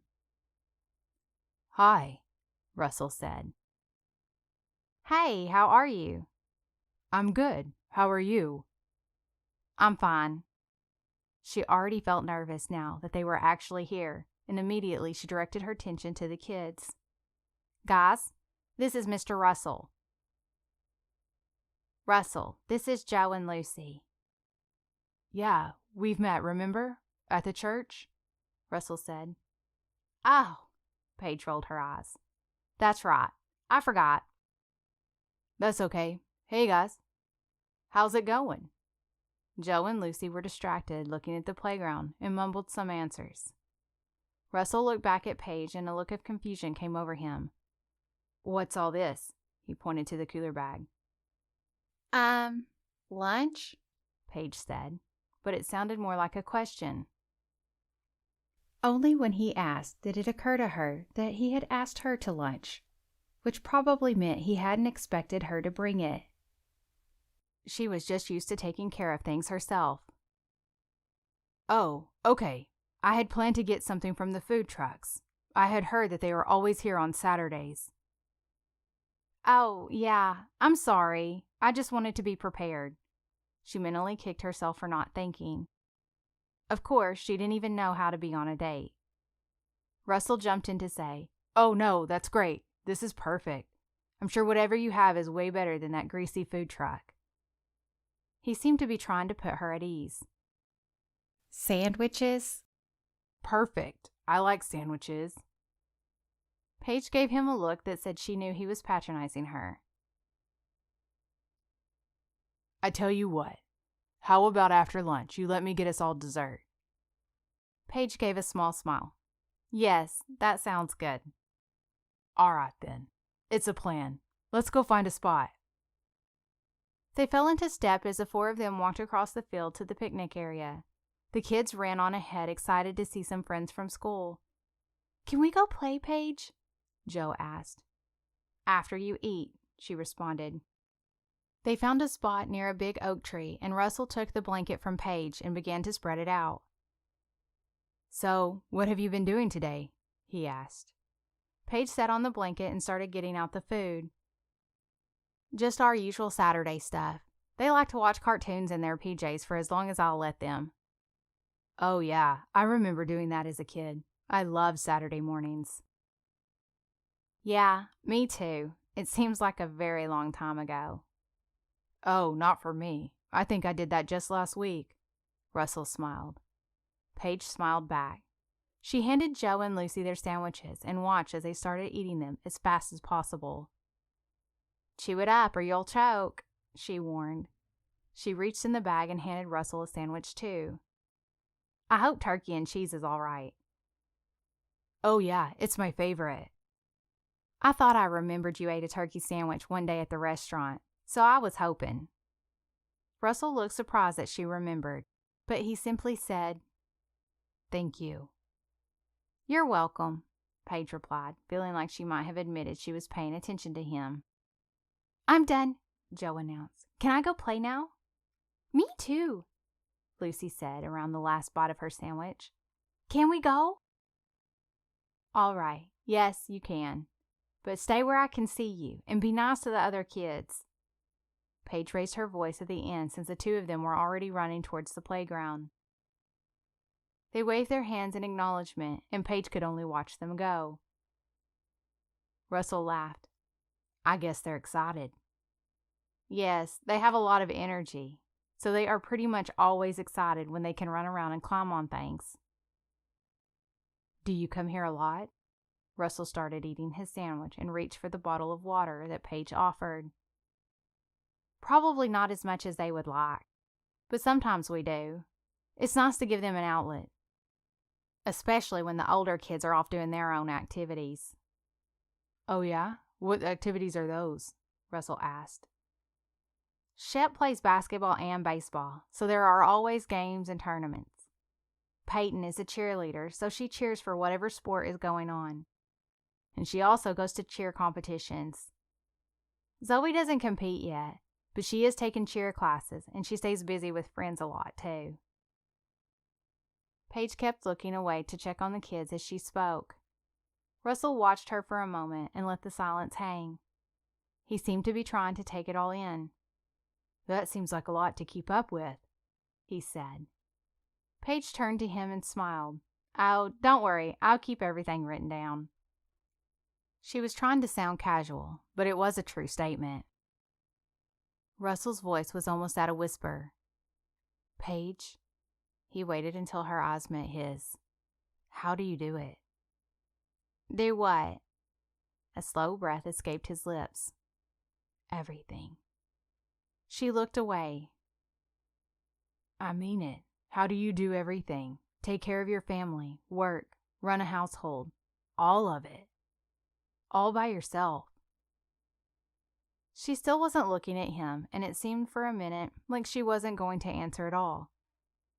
Then she glanced back at him, and just for a split second he thought she might cry. But then a look of resolve flashed across her face. Finally, she took a long, deep breath and spoke. I just have to, so I do. Again, there was silence. Russell seemed unsure of what to say.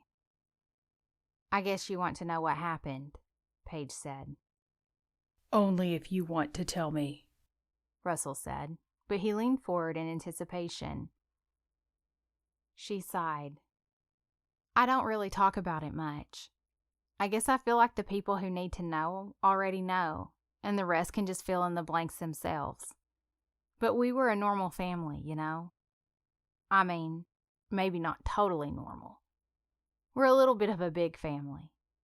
Mom and Dad were both only children of only children, so no siblings, no cousins, no aunts or uncles. So they had always wanted a big family.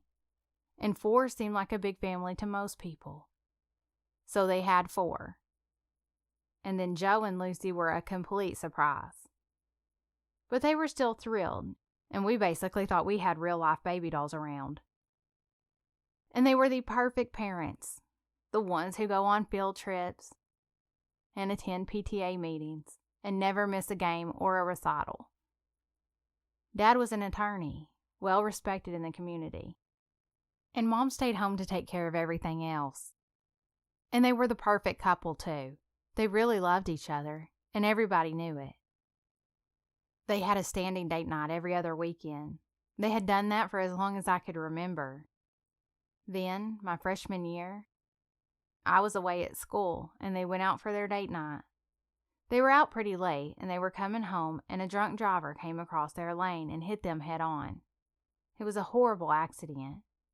They both made it to the hospital, but their injuries were too much, and they didn't make it long enough for me to get home from school.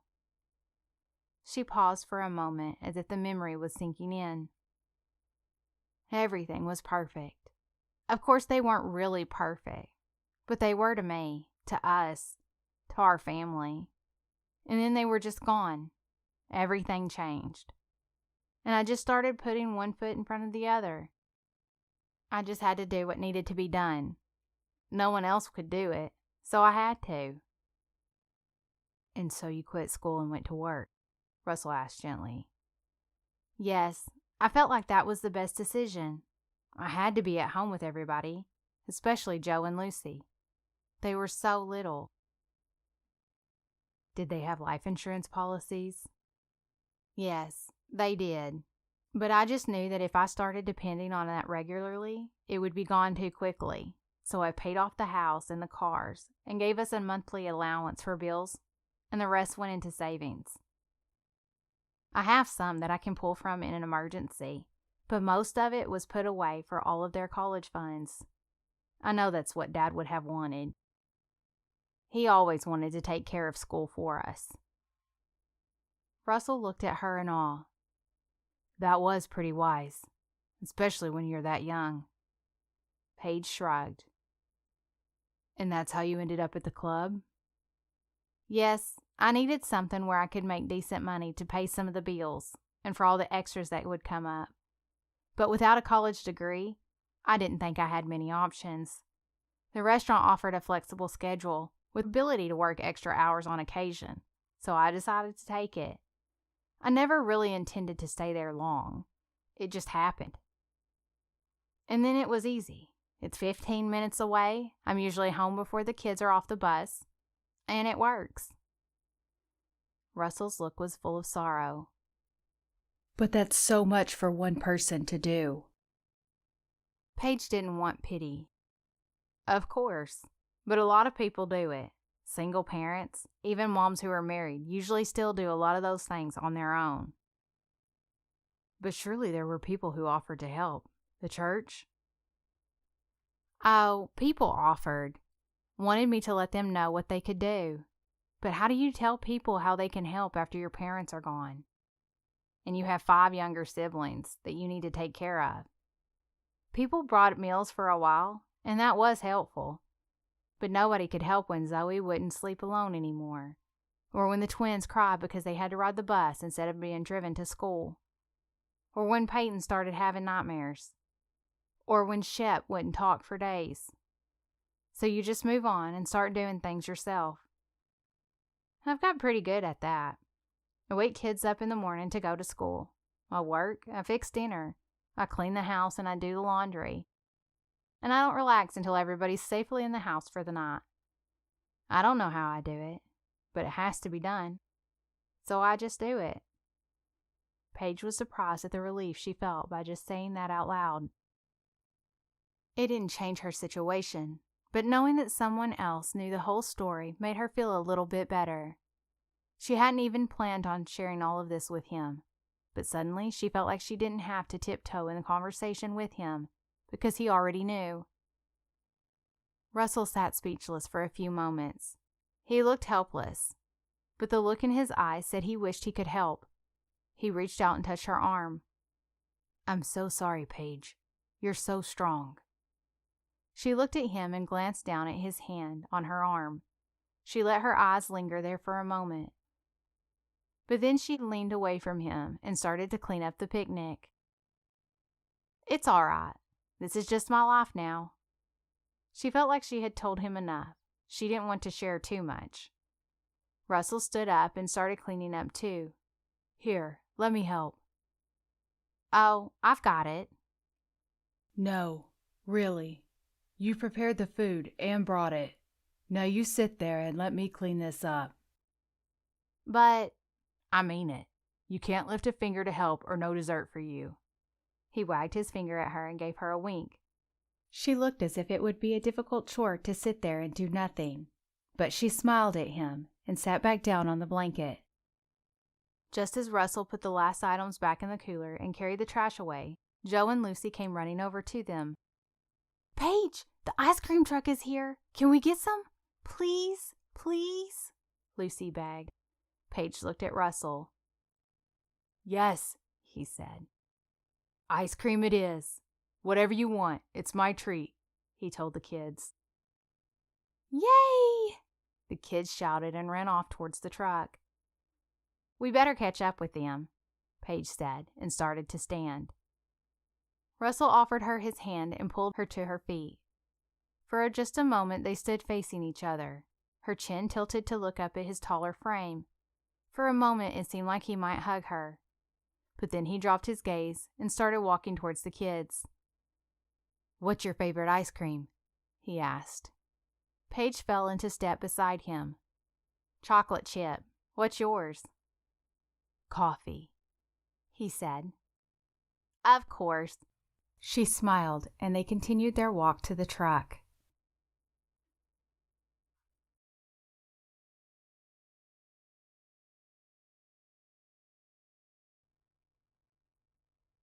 Chapter 17. Monday morning, Russell sat at his desk with his second cup of coffee for the day. Much of his thoughts were still centered on Paige. He had spent a lot of time over the weekend in prayer about her, praying that God would open her heart to let people in, and to have the courage to let people help her. He had attended church with his parents again on Sunday, but Paige and her crew were already seated in the back when he got there, and he only waved on his way in. After service, they were gone before he made it back to the foyer. As he sat thinking about Paige, his office phone rang. He set down his mug and answered. Hello, this is Russell. Hi, Russell. This is Owen Reed, the pastor from Pine Haven Community Church. Oh, hi. How are you? I'm doing well, thanks. How are you? I'm doing pretty good. Russell ran his fingers through his hair, wondering what this call was about. Good. I'm glad.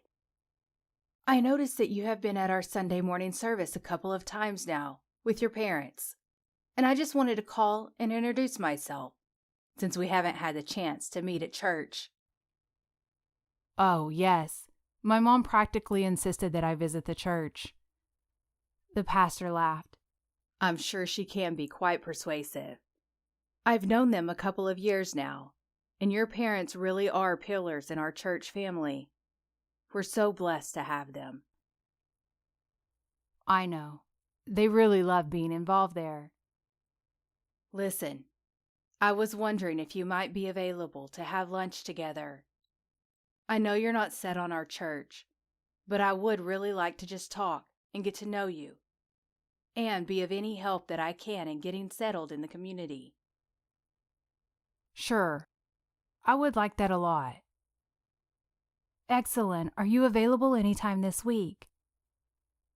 Russell clicked over to his calendar on the computer. Actually, my week is kind of full. We usually have a lunch meeting on Mondays for our management team, but this week it got pushed to Tuesday. Then the rest of my week is filled up. Unless you could do today. Actually, yeah, I could do today. That would be great. Okay. Sounds good. I've heard wonderful things about the restaurant there at the club. Would you like for me to meet you there? Oh, no, Russell said, almost too quickly. I mean, it is very good, and you should definitely try it sometime if you haven't. But I would love to get off campus. You know, stretch my legs a little. And talk without the chance of being overheard, he thought. All right, that's fine. How about the depot? About 12:15? Is that all right? Sure, that's fine. I'll see you then. Thanks, Russell. I'm looking forward to it. Russell hung up the phone and immediately prayed. Lord, bless the time at lunch with Pastor Owen. Please let me be able to speak freely about the way I feel and prepare him now with the wisdom for me. I have prepared a way for you. He breathed a heavy sigh. Thank you, Lord. He went on about his work, trying to keep his mind on the task at hand rather than the lunch meeting. This wasn't hard since he had a lot of work to do, and the morning flew by. As he gathered his phone and keys to leave, he suddenly felt strange that he wouldn't see Paige at lunch. He hadn't really talked to her since Saturday, and now he was afraid she would think he was avoiding her by not eating in the restaurant. He hurried out of his office and walked straight to the restaurant. Paige stood behind the counter with her clipboard, checking things off her list. She looked up and smiled when she saw him. Hello, sir. Welcome. We have procured your usual seat for you. She gestured toward the seat at the bar, and he saw that she had put out the reserve sign on the counter, even though no one was seated at any of the stools.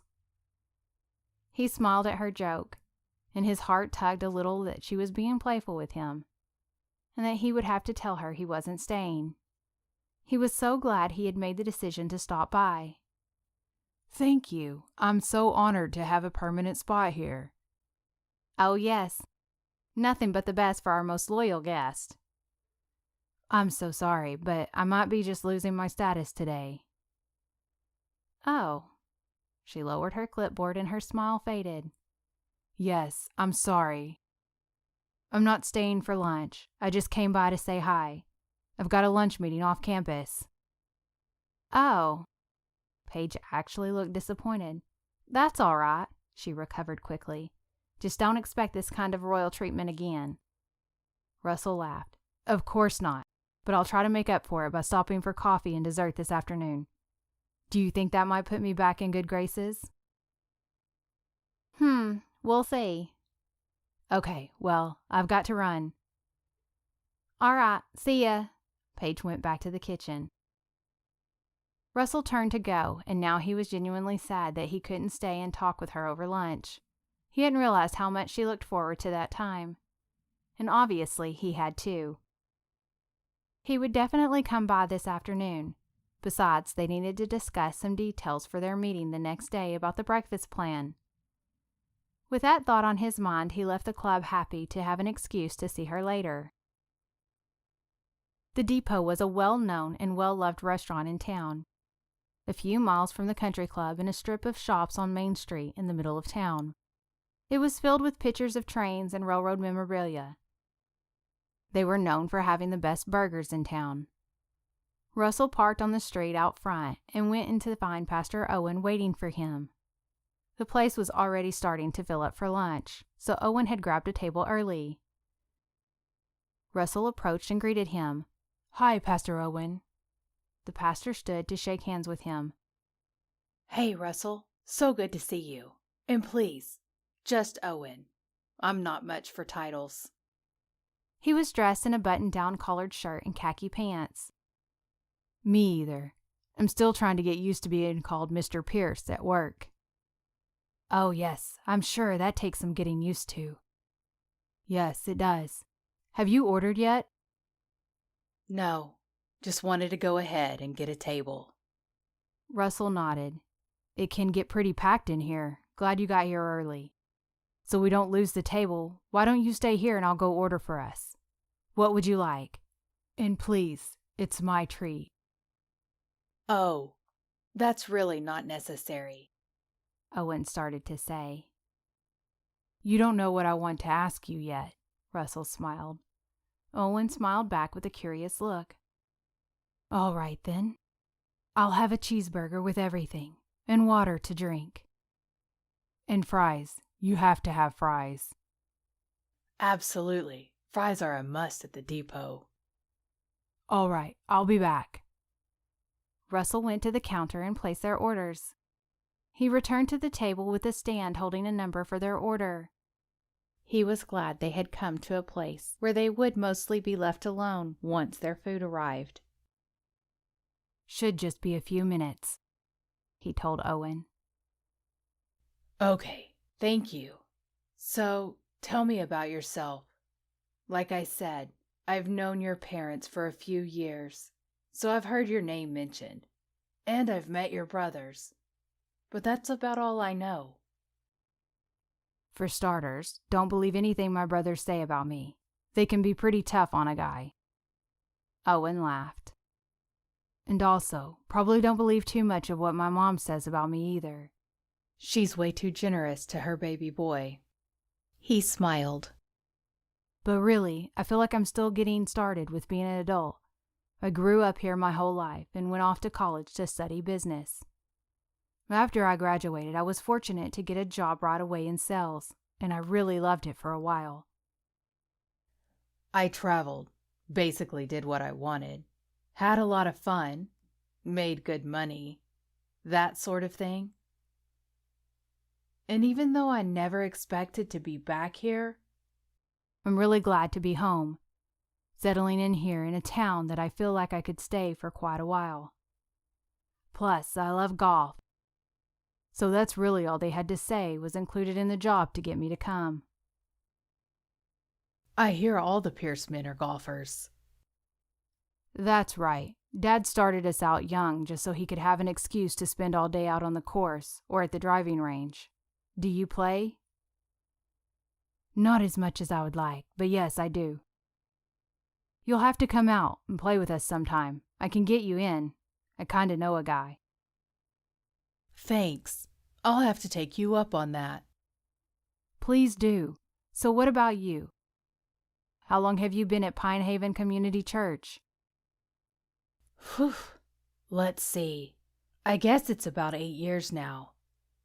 I came on as an assistant pastor after seminary, and then they offered me the role of senior pastor when the former pastor retired. So I've basically been here since I finished school. But you're not from here originally. No, I'm from Wisconsin. I came down here for school, and the church offered me an internship while I was getting my degree, and then I stuck around. So you like the South, huh? Oh, yes. You know what they say, once you come down here, you don't go back. And it's true. The people are nice. The weather is warmer. And the bonus for me is that I met my wife. He smiled. Oh, that's definitely a plus. So yes, I like it here a lot. Russell was glad that they seemed to be getting along so well and so easily. It made what he wanted to ask the man easier. He felt his heart start to beat a little faster as he prepared to ask his next question. So, you knew the Kelly family? Paige and the kids? Yeah, I've known them for years. But, I mean, you knew her parents before. Owen's eyes grew sad. Oh, yes, I did. Wonderful people. They were very involved. He looked thoughtful as he continued. Elaine helped host many events over the years and served so many people with meals. She was the woman who gave everything she had. And Peter was so respected, not only at church but also in the community. Most people don't even know the number of hours he spent using his office to help others without being paid. It was a privilege to know them. Yes, I've only heard good things. Paige works at the country club, right? Yes, she does. Do you have much interaction with her there? Actually, yes, I do.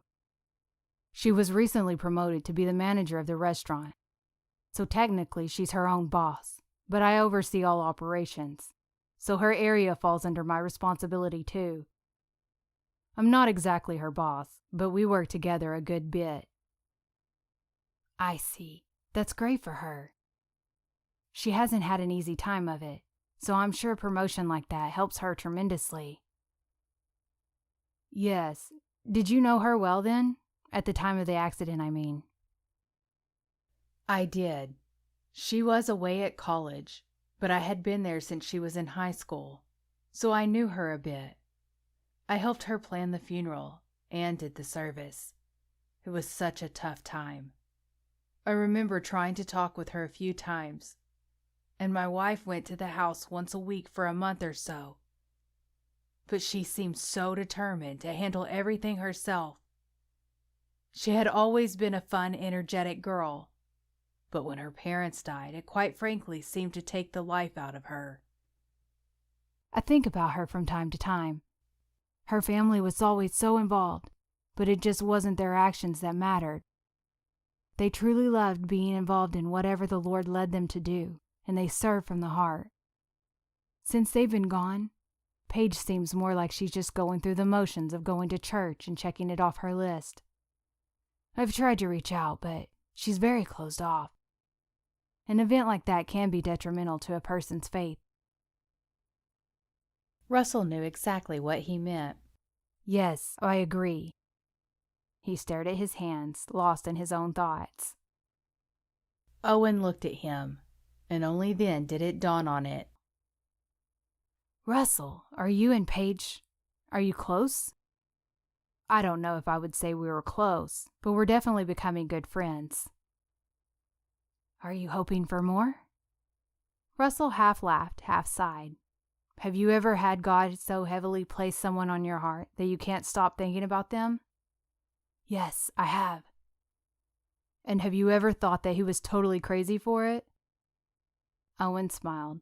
Yes, several times. He has shown me that he wants me to help her, and I have the strongest desire to just take care of her. For her not to worry as much as she does, and to not have to carry such a heavy load. But, like you said, She's closed off.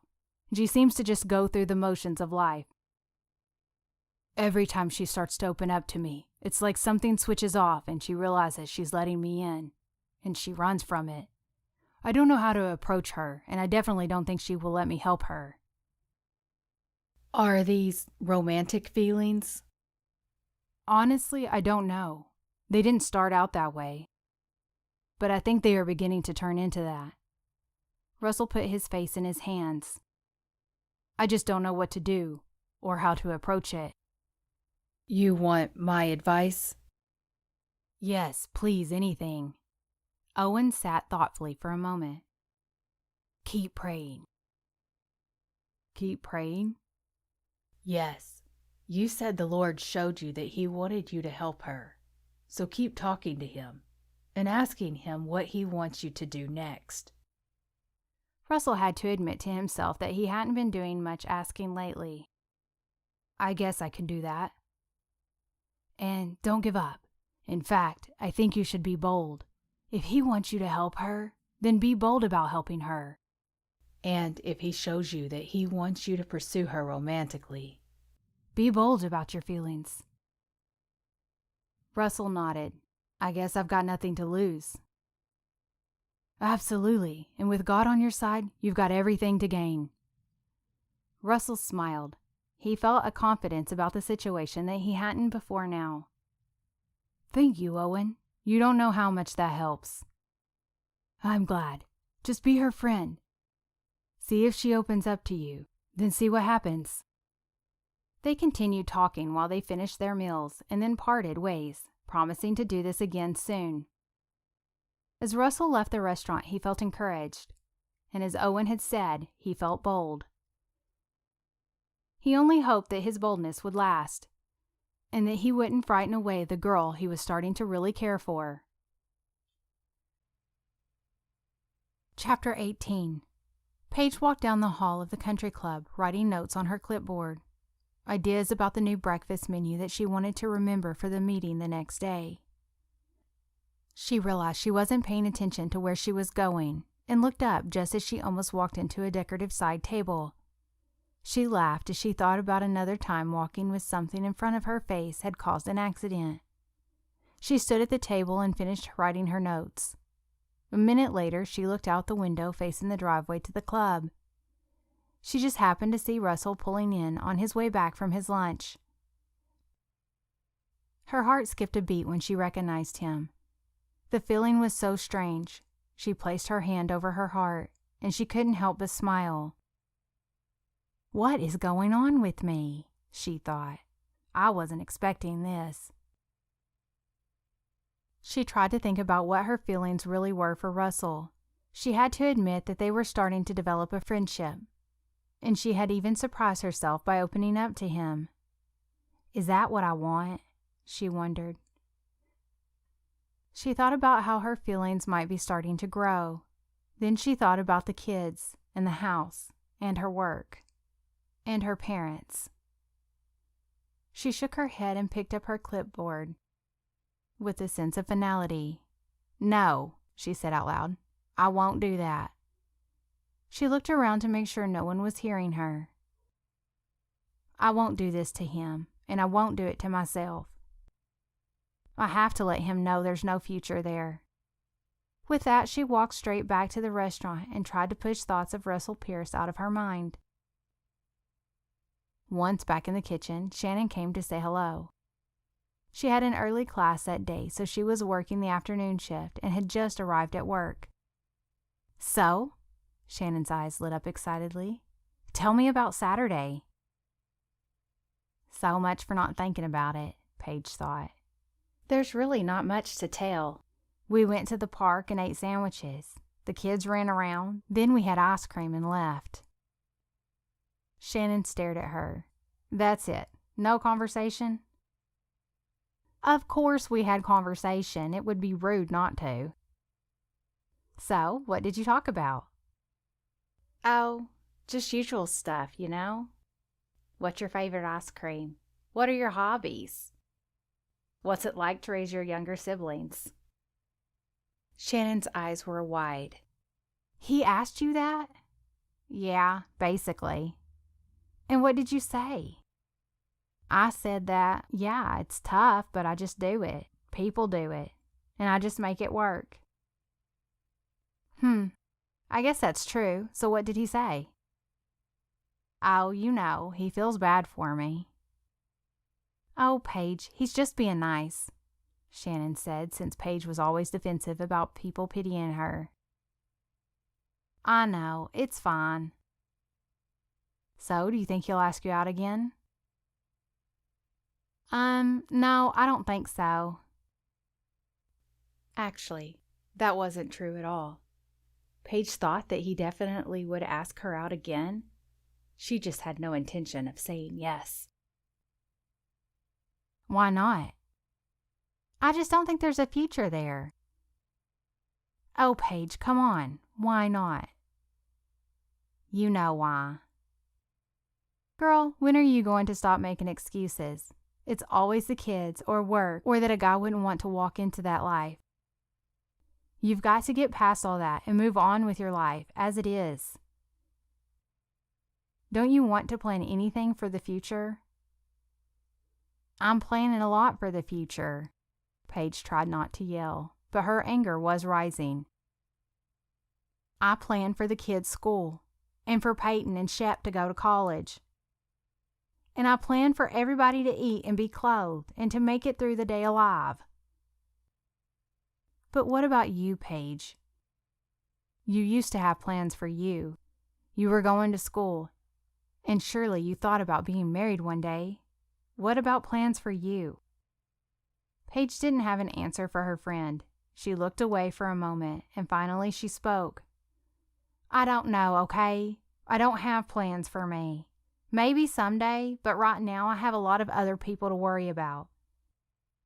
And yes, I had plans, lots of plans.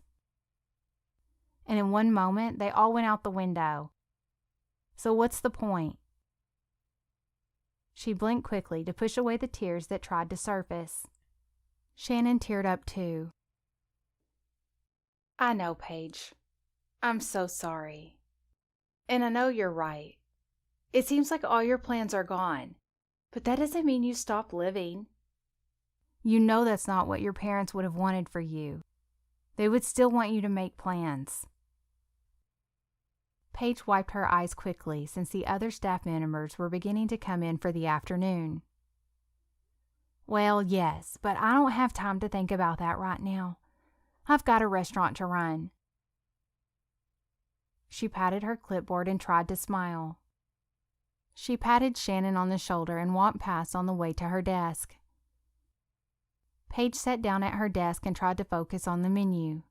She had created a little office space in the back corner of the kitchen. It was out of the way enough so that she could think to herself, but close enough that she could talk to James when she needed to. She had a small desk where she set up a laptop computer the club had given her, and a stack of clipboards, one for each area of the job that she kept notes for. Kitchen, event catering, ideas for the new breakfast. She made a few notes on the clipboard for upcoming menus, but her thoughts were elsewhere. After about 30 minutes, Shannon came back to her desk. Hey, I wanted to tell you, Russell just came in for coffee. Paige looked up at her. Did you tell him I was back here? No, but I'm sure he wants to see you. She looked at her watch. Look, tell him I'm not here. Tell him that I'm coming in early tomorrow, so I left early today. I'm not going to lie to him. It's not a lie. Paige stood and quickly grabbed her bag and keys. I'm gone. I'll be here early tomorrow.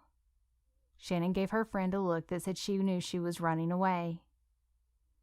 Bye. I'll see you in the morning. Paige hurried out the back door before Shannon could argue with her.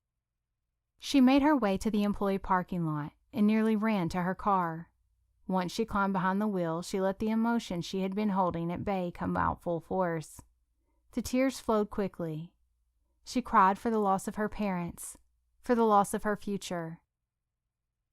She cried that even though she might want to just the teeniest bit, She knew she couldn't open herself up to the possibility of anything happening with Russell.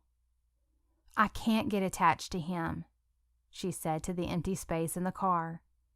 "I can't let him get to me." Then she sobbed a loud, uncontrollable sob. When she caught her breath, she barely whispered, "I can't lose someone else." Chapter 19. Paige had just finished loading the dishwasher and wiping down the counter when her cell phone rang.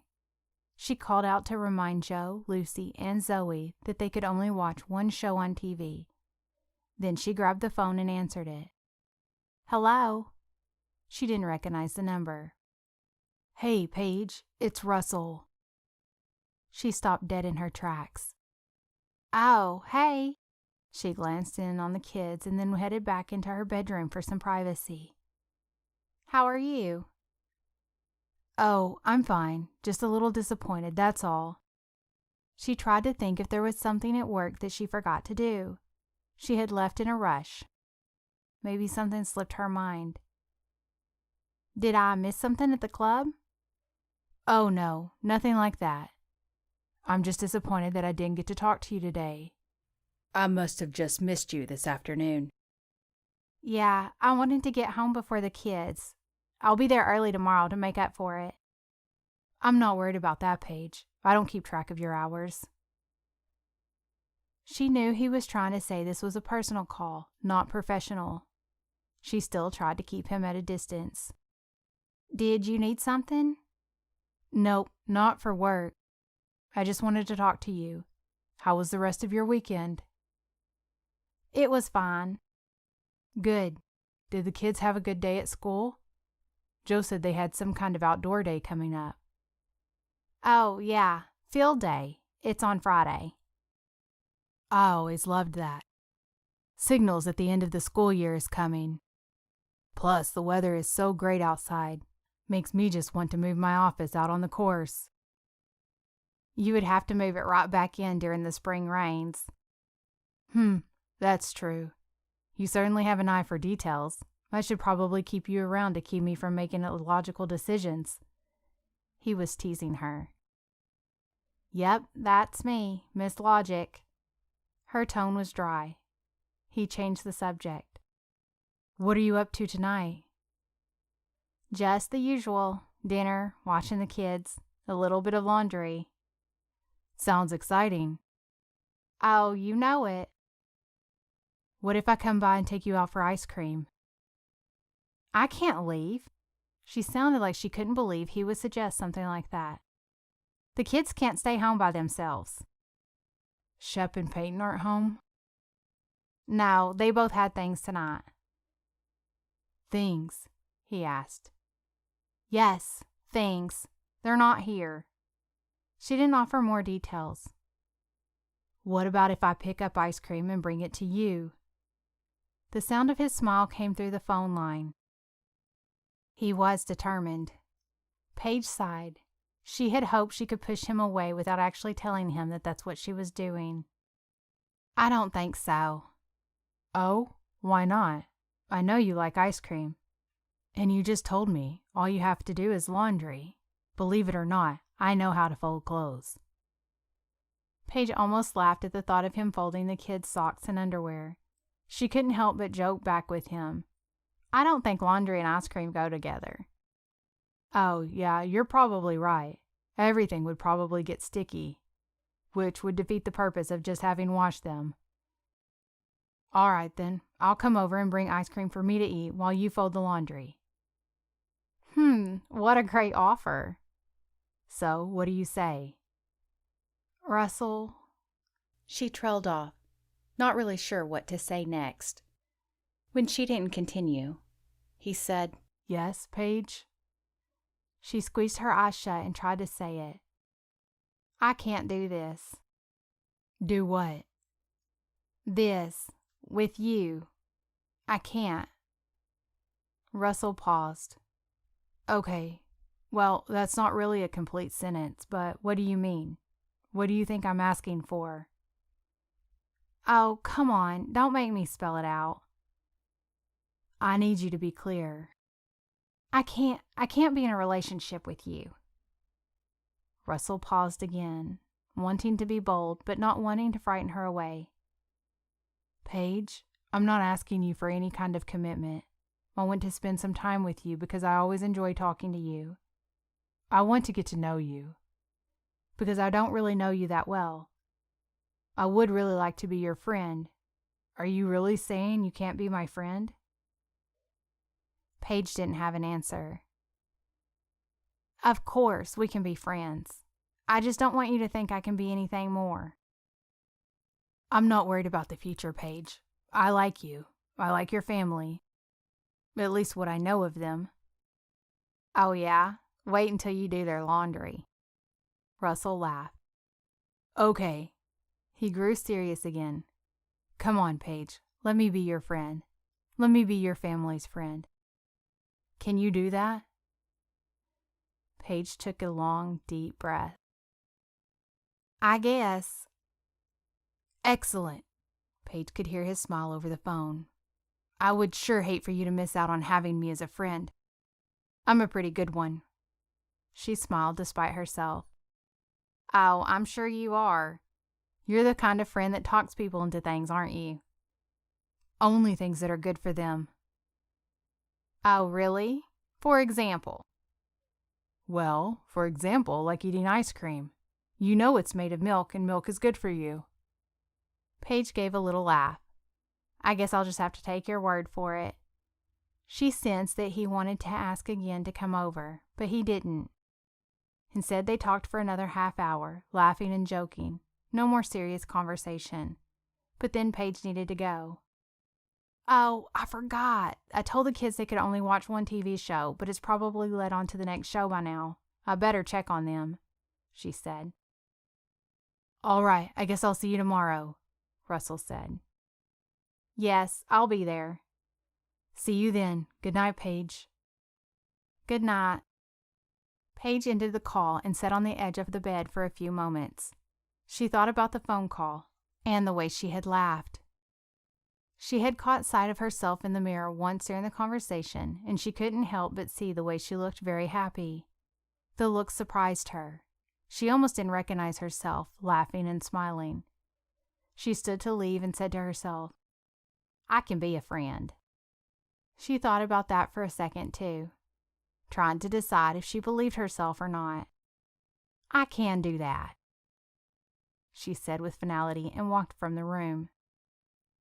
Back in the living room, Peyton had come home and joined the younger kids on the couch. Oh, hey, you're home early, Paige said. Yeah. I was supposed to meet my group for our group presentation that's due next week, but everybody bailed.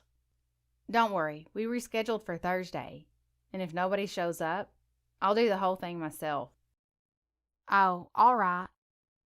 Did you eat? There's still some leftovers in the fridge. Good, I'm starving. Peyton stood and the two walked to the kitchen. Paige realized that she was still letting the kids watch TV. I know I let you go past your time already. When this episode is over, turn it off. Got it? The three mumbled in answer. In the kitchen, Peyton had already found the leftover dish and was reheating it in the microwave. Hey, Paige, have you ever thought about doing freezer meals? What, like frozen dinners from the store?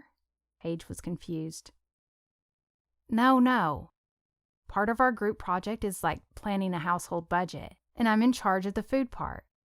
So I was looking online about ways to save money on food, and I came across this blog about having a big cooking day, where you plan all your meals for the month, or maybe just the week. And then you put them in the freezer. Then every night you just pull something out and stick it in the oven. Oh, really? Yeah. So I was thinking we should do that, Peyton said. We should? Paige put plenty of emphasis on the we part. Yeah, it could be fun. You and I could do it together, and even Zoe could help. And then dinner would be super easy for you. I'll look into that. So you just do all the cooking at once. Yeah. Peyton sounded so excited about the idea. And then you have the rest of the month free. Paige looked at her sister. And what would I do with all that free time? Well, sometimes you might have to work late, and then I could just put something in the oven. I mean, even Shep could do that. And it could just give you some downtime. Mm-hmm. And you know, Peyton tried to sound nonchalant, if there's anybody you want to spend some extra time with, it might free you up for that too. Like who? Like, maybe a cute country club manager? Peyton gave a sly grin. Mm-hmm. I knew there had to be some ulterior motive. Ulterior motive? What are you talking about? How is this an ulterior motive for me if you're the one who gets to spend time with a guy? I'm not sure, but it still feels like it. Peyton smiled. That's just because you're not used to letting anybody do anything nice for you. Paige knew her sister was half joking, but the statement hit her hard. Was that true? Did she really not let anybody do anything nice for her? She walked over and gave Peyton a quick hug. Okay, send me their website and I'll look into it. And we'll give it a try. Yay! Peyton clapped her hands together. Okay, Miss Cheerleader. Oh, I think I hear the end of that TV show. I've got to get them away from the screen. We'll talk more later. Paige hurried off to check on the kids, but Peyton's words stayed with her more than Peyton must have thought they would. Had she really become so self-sufficient that people needed to beg to help her? Paige wasn't sure if it was true, but she determined in her mind to start paying attention and find out. Chapter 20. Tuesday morning, Paige walked into the restaurant at 6:30. She had laid out breakfast for everyone with specific instructions for getting ready for school, then left Peyton in charge until the bus came. She needed to make up some time from the day before, but she also had plenty to do. She wanted to have everything ready for the meeting that afternoon before she had to go to the lunch meeting for the management team. She no longer wore her waitressing outfit to work, and today she wore a light purple collared shirt and a pair of khaki dress pants with gray flats. As usual, she wore her hair back in a high ponytail to keep it out of her way. She entered the restaurant through the back door. She had her own key now, so she could come and go early or late. Once inside, she was headed straight to start the coffee maker when she noticed that the light in the dining room was on. She glanced at the counter and saw that the coffee maker was also on.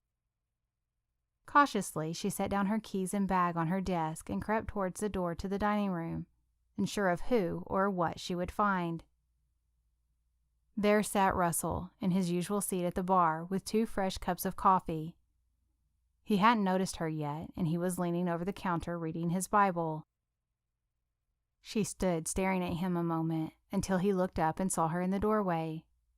"Good morning," he smiled. "I've got coffee." She started to walk over to the counter and reached out for the mug he offered her. "Nope, not on that side. Come around here and sit." He patted the stool next to him. She hesitated, but gave in and walked around and took a seat. The coffee was the perfect temperature. How did you know what time I'd be here? I didn't. I just got here at 6 since I was pretty sure you wouldn't be here before that. And this is something a friend does? Oh, absolutely. A friend can get to work early and make coffee for a friend. I didn't know you knew how to make coffee back there. I asked Shannon about the procedure when I was here yesterday. You never know when a skill like that can come in handy. Mm-hmm. Paige sipped her coffee and tried to think of what to say next. So, busy day today. Russell beat her to it. Actually, yes. I've still got to finalize some menus for upcoming events, then the management meeting at lunch, and the meeting this afternoon with James and Trent. So yes, it should be pretty full. You? Yep, pretty much the same. I have to go to those meetings too. Right. But I like busy days. Makes me feel productive. Plus, the day goes by quickly too. I hate just sitting around in my office watching the clock. He leaned his elbows on the counter and bumped the Bible. When he noticed it there, he closed it and moved it to the side. "What are you reading?" She gestured towards the book. "Oh, a few Psalms. I like to pray through them to start my day." "Oh, that's nice." Paige didn't say more. "Do you read much? The Bible, I mean," Russell asked. Paige seemed uncomfortable. "Not really. I mean, I believe it, and we go to church and hear it. I just don't have a lot of time for it." "I can understand that. I used to feel the same way." Russell spoke gently. "But I've realized that I really do have time. I just have to be intentional about it. And when I make the time, it's really life-giving for me. I feel more ready for the day when I've spent some time in the Word." Paige stared at her coffee mug. She had always gone to church. Her parents had taken her since she was an infant. But she hadn't really known people her own age who spent time reading the Bible every day. Sure, in high school, the youth pastor had always told them they should. But most of her friends didn't, and she had never wanted to find the time for it. And after her parents' death, she didn't really see the point. Of course, she wanted to go to heaven, but in the meantime, she was mostly concerned with getting done what she needed to do every day. Russell interrupted her thoughts. "Do you have a Bible?" he asked. "Oh, of course. My parents bought it for me in high school." She smiled as she thought. "I think it's a neon pink teen study Bible." "Oh, so you like pink, huh?" "Not so much now, but back then, yes. I was all about bright colors." "Oh, yeah? So what were you like in high school? A cheerleader?" "Oh, no, not at all. Peyton is the cheerleader." "An athlete?" "Kind of. I played volleyball, but it was just for fun. I never wanted to play in college or anything." "So what were you involved in?" Mostly academic stuff. I was on the yearbook staff and vice president of the student council." Were you also a mathlete?" he teased. She reached out and pushed his shoulder, feigning offense. "No, I was just a regular nerd, not a super nerd." His eyes twinkled at her. "What about you, Mr. Popularity? Most likely to run a country club someday?" Russell laughed.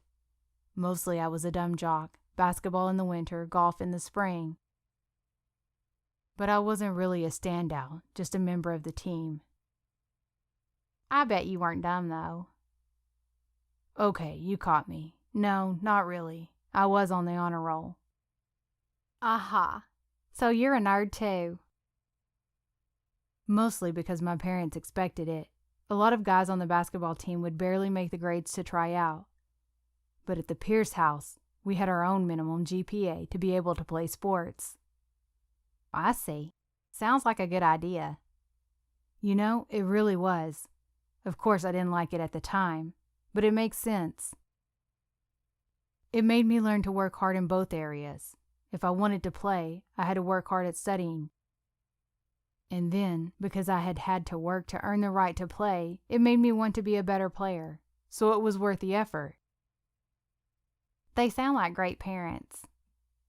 Oh yeah, I appreciate them using that as a tool. It's definitely something I want to do with my own kids someday. They both fell quiet for a minute at his mention of kids in the future. Russell broke the silence, speaking again. "Oh yeah, speaking of my parents, every year my family has this big party on Memorial Day. We started it when my brothers and I were little to celebrate the end of the school year and the official start of summer. Anyway, my parents still do it and invite all of us and neighbors and friends from church. And I wanted to invite you and your family." "Oh, well, that sounds nice. I'll have to see." Russell didn't give her the opportunity to say no or make an excuse. "You can bring everybody, or if the older kids have something, just bring whoever can come. You don't already have plans, do you?" "Well, no, we don't." Great. Then you'll come? Okay, sure. Paige racked through her brain, thinking if this could work. She decided that she would think about it later. She slid down off her stool.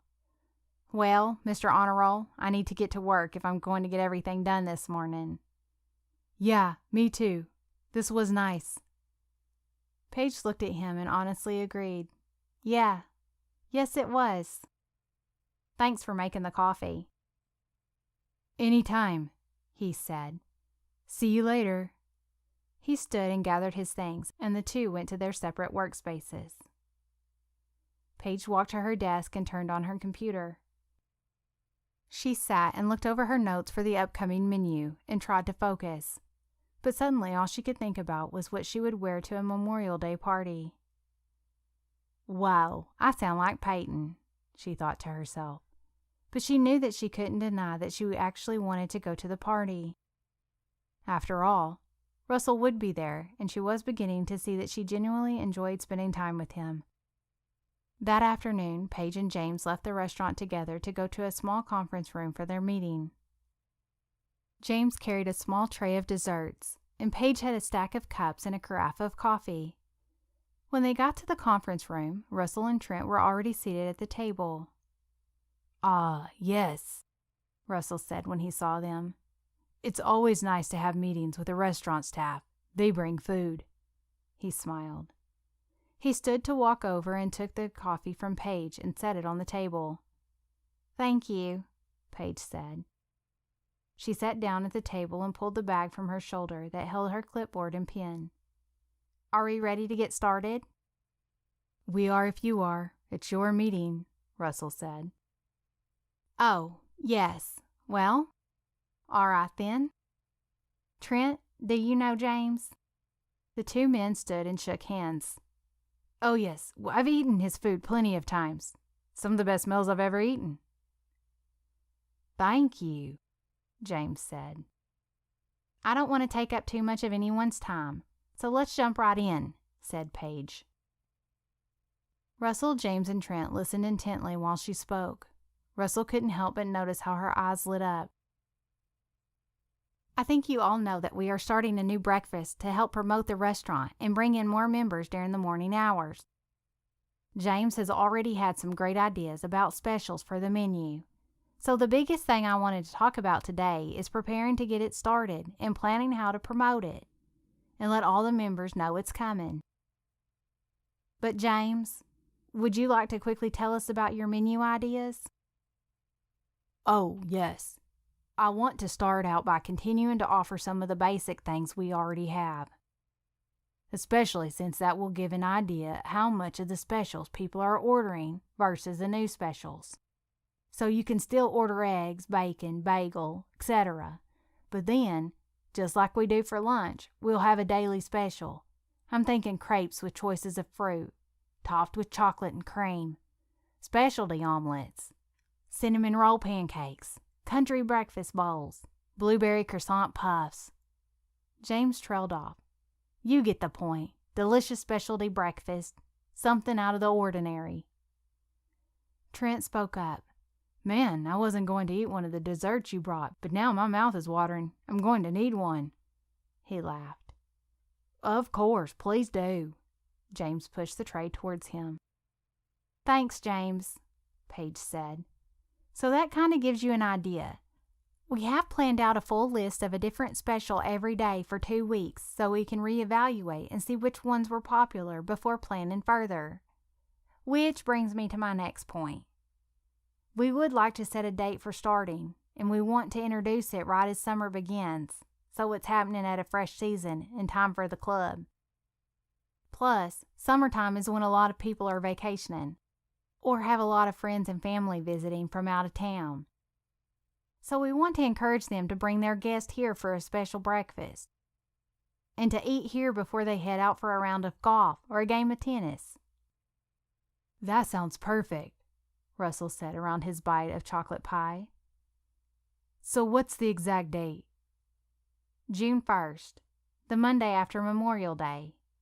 She smiled, both at the excitement of starting the breakfast specials and the fact that she had something to look forward to on Memorial Day. So that's just 3 weeks from yesterday, right? Russell asked. Yes. That gives us time to plan the menus and add everything to our upcoming order list. Okay, and Trent, how would that look for you? Russell looked at him, and they all chuckled as they waited for him to finish the bite he was chewing. That should be fine. The member newsletter goes out 2 weeks from today, so I'll still have time to add that promotion, and we can put out signs as early as next week. That will be perfect. I would like to do signs for the tables in the restaurant, said Paige. Okay, that's no problem, Trent said and made a note on his pad. But I'm totally drawing a blank on what to say in the promotions. Someone suggested, make all your mornings special with our new breakfast. She grinned at Russell, but I'm not sure how to capture what we're trying to say. Trent stared at his pad thinking, He drew something on the page. What if we start promoting it as a summer special? Saying it's available for a limited time. Because, let's be honest, if it doesn't work out, it'll go away, right? And then if it works, we can promote it again, backed by popular demand. Or, here to stay by popular demand. Paige thought about this and looked at Russell. Well, it's my hope that we will keep it. So is it dishonest to promote it that way? Russell looked thoughtful for a moment. We did say we would start this on a trial basis, right? Right, Paige said. Okay, so let's officially say that we're offering breakfast specials during the summer months, June through August, and then we will reevaluate at that time. Does that seem fair? Yes, I think so, Paige nodded, feeling comfortable with that decision. That gave her a deadline for giving it a try. So, I think we are safe to say breakfast specials available for a limited time, and if we see that they are popular and people will still want to order them, we can make a new decision at that point, Russell concluded. Okay, cool, Trent said. Then I think I should be able to make the promo materials very summery, bright colors, and call them New Summer Breakfast Specials. James, if you can pick 1 or 2 of the specials that might be the most visually appealing, maybe something with some of the summer fruits like blueberries or strawberries, I can work those into the graphic. Then, all we need to do is add the starting date and a note of what time breakfast is served, and I think we'll have something good. Sounds great, Paige said. And it will work for posters, signs on the table, and a note in the newsletter. I can even add a banner on the website, too. Oh, thank you. That's a great idea. Trent, can you send the graphic to all of us once you've got it designed? I would love to see it, Russell said. Oh, sure. I should have it done by tomorrow or Thursday. That way we can make any necessary changes and send it to the printer by Friday. Then we should have posters and table signs by Tuesday or Wednesday. That's perfect. Thanks for your help, said Russell. Yes, thank you, Trent, Paige added. All right. Are there any other details I'm not thinking of? She asked. Will you need to do any additional training for your servers? And will you need to bring in more servers for breakfast to cover the larger number of members that we hope will be coming in? Russell wondered. Yes and yes. I've already spoken to some of our current staff to see if any of them might be available to add working breakfast to their schedule. The good news is, most of them have more availability in the summer. Plus, we are already hiring and training new people in the summer. So if we need to add more breakfast, then it shouldn't be a problem. As far as training, our current staff already deals with lunch and dinner specials, so this won't be a big change for them. But I have developed a summer contest for them. As an incentive to push the new specials, we will have a server scoreboard.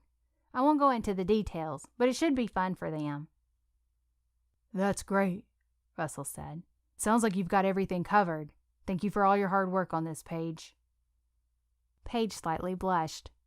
Of course, I'm excited to see how it goes. Their eyes met, and she could see that he was impressed with what she had done. Well, all right, that's it then.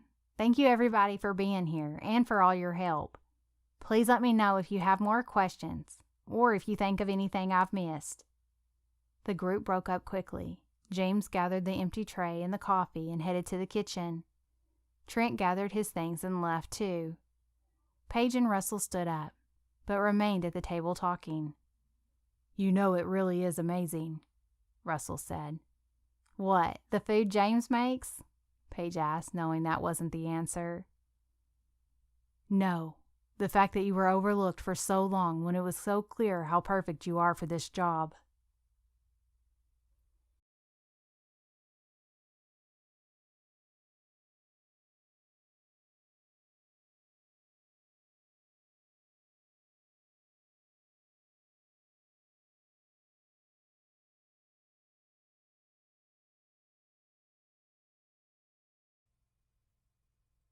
Chapter 21. "Peyton, Shep, are you guys coming?"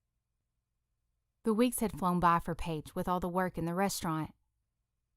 She couldn't believe it, but she felt like she had blinked and it was Memorial Day weekend. Now the younger kids were loaded in the van, and she was just waiting for her teenage siblings. Dressed in khaki shorts, with a teal sleeveless top and brown strappy sandals, she checked the contents of the back of the van one last time to make sure they had everything. She brought changes of clothes and beach towels for the kids, in case they got wet or dirty, and sunscreen for everybody. She also had a few fold-out chairs just in case. She had asked Russell if she could bring anything, and he continued to insist that she didn't need to. Finally, he broke down and told her that his mom said if she really wanted to bring something, she could make a dessert. So she had put together a 4-layer dessert with a pie crust, chocolate pudding, cake, and whipped cream. Finally, Peyton and Shep came out and climbed into the van.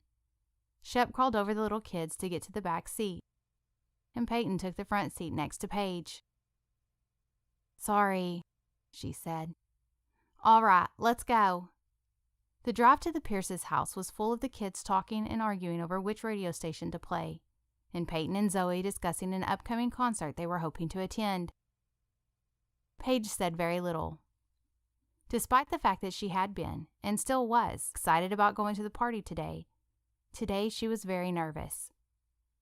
She kept trying to remind herself that she and Russell were just friends, and that she had been invited to his family's house as a friend.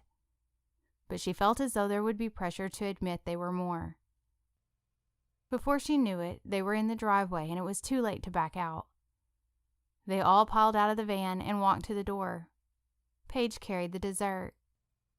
Just before she knocked, she reminded them all to be polite and asked the kids not to be too loud. Then she turned and raised her hand to knock, but just then the door opened. "Hello!" Gladys opened the door and welcomed them. Come in, come in. We're so glad you could join us today." "Oh, Paige, this looks delicious." "Oh, thank you." "Now, remind me of everyone's names again," she said. Paige pointed to each one in turn. "Peyton, Shep, Zoe, Joe, and Lucy." Each of them smiled politely as they had been told. "Peyton, Shep, Zoe, Joe, and Lucy," Gladys repeated. "I'll do my best to remember." "All right, here, let me take that." She reached out for the dish and took it. "And please, feel free to make yourselves at home. Let's walk through here and I'll introduce you." The group followed Gladys from the foyer into the living room. Several people were gathered around, sitting on the chairs and couches, and more people were outside in the yard. All in all, there were about 50 people gathered. The sound of all the voices talking at once blended into a loud hum throughout the house. "Paige, this is my daughter-in-law, Carrie. She's my son, Jack's wife. Carrie, this is Paige. She's a friend of Russell's who manages the restaurant at the club." "Oh, yes, hi. Nice to meet you." Carrie stood and reached for Paige's hand. "And these are her siblings." Gladys looked excited to practice her newly memorized names. "Peyton, Shep, Zoe, Joe, and Lucy," she pointed. "Nice to meet y'all. I need to take this dessert that Paige made and set it in the kitchen. Will you show Paige around and introduce her? And show the kids where they can play?" "Of course." Thanks, Carrie. Paige, we'll catch up later, all right? Sure, sounds good. Paige turned back and tried not to look too uncomfortable. I can show you around, but you guys, she looked at Joe and Lucy, are welcome to go outside and play with the kids. Right through that door. The twins looked up at Paige, waiting for permission. It's all right, you can go. Just behave, she told them. That was all they needed to hear, and they were off. Carrie looked at the rest of them. There are some pre-lunch snacks outside, too, and water and lemonade in the kitchen. Please make yourselves at home. Thank you. Peyton was the first to speak up. Want to go get something to eat? She asked Zoe. The younger girl nodded, and they walked off with Shep following them.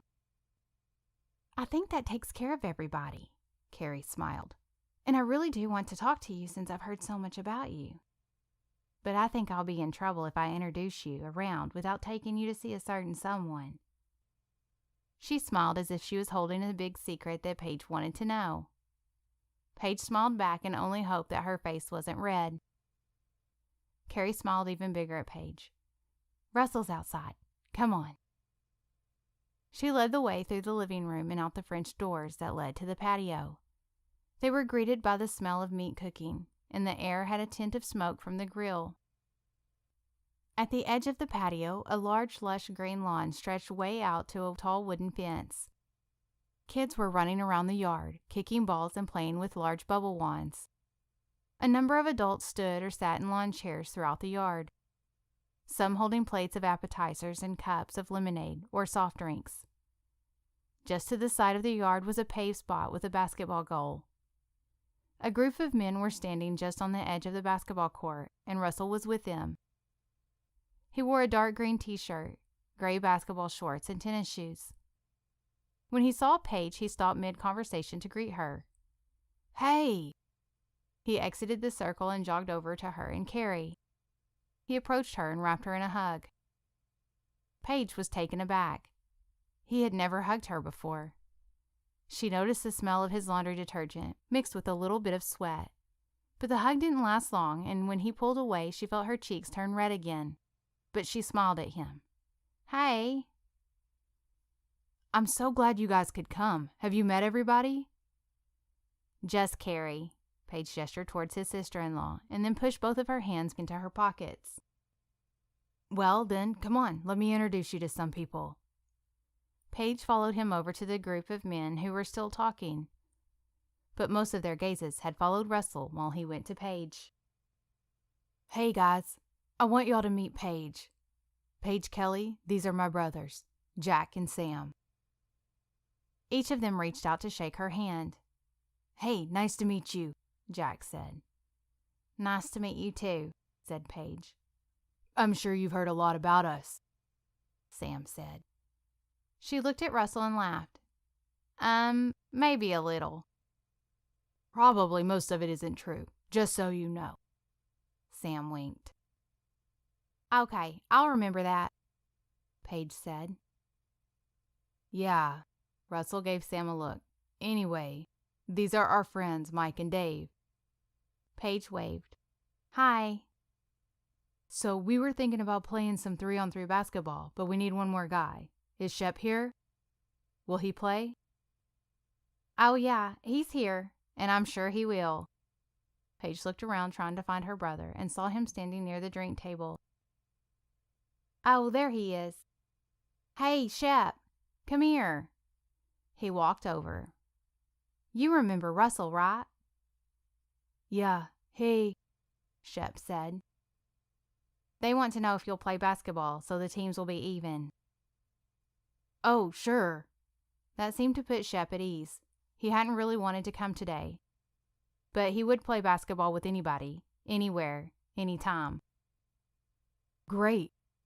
Russell did some quick introductions of all the guys, and then they started off the court to pick teams.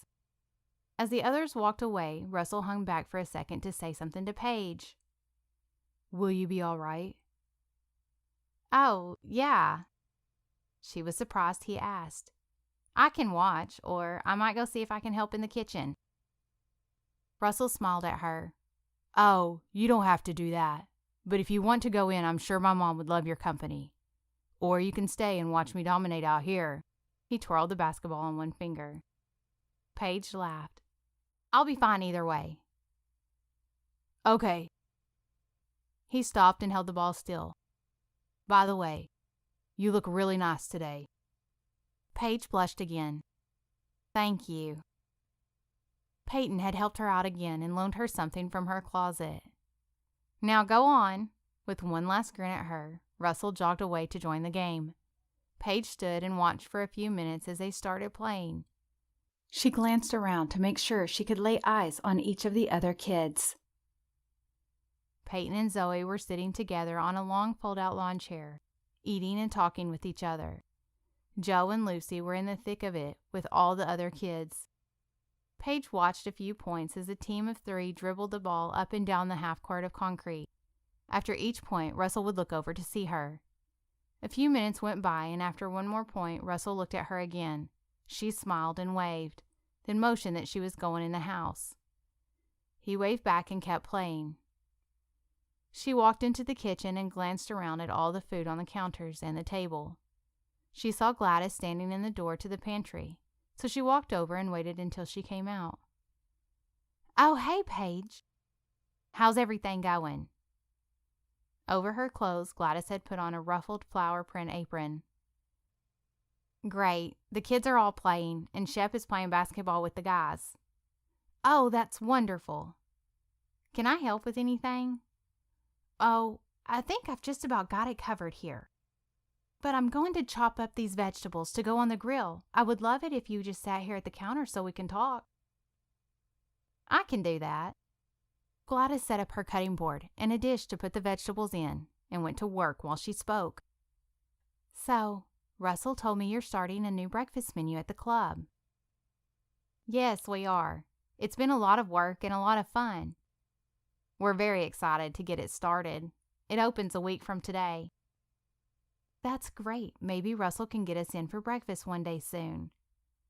Oh, yes. You'll have to come by and let me know what you think. Of course. So how has the transition been for you, working as the manager? Paige had to think for a minute. You know, it's really been good. I thought it would feel really different.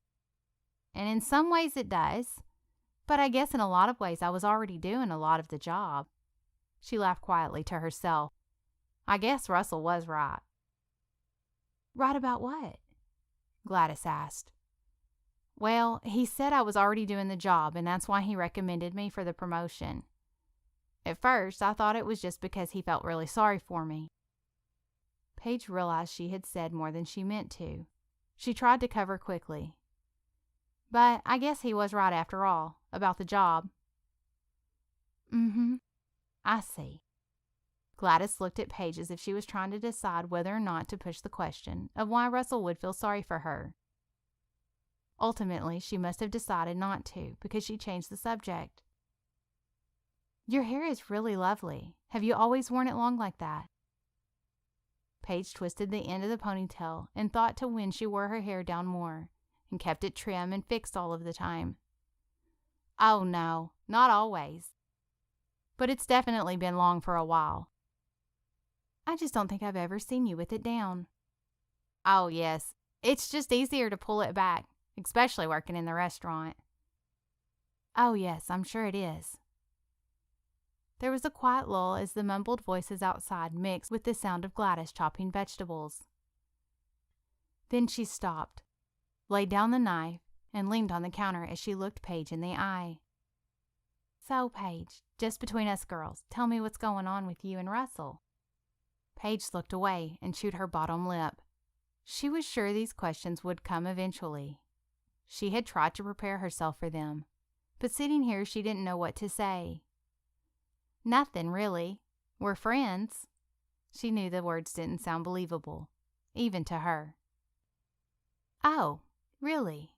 Gladys gave her a look only a mother can give. Paige felt like a child without an answer to an adult's question, so she shrugged her shoulders. Yes, was all she could say. Well, if that's true, then it's really too bad, because I like you." She winked at Paige and excused herself to take the vegetables out to Jim at the grill. Paige sat at the counter in the quiet.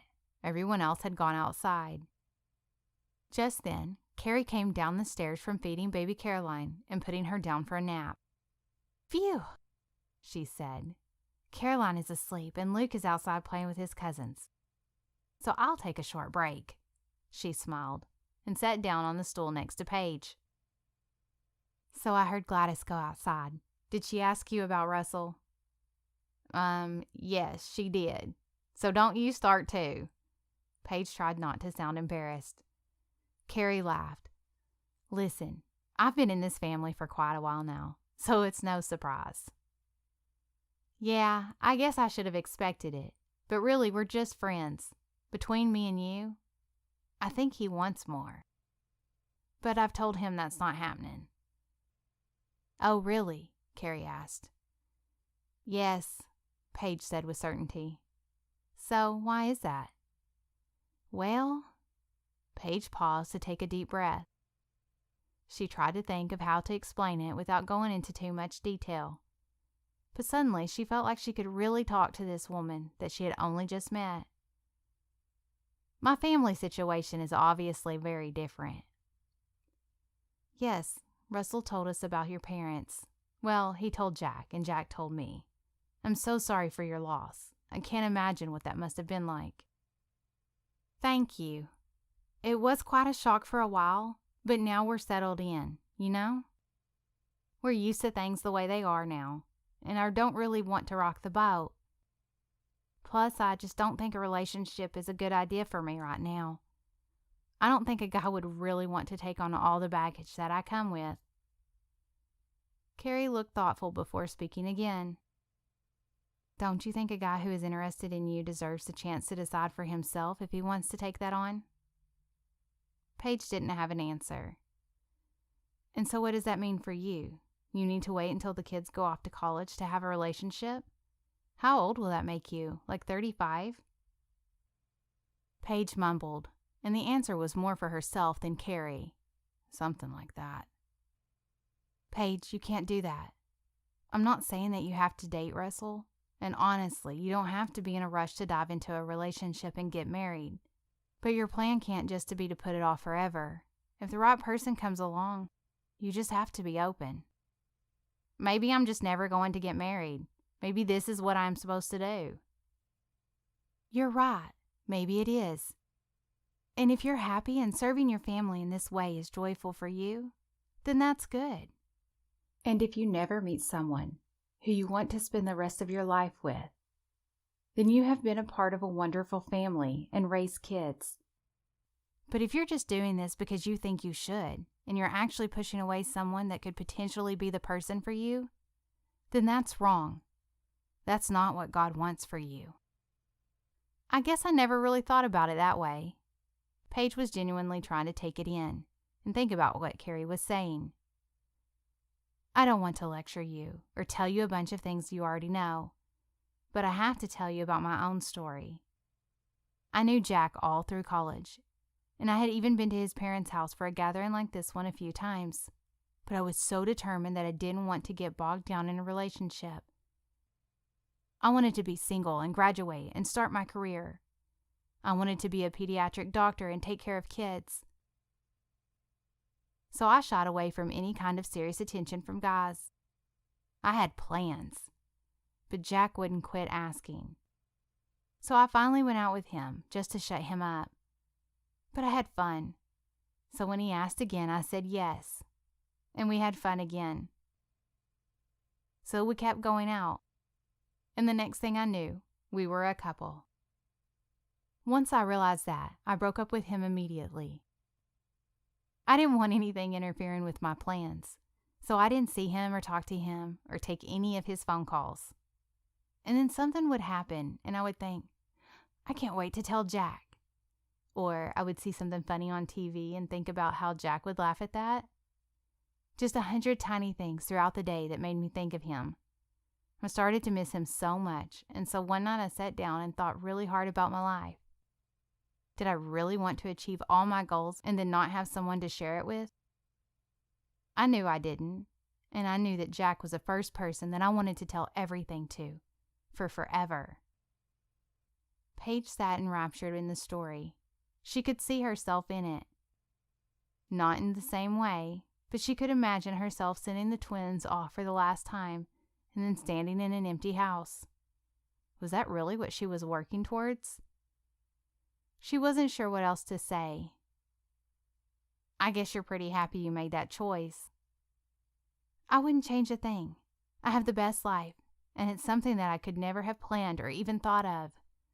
God had a plan and a purpose for me, and this is it. And He had the perfect partner for me in Jack. I'm so glad I get to spend my life with him. And this family. I'll tell you this about the Pierces. Yes, they're loud and fun and goofy, and all up in your business. So they're going to ask you questions you don't want to answer. But they're also the real deal. Real people who really love each other and take care of each other. And they take care of other people too. Yes, I think I can see that. I'm not telling you what to do, even though after being around them for so long, I have a little bit of Pierce in me, and I would really like to tell you that Russell is a great catch. And you better grab him up before someone else does. But really, I just hope you will think about what you want. Sometimes you just have to open yourself up to a possibility to see what will happen. Thanks for telling me your story. I promise I'll think about what you said. Paige smiled. Good, because seriously, Russell is a great catch. Carrie winked at her. Just kidding. Come on, let's move outside and see what's going on. The two stood and walked out the door together. Someone had turned on a sprinkler and the kids were running around getting soaked in the yard. Paige caught sight of Joe and Lucy and was glad she had brought them a change of clothes. The basketball game had wrapped up and Jack walked over to his wife and gave her a big hug, rubbing his sweaty face on her cheek. Ew! Carrie squealed, but it was a playful squeal and she kissed her husband. So, who won? We did, all the men said. Russell walked over and stood next to Paige. I scored the winning goal. Psst, whatever. Sam spoke loudly. More like you got lucky with a granny shot. Russell playfully pushed his brother. You're just jealous. Hey, Dad, is it time to eat yet? Jim Pierce stood by the grill and held up his hand with 5 fingers spread out. Jack, Sam, and Russell all 3 put 2 fingers in their mouth and whistled loudly. All the kids stopped running, and all the adults stopped talking to listen up. 5 minutes to lunch, the brothers shouted in unison. At that announcement, parents went to gather kids to wash their hands and faces, and everyone began to set up chairs where they would eat. Russell spoke to Paige. I'll get Joe and Lucy, and then we'll set up chairs by the fence. Is that all right? Paige was taken aback at his instruction. Oh, okay, sure, sounds good. Be right back. As she watched him walk away, she thought about Carrie's words. Don't you think a guy who is interested in you deserves the chance to decide for himself if he wants to take that on? Is that what he's doing? She wondered. Is he trying to show me that he can handle the family part? Do you want me to help get the kids food? Peyton interrupted her thought. No, I think I've got it. Russell's getting them now, Paige said. Peyton gave her a questioning look. You two can get your own food, and you can sit with us if you want, or not, whatever you want to do. Shep walked up to join them, but Peyton spoke. Come on, Shep, Zoe. Let's eat over at the tables and leave Paige and her friend alone. She smiled as the 3 of them walked away. Paige started to call after them to tell them to come back and to absolutely not leave her alone. But Jim stood near the door and raised his hand. It seemed to be the signal for everyone to quiet down. As everyone took notice of him standing there, the adults stopped talking and did their best to quiet the children. Gladys came out to stand next to her husband, and the 2 of them joined hands. Everyone, let's pray, Jim said. All across the yard, couples joined hands and held kids. Jim waited while everyone settled in. Joe and Lucy ran to Paige and huddled close. Russell was shortly behind them and walked over and stood beside Paige. As everyone bowed their heads and closed their eyes, he put his arm around her and rested his hand on her shoulder. It was already quiet enough to hear a pin drop, but now all Paige could hear was the sound of her heart beating. She stood perfectly still and tried not to breathe loudly. "Dear Jesus," Jim prayed, "thank you for the gift of so many friends and family members that are here with us today. Thank you for this beautiful day and for the chance to celebrate and fellowship together. Thank you for the food you have provided. I pray that you will bless the food to nourish our bodies, and may our time together be glorifying to you. May we walk in a manner worthy of the gospel of Jesus Christ. In his name we pray. Amen." The sound of amens echoed across the yard. Russell dropped his hand from Paige's shoulder just before everyone opened their eyes. Jim's voice boomed. "All right, everybody, let's eat." All the voices started back up as kids started running around and parents gave instructions. Gladys began trying to point everyone to the starting point of a food line. "Come on, let's get some food." Russell led the way for Paige, Joe, and Lucy as they headed into the kitchen and began to maneuver the line. Paige followed a few steps behind and couldn't help but watch Russell as he helped the kids start to fill their plates while balancing his own. She knew if she didn't watch herself, she would start to fall for him. And if she did, she would fall fast. Afternoon was turning to evening, and most of the crowd had left for home. All of the Pierce family members still remained, and the kids were running around the backyard catching fireflies in big glass jars.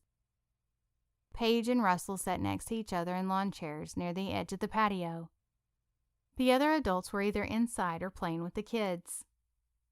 "I feel like I should go help your mom clean up," Paige said. "Oh, she wouldn't let you anyway."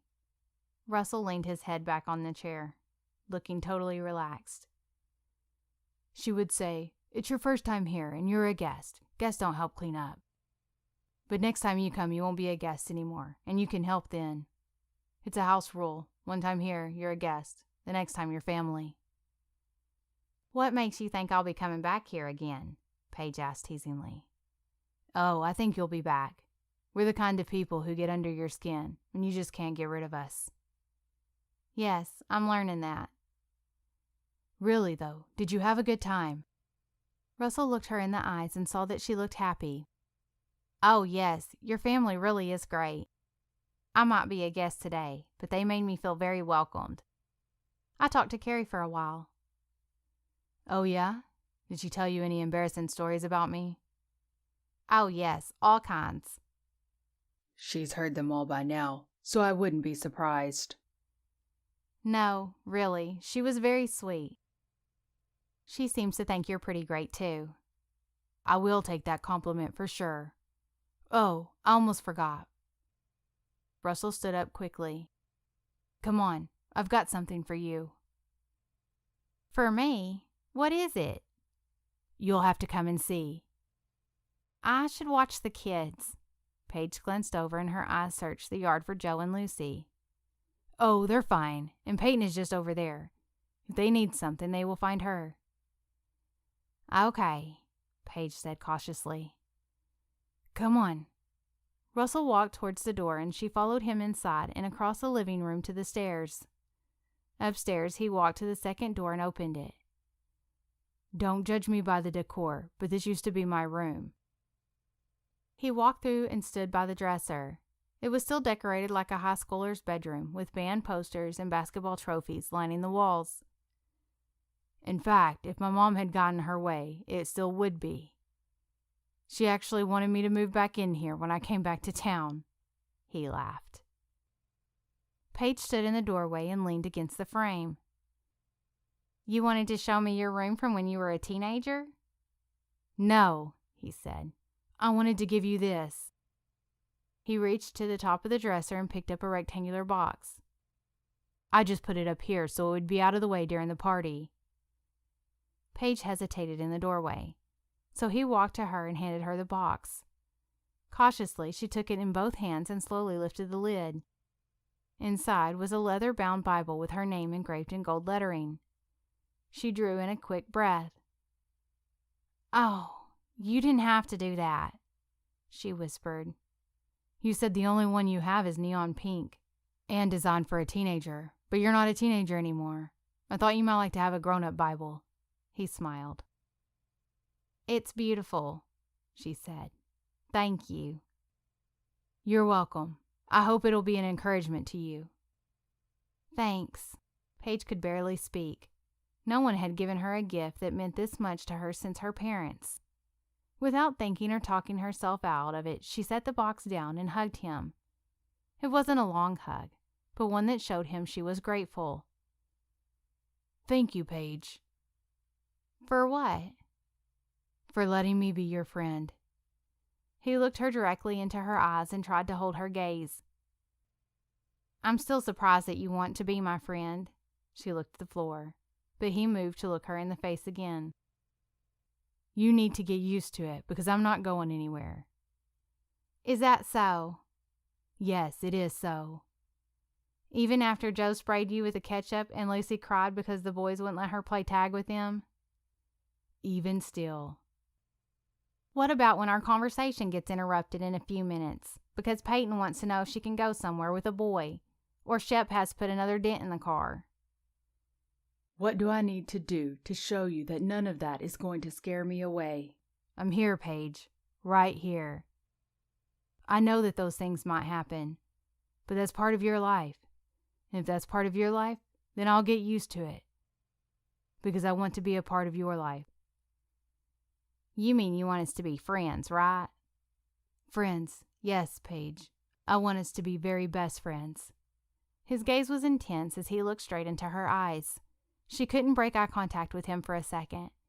He seemed so serious, so unwavering that she couldn't argue. "I think I might be okay with that," she finally said. He smiled at her. "Okay, good." She smiled back. Russell took a deep breath and smiled at her. "All right, I'm going to ask you something now, and your first response is going to be to say no. But fight that urge just for a second and try to say yes." I'll see what I can do," Paige teased him. "I'll take that." He took a deep breath and paused for effect, then he said, "Paige, will you please go to dinner with me on Friday night?" She paused too, squinting her eyes and pretending to fight an urge in her mind. Then she finally looked at him and said, "Okay." "Well, it's not a yes, but I'll take that too," he smiled. She smiled back. She picked up the Bible and closed the box, and then walked back down the hall. He watched her go and let her get a head start on him down the stairs.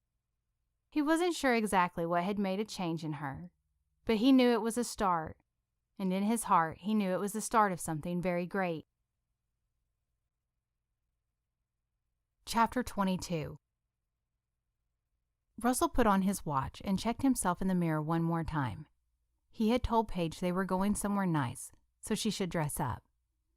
He wore dark khaki dress pants, a blue striped collared shirt, and a gray blazer. As he went to pick up his keys, his phone rang. "Hey, Mom," he answered. "Hi, Russell. How are you?"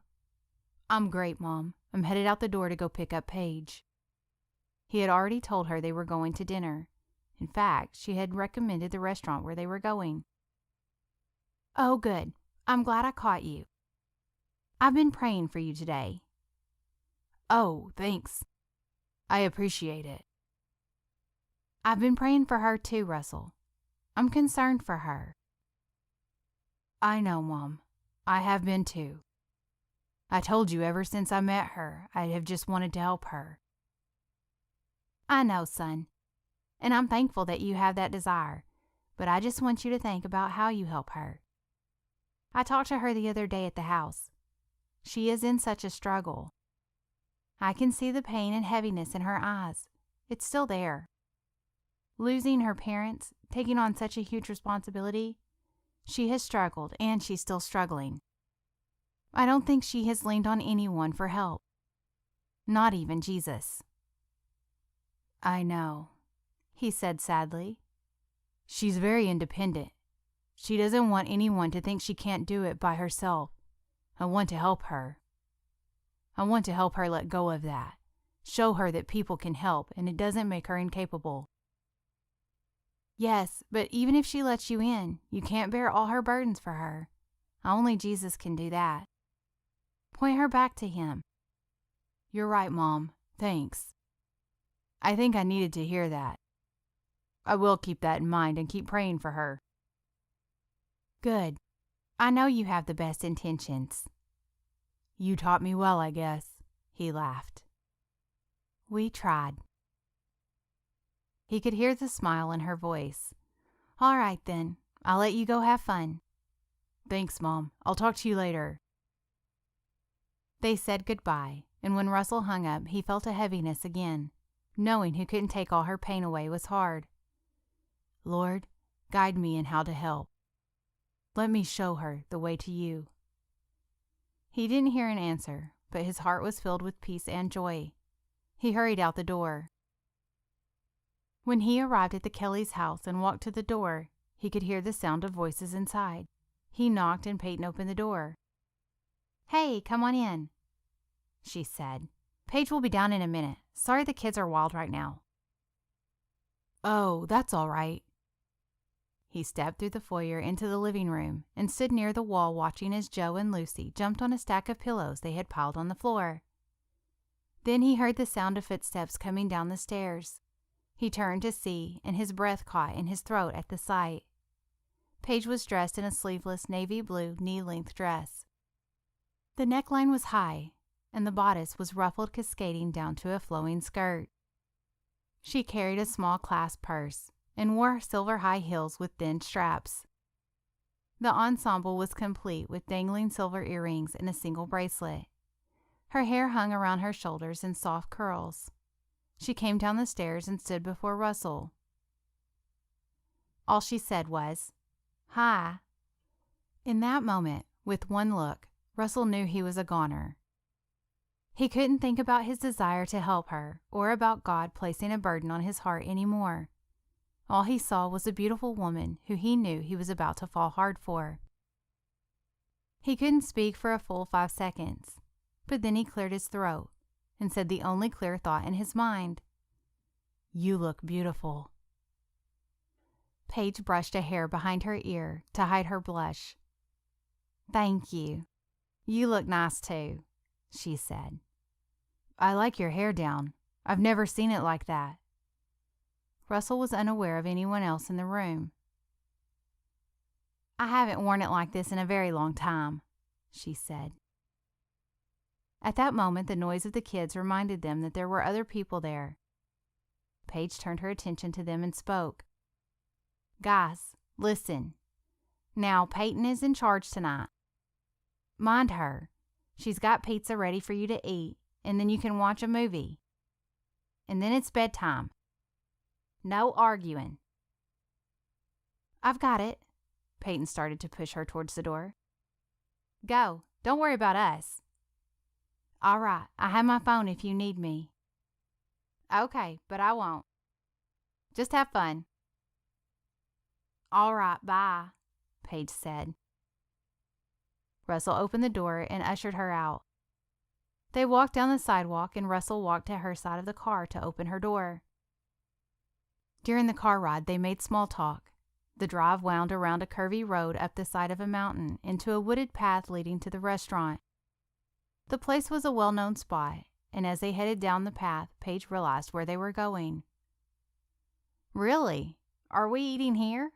She was surprised. "Yep, I told you I wanted to take you someplace nice." Russell smiled at her shock. "I know, but I didn't expect this." Russell pulled into the circle drive in front of the restaurant, known as The View. It was the fanciest restaurant in town. A valet opened Paige's door for her to step out. Russell handed over the keys and walked around to join Paige. He spoke as they walked toward the door. "I just want you to relax and enjoy dinner. No kids, no cleanup, no stress." She smiled and seemed a little nervous. "I'll try." They entered the restaurant and the hostess seated them immediately, since Russell had made a reservation. They were led through the dining room out to the covered deck and seated at a table near the railing. Their view overlooked the ridge below the mountain, and the breathtaking sunset served as a backdrop. "Well, what do you think?" Russell asked as they took their seats. "It's amazing," Paige nearly whispered. "I'm glad you like it. The food is also supposed to be spectacular, so I hope you're hungry." Paige smiled and started to look at her menu. She had only started scanning when Russell said, "Order whatever you want, and I insist we get an appetizer and dessert. I plan to leave here totally stuffed." Paige giggled. Her nerves were beginning to fall away as she let herself relax and enjoying the company of the man she was finally calling her friend. She didn't know what was coming, but for once she chose not to worry about it and just have a good time. They chatted as they ate the bread the server brought to the table and ordered a crab cake appetizer.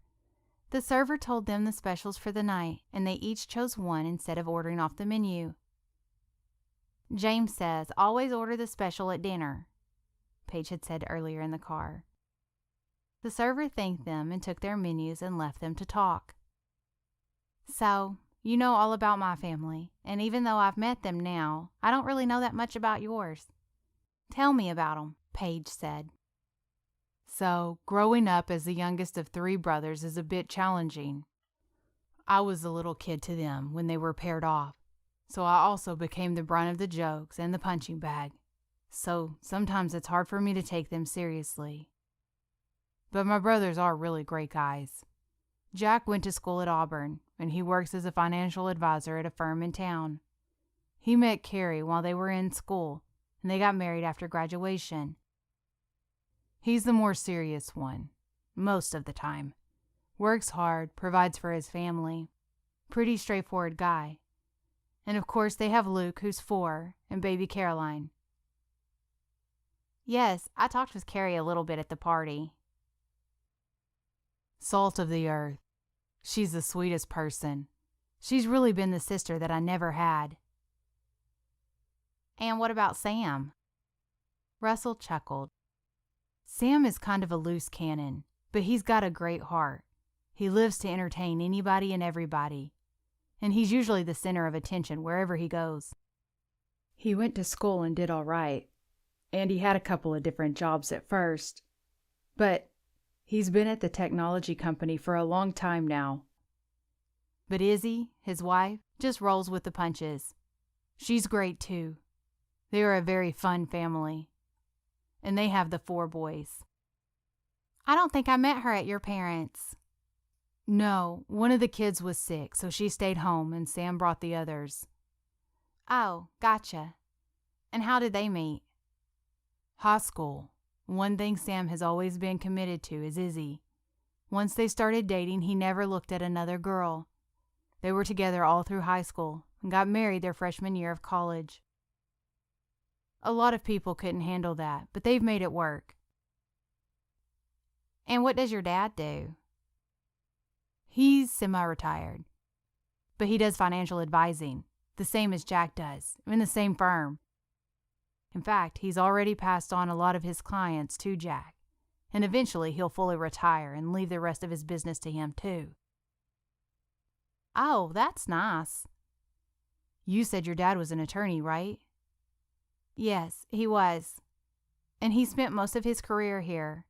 After he graduated from law school, he started out in a big firm in the bigger city. But he and my mom decided they wanted a small town life, so they moved here and stayed." Did your mom work? "She did when they were first married, but after I was born, she stayed home. She was the center of the family, you know. Always there, doing work, but just taking care of everybody. Plus, she was involved with the church and always hosting events and having people over to the house. I guess she was kind of like your mom. Maybe a little more in the background. She didn't like to be in front very much. But she definitely cared for people, the way your mom does." The food arrived and there was a pause in their conversation. "Can I get you anything else?" the server asked. I think we're fine. "Thank you," Russell said. When she walked away, he asked, "Should we pray?" "Oh, yes, all right," Paige said. To Russell, it seemed the most natural thing in the world to reach out and take her hand as he closed his eyes and bowed his head. "Dear Father, thank you for tonight. Thank you for this time to spend together. Please bless this food and bless our conversation tonight. Amen." When he looked up, he saw that Paige's eyes were open and locked on their hands touching. He thought that if he didn't need his hand to eat, he would have kept holding her hand all night. But she released it as soon as he finished praying and tucked it in her lap. For a moment they ate in silence as they both took their first bites. Russell broke the silence. "Tell me about when you went to college." "Well, it was very short. I only made it through half of the fall semester. But it was great. I really loved it. They try to encourage freshmen to take basic classes their first semester, like math, history, and things like that. But I didn't listen to that at all. I took several classes in my major and just jumped right into it. I figured I had to take the basic classes anyway, and so I would at some point. But I wanted to find out right away if I was really going to like my major." "And did you?" "Oh, yes. I could have talked all day about room design, color coordination, fabric choices, furniture layout. Like I said, I only made it through half of the first semester, but I enjoyed the classes and projects so much." "Do you ever think about going back to school?" Russell asked. "Sometimes. Maybe someday I will, but right now it's just not possible." "Did you ever look into getting your degree online?" No, I never really thought about it. I guess I've never had the time." "I bet you could make it work, especially with a flexible schedule at work." "Yeah, maybe. But I really like what I'm doing now, and my plate's pretty full with the restaurant and all the events that we have going on right now. But who knows, maybe someday." Russell didn't push the point. "Were you involved with any other activities in college? A sorority or sports?" "No, nothing like that. I kind of thought I would focus on my studies the first semester, and then the second semester I would try to get more involved. But obviously that didn't happen. What about you? What was your college experience like?" "I was a business major, so I took a lot of general business classes. Pretty boring stuff. Nothing exciting like fabric color arrangement." He smiled. "But it interested me. So it was good. I kept up with my work, but I was always hanging out with friends or going to a football game, or basketball, or baseball, or something. We found stuff to keep us busy all the time. I wouldn't go back now, but it really was the time of my life." "That sounds fun. Do you keep up with friends from college?" A few. We're spread around the country, and nobody grew up in town. But we try to get all of us together once or twice a year." "That's nice." "So you say maybe someday for a lot of things. And I know you like working in the restaurant, especially now that you get to run the place. But what do you see yourself doing in the future? Say 5 years down the road." Paige took in a deep breath and blew it out. "I don't know, really. I guess I kind of feel like I put my life on hold.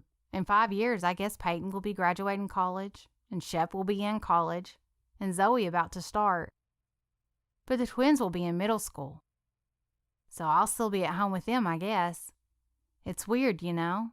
If I had stayed in school, I would be graduating this year. My life would just be starting off with a career, and who knows what else. But now that's not really in the picture." "But Paige, you did just start a new career. You're not a waitress anymore. You're in management at a very successful country club. Not that I want you to leave, but after working in a position like that, you will have more opportunity than you think." "I hadn't thought about that." Russell took a breath before continuing. "And as your friend, I have to tell you, I think it's time for you to stop putting your life on hold." Paige shook her head. People keep telling me that, but I just don't think anyone understands. Explain it to me. I'm all ears. I can't just run off and leave my family. They need me. If I don't do everything I do, who is going to do it? Peyton will leave for college in the fall. And Shep isn't great about watching the kids. And Zoe is still just a kid too. They still need a parent. I'm not saying you need to leave them. I'm saying you have to work to find ways to be there for them and have a life too. When was the last time you left Joe and Lucy with a friend or babysitter and had a whole day to yourself? Paige stared at him without saying a word.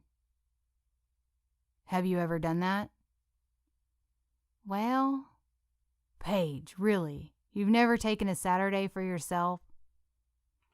sometimes if I've worked on Saturday, they've stayed with a friend, or Peyton has watched them or something. Or I've gone to run errands for a while by myself. See, that's what I mean. There's a way you could let someone watch them so you could do something for yourself. Or you could make time to study for an online class. Or, I don't know, you could go to dinner with a handsome guy who thinks you're amazing for all the things you do and the way you're totally committed to your family. I know you're right. It just takes a lot of effort, and I've never been good at thinking about it enough to plan something. I think you should start. Paige laughed. Okay, tell you what.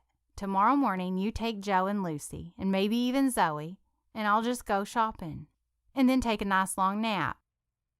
Okay, what time? She looked at him wide-eyed. Oh, I'm just kidding. I'm not. What time? You don't want to do that. I absolutely do. Paige just looked at him. Why? I want to help. I want to give you some breathing room. I want you to feel like you're not alone. Paige looked away as she blinked away the tears that were trying to surface. Paige, do you feel alone? She cleared her throat, trying to gain control of her voice. She shook her head as if she couldn't admit to the awful truth. The waiter came to the table and poured more water in their glasses. Would you like to see a dessert menu? Yes, thank you. Russell spoke somewhat abruptly, but he hoped she would leave them for a minute. When she was gone, he spoke gently. Paige, I know that your life hasn't been what you expected, and it's been hard to shoulder the burden you've carried. But you need to know that you're not alone. God has never left you alone. Oh, please don't give me the God has a plan for you speech. I've heard it. If this is his plan, then fine. I've been doing all right for the past few years. But in my opinion, this really isn't his best for me. Best would have been if my parents hadn't died. Best would have been that I finished school and started a career. Best would have been having children when I was older and married and able to do it with a husband and a dad, not alone as a single 20-year-old. He reached for her hand again. Paige, I'm so sorry. Ever since I met you, I have spent so much time thinking about you and wishing that I could fix this for you. But I can't. I can't bring your parents back, and I can't wave a magic wand and make your life easier. But I wouldn't be a good friend if I didn't tell you that this is definitely God's plan and that he has a purpose. Would you be as close to your siblings if you had been away at school for the past 4 years? She composed herself. No, I guess not. You would have missed Peyton's prom and Shep's baseball games and Zoe's cheerleading classes and Joe and Lucy's school plays. But you haven't missed any of that. You've been there for them.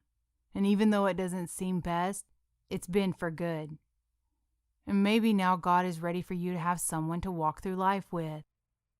She looked at him and stared into his eyes, her own eyes asking if he was saying what she thought he was. He thought about his mom's advice and wanted to push her in the right direction. But maybe he can't give you any of that until you come back to him and trust that he knows what he's doing, and that, like everybody says, he has a plan for you. Maybe, Paige said half-heartedly. Anyway, that's enough serious talk. What sounds good for dessert? Russell sighed, half disappointed that they weren't continuing the line of conversation, but half relieved that she seemed to bounce back to herself and wanted to talk about something happy. They began looking over the dessert menu. She teased him that of course he would want coffee with it, and he pointed out all the items that included chocolate. They had just about settled on 2 desserts that they could both share when Paige's phone rang. She laughed. I knew Peyton would call. I bet she can't get the twins to turn the TV off. Hey, Peyton, she answered, still laughing. Russell watched as her laughter died away and her face became ashen. She listened for a minute and then barely pulled the phone away from her face to tell him, "We have to go. Now."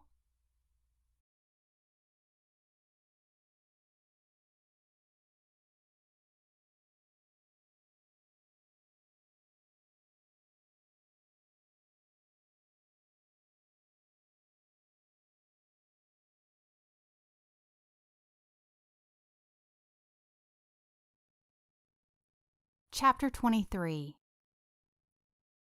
"Tell me exactly what Peyton said," Russell told Paige. He had left the table to get their server and pay the bill. Then he hurried both of them to the car when the valet brought it around. She said that Lucy had been complaining that her tummy hurt. She didn't think it was a big deal, but then she started throwing up. Then she started crying and saying that her tummy was hurting really bad. So Peyton took her temperature and it was 104. Paige gripped the seat where she sat. She looked pale. "It's okay, we'll be there soon." They arrived at the house quickly and Paige jumped out of the car and ran to the house, Russell right behind her. Once inside, they went straight to the living room where Peyton sat on the couch with Lucy. "I'm so sorry." Peyton looked distressed. "I just didn't know what to do." "It's all right. You did the right thing," Paige assured her. "Lucy, can I see about you, please?" The little girl rolled over from where she laid and held on to her right side. "Paige, my tummy really, really hurts." "I know. I'm sorry. Can you stand up?" It hurts." "I know it does, but I need you to try." Lucy stood up but couldn't make herself straighten up all the way. "Now, point to where it hurts." Lucy pointed to the lower right of her abdomen. "Thank you. Come here and sit with me." She gathered the little girl in her arms and stroked her head. "Paige," Russell sat down beside her. She turned to face him, expecting him to say he was leaving. She would tell him she would call him later and after she took care of Lucy. Instead, he looked like he was settling in to help with the situation. "I think it looks like appendicitis." Her eyes grew wide. "Really?" "Yes, Jack had it when he was younger. I don't remember all the details. But I know it's the right side that hurts and that he had a high fever and cried because of the pain." Paige held Lucy a little tighter as the girl started to cry, but she tried not to press on her side. "Do you think I should take her to the emergency room?" "I think it would be best. Better safe than sorry."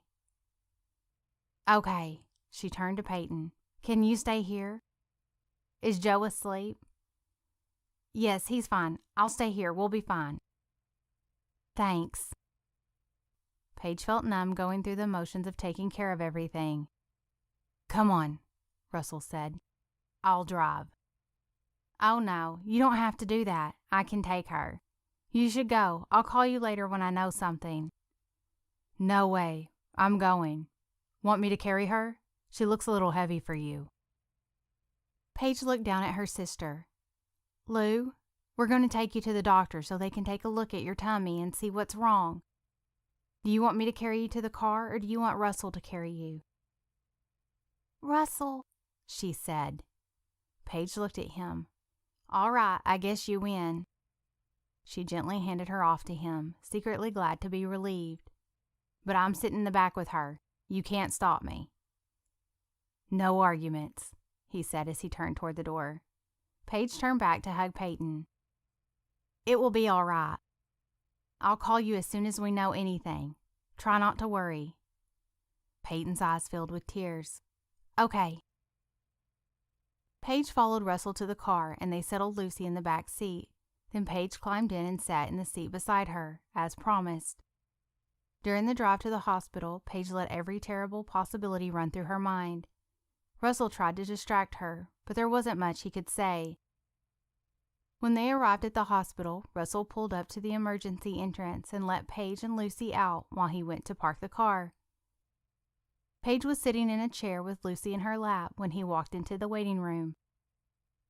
"I don't feel good," Lucy cried. "I know, sweetie. I'm so sorry. When we see the doctor, hopefully they will make you feel better."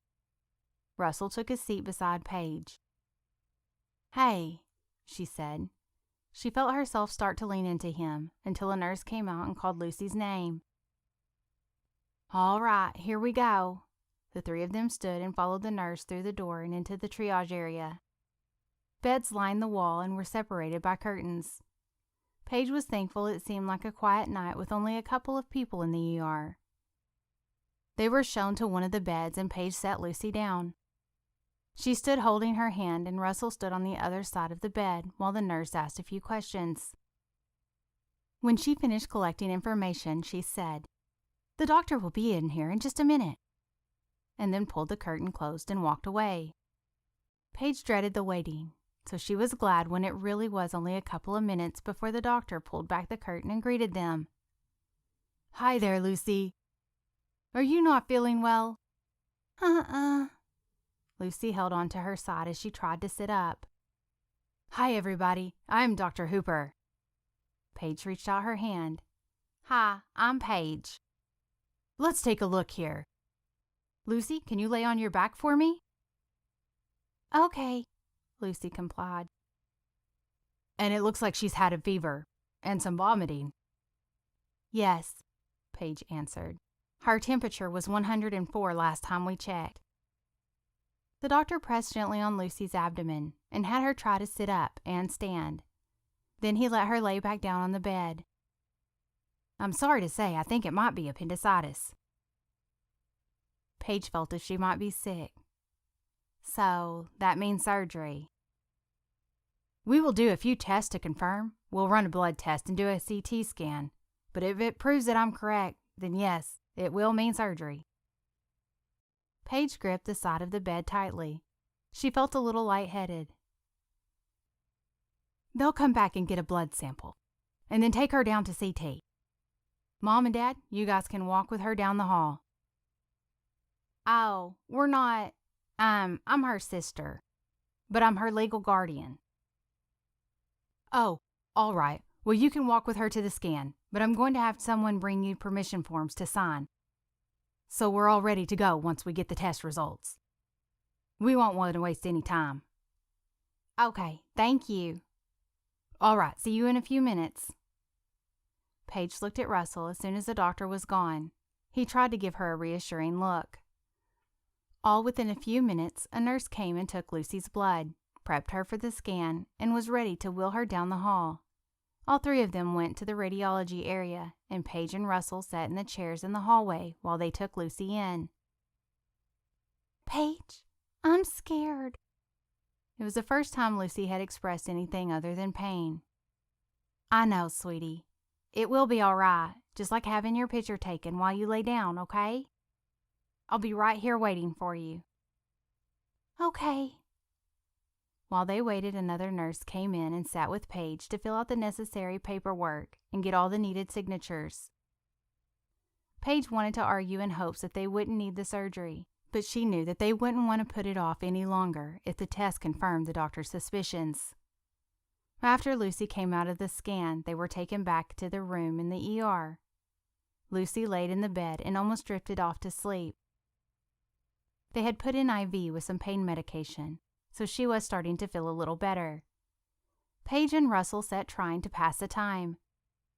Paige felt like hours were going by, even though it was only about 30 minutes. The doctor came back in, and Paige nearly jumped from her chair to stand at Lucy's side. Russell was right behind her. Dr. Hooper spoke. I'm sorry, but I was right. It's appendicitis. It needs to come out immediately. Paige took a deep breath and held it for a second. Lucy was just barely awake and groggy. Okay, Paige said. Okay, more to herself than anyone else. Did you sign all the paperwork already? Yes.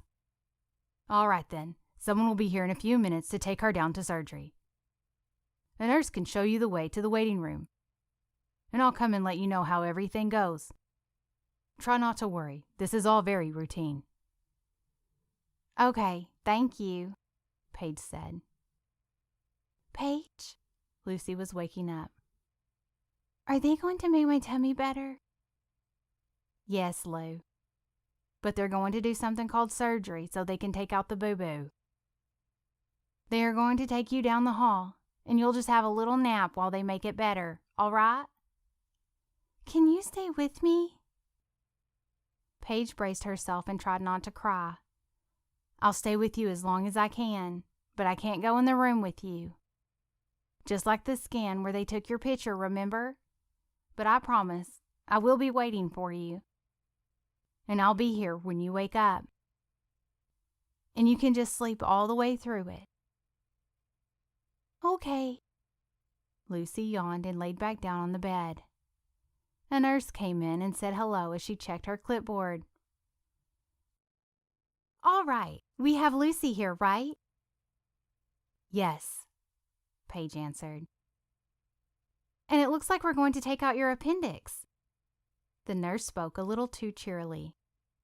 Looks like it, Paige agreed. Okay, we're going to take her down now, the nurse said as another orderly came in to help wheel the bed. Can I walk with her? Paige asked. You can go to the door. Then only OR staff is allowed past that point. Okay, Paige said. She stood back as they prepared the bed and then began to push Lucy out of the room. She walked through the door and held onto the side of the bed as they walked down the hall. It was a short walk and Lucy was already falling asleep again. This is it. The nurse had lowered her voice and sounded more compassionate now. The waiting room is just down that hall, through the double doors, she pointed. All right. She leaned over and kissed Lucy on the head. I love you, Lucy. I'll see you when you wake up. Then she stepped back away from the bed and watched as they pushed the little girl past the doors and down the halls until she couldn't see her anymore. Paige took 3 steps in the direction of the waiting room where the nurse had pointed, but she couldn't go any further. She put her hand on the wall and covered her face with her other hand as she finally let the tears come. She gasped for breath as she let out a long sob. In an instant, Russell was there. He gently put his hand on her back, and when she turned to face him, he took her in his arms and let her lean into him. For a few minutes, they stood there while Paige let herself cry and sob. He held her tightly, her high heels making her head rest just on his shoulder. As she began to catch her breath and wipe her eyes, she pushed back and he looked at her face. He reached to her cheek and brushed away a piece of hair. Then he stooped to look in her eyes. She's going to be just fine. I know this is scary, but it's going to be all right. She sniffled and tried to regain her composure. I know. Come on, let's go sit down. She let him lead her down the hall to the empty waiting area, where they took a seat in the corner. The emotional exhaustion was starting to set in for them, and they sat silently for a little while. Paige called Peyton and updated her on the situation. She tried to sound calm. Once she was off the phone, she leaned back to relax for a minute, but then she sat up and said, "What if we hadn't come? What if I just thought it was some stomach bug and sent her back to bed?" Her voice was filled with panic. Russell tried to calm her. But we did come. There's no reason to worry about the what-ifs. But I didn't even think of appendicitis until you said it. If you hadn't been there, I probably wouldn't have brought her. But I was there, and I recognized it immediately because my brother had it around her age. Do you think any of that is a coincidence? I don't know. I do. It's just like we were saying earlier, that God has a plan and a purpose. No, I'm not glad that Lucy is experiencing this, but I'm glad that I was there. And I'm even glad that Jack had it, because it helped me know that we needed to get her to the hospital. Yeah, I guess that's true. Paige, you're doing an amazing job with these kids. I've told you before, but I really want to tell you all the time how impressed I am with the way you handle everything. And honestly, I think you would have figured it out, and you would have known that you needed to bring her in. But sometimes God just wants to put people in your life to help you when you need it. I'm just thankful that tonight I got to be one of those people. She leaned her head into her hand as she began to tear up again. Without hesitation, Russell reached over and took her other hand and held it tightly in his. Paige felt too tired to resist, so she just let her hand remain in his, and they let a comfortable silence fall between them. It was getting to be pretty late, and Paige could feel her eyes starting to feel heavy. Before too long, the waiting room door opened and the doctor walked in. Paige stood quickly and dropped Russell's hand. He gave them the news before he even reached them. She did fine. Everything went smoothly. Oh, thank you. Paige felt the relief sweep over her. It hadn't burst, so we got it out with no problem. She'll have a little scar on her belly, but she should recover just fine. All right, can I see her? Yes, they're moving her to recovery soon, so I'll walk you down to the room now and she'll be there soon. Okay, thank you. You're welcome, Paige. I'm so sorry. I remember after I left that the name sounded familiar. Your father was Peter Kelly, wasn't he? Oh, yes, sir. I knew him on a professional level, and I remember the night of the accident. I'm so sorry for your loss. Thanks. If you need anything while you're here, please be sure to ask for me personally, and I'll see to it. Oh, all right. Thank you. Come on, I'll show you to her room. As they walked down the hallway, Paige reached for her phone and texted Peyton the good news. They arrived in the room before Lucy did, and Dr. Hooper showed them in and gave Paige some information on what to expect for the next few days while Lucy stayed in the hospital. Then he said goodbye and that Lucy should be there soon. Within a few minutes, Lucy was wheeled in on her bed. She was sleeping, but the nurse with her said that she had already come to and asked for her big sister. She'll probably be asleep for a while, but I'll be in and out to check on her. Just push the button by the bed if you need anything. When the nurse left, Paige stood beside Lucy's bed and kissed her on the forehead. She pulled up a chair so she could sit close while she slept. Russell sat in the other chair in the room and watched Paige as she cared for her sister. He adjusted his position in the seat, and the noise surprised Paige. She had forgotten he was there for a moment. Oh, Russell, I'm so sorry about all of this. You should go home, really. I think we're fine now. Don't be sorry one bit. I already told you how glad I am that I was there, even though this wasn't exactly the way I expected our dinner to end. Her face went pale. Oh my goodness, that seems like ages ago that we were sitting at that restaurant. I am so sorry. Hey, I said don't be sorry. Besides, this just means that you owe me, so you have to let me take you out again. He winked. Paige blushed. Deal, but really, go, get some rest. No way. I have lots more to do. You do? You bet. Didn't the doctor say you would be here for a few days? Yeah, I think 2 or 3. Then you're going to need supplies and some clothes. Paige looked down, realizing that she was still in her dress and heels. Oh, yes? I guess so, but I can take care of it. No, you can't. I can, and I am. No arguments. Paige hesitated, but realized she didn't have much of a choice. Okay, fine. Call Peyton and tell her what to get together for you, and I'll go by your house and pick it up. Oh, all right, that's a good idea. Will you be all right while I'm gone? I'm sure I will. She's asleep. I can get the nurse if I need anything, and I plan just to sit here and watch her breathe. Russell smiled. Sounds good. Call Peyton. I'll be back as soon as I can. He started to go, but turned back as if a thought had occurred to him. Will Peyton and Shep be all right at home with the other kids? Paige thought for a moment. I think so. Have they stayed at home by themselves for this long before?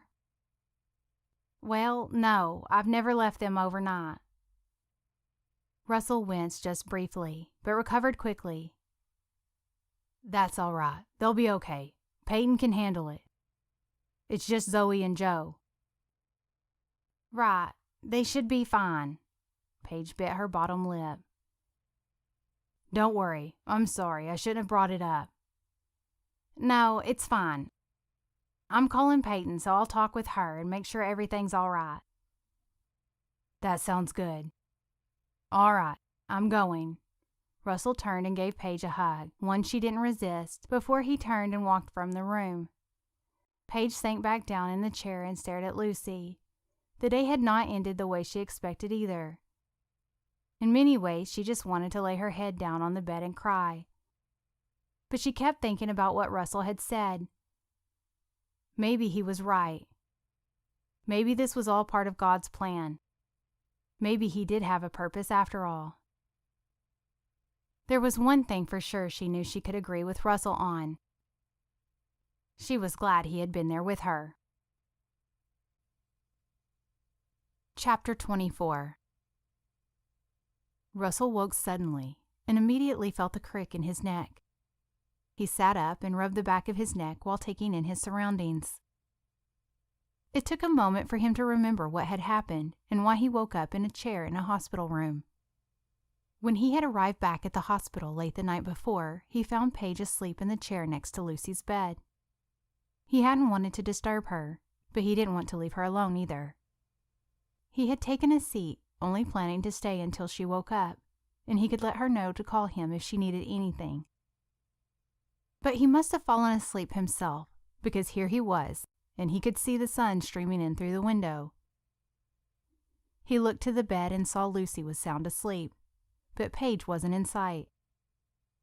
He heard a noise in the bathroom and noticed that the bag he had brought for her wasn't in the room. Just then he heard the sound of a hairdryer. He leaned back in the chair and let his head fall back against the wall. In a few minutes, Paige emerged wearing jeans and a fitted t-shirt and flip-flops. Her hair was pulled back in a ponytail. "Oh, hey," she said when she saw Russell. "I tried not to wake you up." "Oh, no, you didn't." "I'm sorry. I didn't mean to stay all night. I guess I just fell asleep." "That's all right. I did too. I'm just sorry you slept in that chair. It looks terribly uncomfortable." Yeah. Probably not my best sleeping decision ever. But I'll live. Thanks for bringing me my stuff last night." "You're welcome. I can bring more if you need anything." Paige laughed. I think Peyton packed me enough for a month, so I'm good. "All right, but let me know if you change your mind."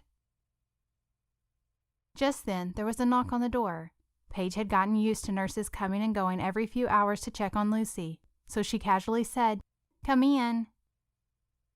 Gladys Pierce quietly peeked around the door. "Mom." Russell stood up quickly. "Russell, I didn't know you were still here." Gladys was surprised to see her son. "I didn't mean to be. I just fell asleep in the chair and, well, I just woke up." He ran his fingers through his hair. Gladys noticed Lucy still sleeping and lowered her voice.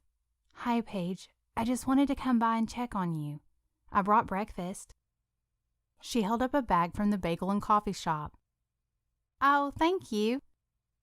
You really didn't have to do that." "I know, but I know it can be hard to get something for yourself when you want to stay here with your little one." "Yes, it is. Thank you." Paige remembered that Gladys must know what it felt like to sit in the hospital with your child after an appendectomy. "You're welcome. Russell, I might have enough for you." "That's okay, Mom. I should probably run home and shower." Yes, that's probably a good idea," she said as she looked him over. "Gee, thanks. Why don't you just say that I look awful?" "I didn't say that. You just look a little tired. You should try to get some rest." Okay." He hugged his mother, then went to Paige and gave her a hug as well. It was a long hug that showed some of the closeness they had shared through this ordeal. When he pulled back, he looked her in the eye. "Let me know how Lucy is when she wakes up, and call me if you need anything at all. Even if you don't, I'll be back later on." Paige opened her mouth to protest. He held up his hand. "Don't tell me not to come. I'll see you later. In fact, unless someone else beats me to it, I'll plan on bringing you lunch after a while." Paige sighed as if she was resigned to the idea. "All right, but like your mom said, try to get some rest first." He smiled, realizing that she was trying to take care of him too. "I will." Once Russell was gone from the hospital room, Gladys looked at Paige and gave her a knowing smile. Paige tried to ignore it and said, "So, I guess Russell called you and told you about Lucy." "Yes, he called me last night on his way to your house. We've been praying for her, and for you. I'm so sorry you had to go through that." She began getting out bagels from the bag and setting them on the small table in the corner. "Thank you. It was pretty scary. But I'm so thankful Russell was there and recognized the signs so we didn't waste any time." "I'm surprised he even remembers Jack having his appendix out, since he was so little. But I'm glad, too, that he was there with you." "Yes." Paige absent-mindedly twirled her ponytail, drifting away in her thoughts to the night before. She could still remember the feel of his hand on hers and the way he held her in the hallway when she cried. "Well, listen, I don't want you to worry about a thing while you're here. Did they say how long she will stay?" 2 or 3 days. "That's all right. Everything will be just fine. I've already spoken to Peyton, and I will help make sure that the kids are taken care of and that meals are provided for." "Oh, no. The meals." "I know. Don't worry. I promise we won't let anybody starve." "Oh, no. It's not that. Peyton had wanted to do this big freezer meal cooking plan, so we were going to do it today. We shopped Thursday, and she and I were going to cook together. Now everything will probably go bad before we can get it prepared." Paige covered her face with her hands. "Oh, Paige, I'm so sorry. I'm sure that would have been fun for you to do together. But please don't worry. We'll take care of the food. It won't go to waste." Paige shook her head. Of course that wasn't the most important thing to be thinking about at a time like this. It was just another reminder that things don't go as planned, and sometimes everything in her life seemed doomed. Then a thought occurred to her. "Wait, did you say you've already talked to Peyton this morning?" "I can't remember the last time she was up this early on a Saturday." Gladys laughed, glad to see that she could see a little humor in the situation. "Yes, but this is a special circumstance. She said she would call you but didn't want to disturb you if you were sleeping since she knew you had been up late last night. But she and the other kids are anxious to know if they can come see Lucy. They've all been worried." "Oh, yes, of course. I'll call her right now. I just didn't think she would even be up yet. Of course they can come."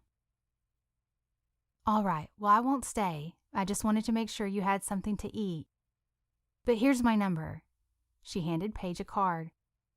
"Please let me know if there's anything I can do, but try not to worry." Thank you. This really is above and beyond. And any help with the kids will be huge. I've been a little worried about leaving them at home alone. Peyton can handle it, I'm sure. It's just that she never has before. I promise to check in with them. Or if it would make you feel better, I would be happy to even go and stay at the house for a few days. Or have them come stay with me. That's very generous, and I appreciate it. But Peyton probably needs to do this, to step up a little. But I'll keep that in mind just in case. Absolutely. Call me any time, day or night, and I can be there in a few minutes. Thank you. You're welcome. She hugged Paige. Her eyes twinkled a little as she said, I know you said you and Russell are just friends, but as far as I'm concerned, you're our people now. We love you and your family already, Paige. It would be our pleasure to help you. Paige felt exhausted from the night before, from the lack of sleep and the emotional roller coaster. Maybe that was why she felt her eyes fill with tears and why she gave in to the heartfelt second hug that Gladys gave her.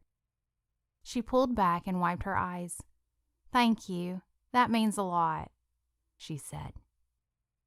Gladys squeezed her hand and said, Of course, sweetie. Now enjoy the coffee and bagels. They're from Russell's favorite breakfast cafe. She winked and walked to the door. Once the door shut behind her, Paige sank in the chair beside Lucy and tried to push back the tears. Lucy stirred at the sound of the door. She had slept most of the night, but she shifted often, as if she were uncomfortable, and more than once she had woken, crying in pain. Paige stood back up and went to the table to the coffee Gladys had brought. She stood, sipping the hot beverage and staring out the window. Why would she want to take us in and help us when she barely knows us? As soon as the question popped into her mind, she thought again that her own mother would have done the same thing. I have provided for you, Paige. The words were so clear that Paige almost looked around to see where they had come from. She had heard this voice before, but it had been years ago. I have a plan and a purpose. Paige turned from the window. How can I believe that? She thought. There was no response. I want to believe that everything will be all right, that this is all for good. But how can I? Everything was supposed to work out differently. My parents weren't supposed to be gone so soon. This wasn't the life I was supposed to live. But it is. My plan never changed. This was too much for Paige. After her parents' death, she had always continued to go to church and take the kids. She put on a good face and did what she was supposed to do. But she had put distance between herself and God. She knew that if something needed to be taken care of, that she would have to do it herself. God hadn't taken care of her parents, so why would he take care of her and her siblings? People kept saying that this was God's plan, but could she believe that now after everything that had happened? Even now that Russell had walked into her life and wanted to be a part of it. She wasn't sure. She felt like God had already let her down, and she didn't know how she could trust him again. Or anyone else for that matter. She walked away from the window and picked up her phone to call Peyton. She needed to talk to her sister and make some plans for the next few days. She needed to figure out what to do for herself and her family. Chapter 25. Paige sat on the recliner in their family room with a book open on her lap, but she wasn't reading. Lucy was lying on the couch asleep. She had been released from the hospital on Monday, but they had told them that she was still in the recovery process. She was moving around and getting back to normal, but she still seemed tired that afternoon, so she had watched a movie until she fell asleep. Paige sat thinking about the past few days and how things had gone. Russell had been at the hospital with her off and on Saturday and Sunday. Then on Monday, Gladys came to sit with Lucy for a while so that Paige could go into the restaurant for the first day of the summer breakfast specials. Since then, she felt like she had been rushing back and forth from work in the house and the hospital until Lucy came home. Now it was Thursday, and she was trying to think through what needed to be done the rest of the week at home and at work. But she couldn't focus on anything. She felt like her mind was going a million different directions, and she couldn't think clearly about any one of them. She put down the book in her lap and reached for her work bag on the floor beside the chair. She reached in, trying to find her clipboard, but instead, her hand grabbed something else. She pulled it out and stared at the Bible Russell had given her. She hadn't opened it, but she had put it in her bag one day and never taken it out. She laid it on her lap and stared at the closed cover, seeing her name once again written on the front. She tried to remember where it was Russell said that he read that gave him encouragement in the mornings. Psalms? That was it, wasn't it? She opened up the Bible, remembering something she had heard at Bible camp once about letting your Bible fall open to the middle, and you would find Psalms. Sure enough, there it was right in the middle. The Bible had opened right to Psalm 46. She figured that was as good of a place as any. So she read, God is our refuge and strength, a very present help in trouble. Therefore we will not fear though the earth gives way, though the mountains be moved into the heart of the sea, though its waters roar and foam, though the mountain trembles at its swellings. Selah. There is a river whose streams make glad the city of God, the holy habitation of the Most High. God is in the midst of her. She shall not be moved. God will help her when morning dawns. The nations rage, the kingdoms totter. He utters his voice, the earth melts. The Lord of hosts is with us. The God of Jacob is our fortress. Selah. Come behold the works of the Lord, how he has brought desolations on the earth.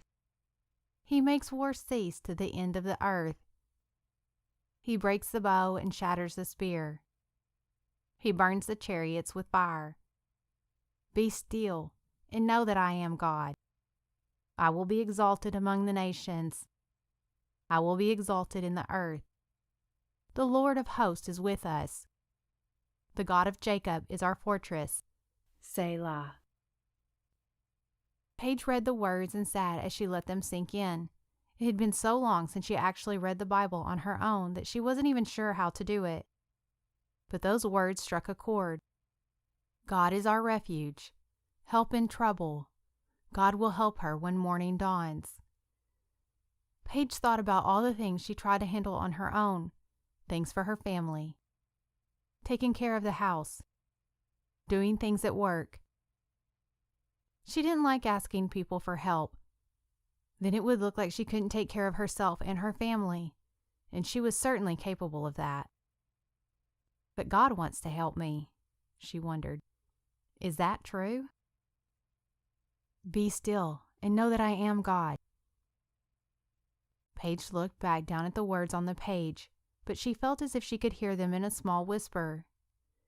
Maybe he did want to help her. But be still. She couldn't remember the last time she had been still. She was always moving, going, planning, thinking about what she should be doing right now, and what she would need to do next. Be still. The question hung in her mind. How can I be still when there is so much to do? I will help you. There it was again, the small whisper. If she thought it had been a long time since she had read her Bible, it had been just as long or longer since she had sat and prayed. But here, in the quietness of the house, she felt an urging inside of her to reach out and talk to someone. Even if that meant someone she wasn't sure she was ready to trust.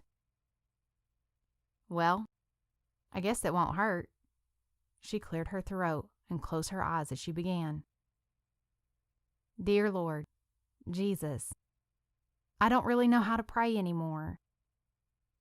I used to pray when I was younger, maybe when I was just a child. Pray like that. These last few years haven't been easy. and I know I haven't talked to you a lot since then.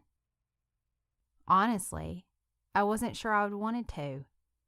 It's been hard to think about trusting you when everyone was telling me you had a plan for my parents to die and leave us. But if it's true what this psalm says, that we should not fear, even though the earth gives way, because you're with us, are you with me, God? I have never left you. The words were as clear as anything she had ever heard, and tears began to roll down her face. But why did you let this happen? Why did my parents have to die? My plan is perfect. This wasn't supposed to be my life. Would you really want it to be different? She stopped to think about what her life would be like if her parents hadn't died. She would have just graduated from college and would probably be starting her first job. Maybe she would be in a serious relationship or getting married. But like Russell reminded her, she would have missed out on a lot of important events for Shep and Peyton, Zoe, and the twins. And she had a career now, managing the restaurant, planning events, and her life was busy. But it was filled with purpose in caring for her family. And if her life wasn't the way it was, would she have met Russell? Was it possible that this was what God had always planned for her? For the first time, she felt like maybe she actually wanted to believe that. But I just can't, she thought to herself. She shook her head and closed the Bible. I just can't believe that you planned for my parents to die and then keep trusting you with my life. I'm still here. I will never forsake you. The words were still there, but Paige didn't want to listen anymore. Maybe someday she would begin to understand, but not now. She started to get up from her chair when her cell phone rang. She looked at the screen and saw that it was Russell. For a second, she considered not answering it, but it was work hours and he might have a question about the restaurant. Hello? She stood and took the call into her room so she wouldn't disturb Lucy. Hey! Russell sounded cheery. What are you up to? Not much. She didn't elaborate. Oh, well then, if you're not busy, you really should come in and get some work done. We could use you around here. Is something wrong? Do I need to come? Paige felt panicked. No, I'm just kidding. Oh. Paige let the silence hang. Although, I certainly wouldn't mind seeing you. I've missed you. It's only been 2 days. Paige wasn't about to admit the truth, that she missed him too. I know, but I've gotten pretty used to seeing you, so 2 days seems like a long time. I'm sure you'll survive it. How about I come by the house tonight? I don't know. I'm still trying to get everything settled around here. I can help. What do you need? For me to fold laundry? Paige could hear the laughter in his voice and smiled to herself, but didn't give in. Very funny. No, I just have things to catch up on.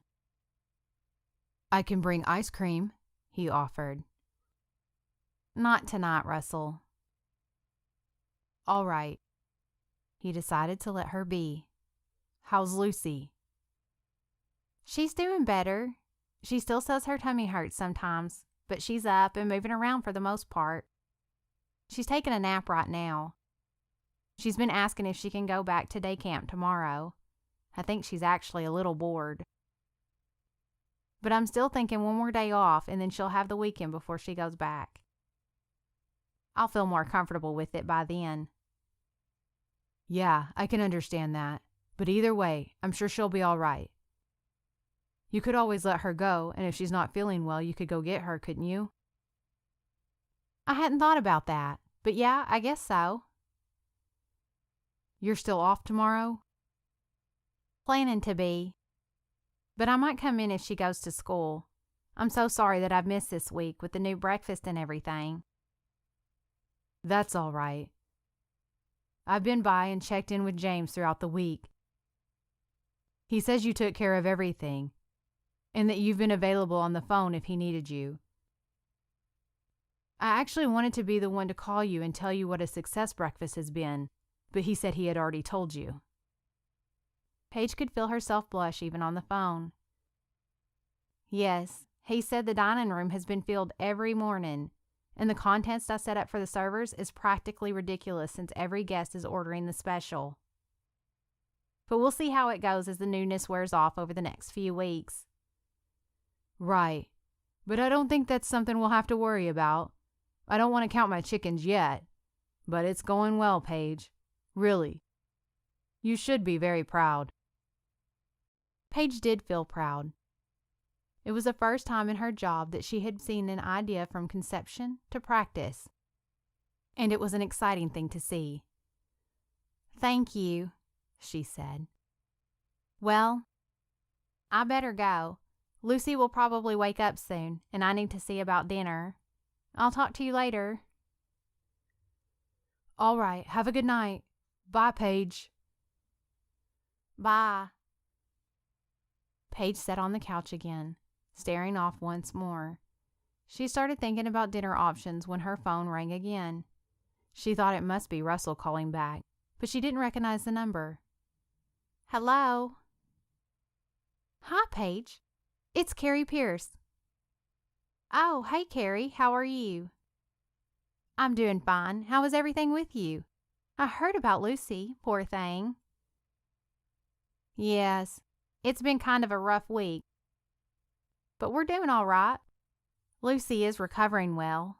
In fact, I was just telling Russell that she's begging to go back to day camp tomorrow. Probably getting bored with me. Are you going to let her go?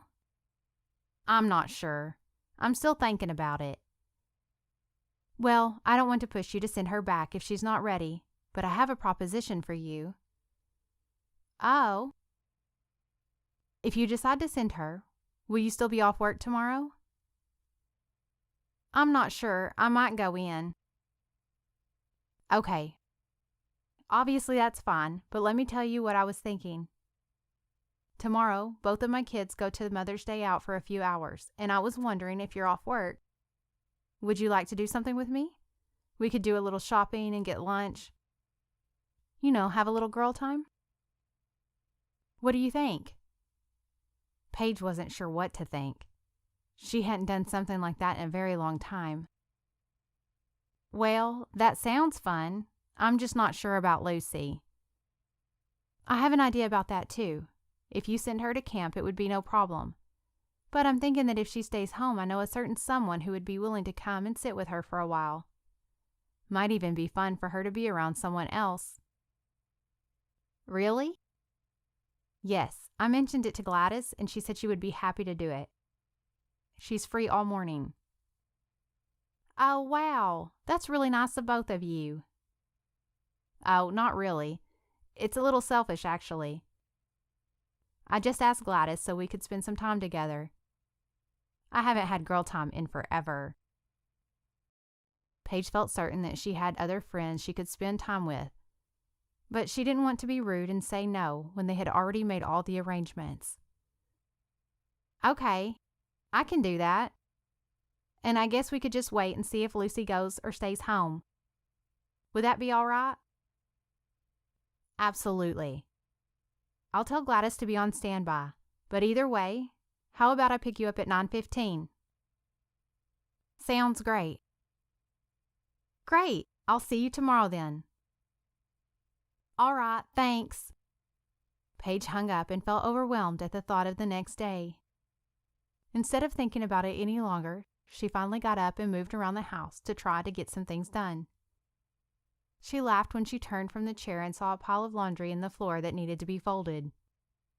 Maybe I should have let him come after all. Russell hung up the phone from talking to Paige and sat in the quiet for a few minutes. He didn't know why, but he could tell from her voice that she was pushing him away again. He leaned back in his chair and closed his eyes. Lord, why? Why does she keep doing this? Just when we start to get back on the right track, it's like she slams on the brakes. No, like she throws the car in reverse. What am I supposed to do? Follow me.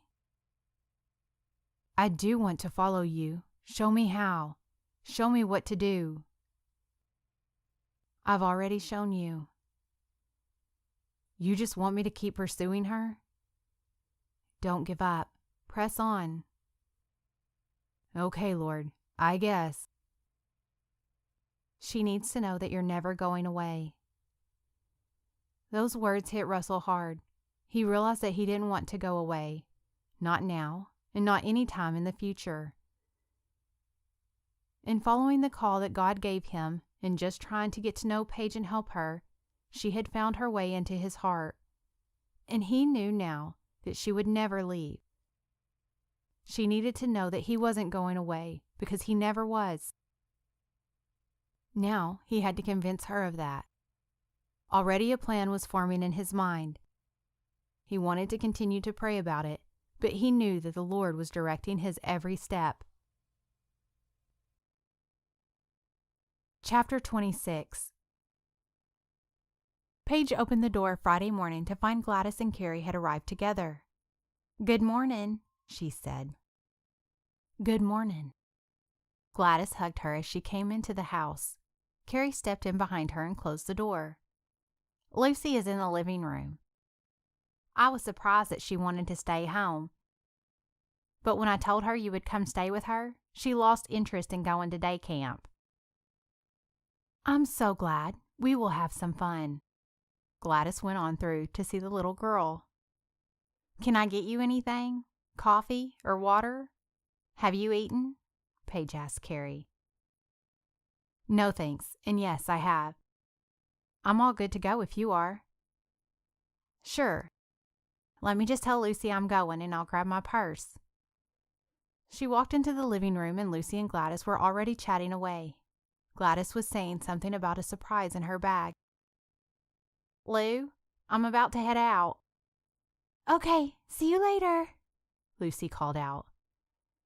"You mind Miss Pierce, all right?" "I will." "We'll be fine, Paige. Have a good time. Try to relax." She smiled. Paige smiled back. She wanted to tell her that she would, but she wasn't quite sure. "Ready?" she asked Carrie. "Yes, let's go." They walked down the sidewalk together and climbed into Carrie's car, a small SUV. "Excuse the mess. I mostly blame my kids." "Oh, it's nothing I'm not used to," Paige said. "Oh yes, I'm sure you have your share of mess with that many. I don't know how you do it." "I'm still figuring out how to handle two." Paige gave a short laugh. "Most of the time, you just do what you gotta do." "I guess that's true.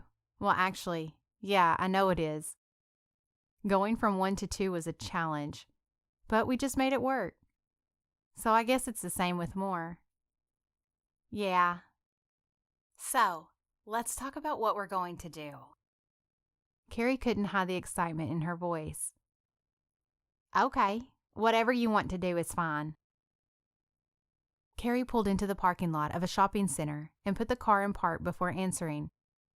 She turned and faced Paige. "Okay, Paige, whatever I want to do? Really?" Paige felt nervous all of a sudden. What could she possibly want to do? Yeah, I think so. Because I kind of have an idea, but I don't know if you're going to be up for it." Now you're scaring me." "Oh, it's nothing scary. It will be fun. But I just want you to know, we might just be running past casual acquaintance and be becoming close friends in the next few hours." Paige smiled. "All right, what did you have in mind?" "First, I want to take you to the salon. I've called ahead and we can get our nails done, or..." "Or what?" Paige's eyes showed her concern. "Or, if you're up for it, they have time for you to have a haircut." A haircut? Yes, and Paige, oh, please hear me out. I think your hair is lovely. It's so long and pretty. But how long has it been since you've done something different with it? You know, just for fun. I don't know. I guess it has been a while. I haven't really made time for it, I guess. Then why not make time for it today? I mean, really, if you don't want to, it's completely fine. I really do think your hair is so pretty, but if it would be nice for you to have a cut, there's time for it today. Okay. Paige did think it would be nice, but she wasn't sure how much services at the spa would cost, so she wasn't sure she could commit to it. As if she could read her mind, Carrie spoke again. And there's one more thing. I know you're going to say no, that you can't accept it and you're going to put up a fight, so go ahead and get that out of your system. But Gladys and Jim gave me money to spend today. It's for us to have a fun day, and they made me promise I wouldn't come home with a penny of it. Paige shook her head. Oh no, they didn't need to do that. I know they didn't, but that's the kind of people they are. Paige, listen to me. You're a wonderful person. You're strong and independent, and you work hard to take care of your family. But who takes care of you? Paige didn't have a response. Let me, Gladys and Jim, take care of you a little bit today. It will be so much fun for me, and it gives them so much joy to give you this gift. So just try to take it and accept it. Do you think you can do that? Paige gave a wry smile. Do I have a choice? Carrie smiled. Nope, let's go. She put the car back in gear and chatted away as they drove a few more minutes to the salon. Paige sat quietly thinking about her hair and what she might be brave enough to do. 45 minutes later, Paige sat in the chair staring at herself in the mirror. After looking at some pictures with Carrie and talking it over with the stylist, they all agreed on the style she picked. Now she saw herself. Her hair was cut just to her shoulders with soft layers framing her face in the front, and enough shorter layers in the back to give her hair definition and movement. She ran her fingers through the locks and couldn't believe how much lighter it felt. I love it, she smiled. I feel like it's just been so long and boring for so long, and now it's actually cut with a style. I really, really love it. She turned and saw Carrie watching her with a giant smile. I love it too, Carrie beamed. You look amazing. Thanks. Thank you so much for talking me into this. You're welcome. I'm so glad. It looks so great. But I think I know somebody who is going to like it even more than I do. Paige blushed and rolled her eyes. I can't imagine who you're talking about. Oh, come on. You know he's not going to be able to take his eyes off of you. You guys need to go on a date tonight, just to show off the new look. Yeah, we'll see. All right, come on. Let's get out of here and off to our next adventure. What? I thought this was the adventure. What else do you have planned? Carrie's eyes twinkled. I told you, Jim and Gladys made me promise not to come back with a penny, so we've got some shopping to do. She nearly dragged Paige out of the chair and out the door after paying for their salon trip. Paige felt like this day was a whirlwind that was only beginning. At the mall, Carrie was like a professional, moving them from store to store and searching out the best sells. Paige tried on jeans, dresses, tops, shoes, even a few pieces of jewelry.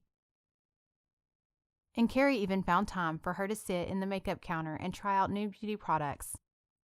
She felt that the Pierces must have been overly generous when she looked at her shopping bags.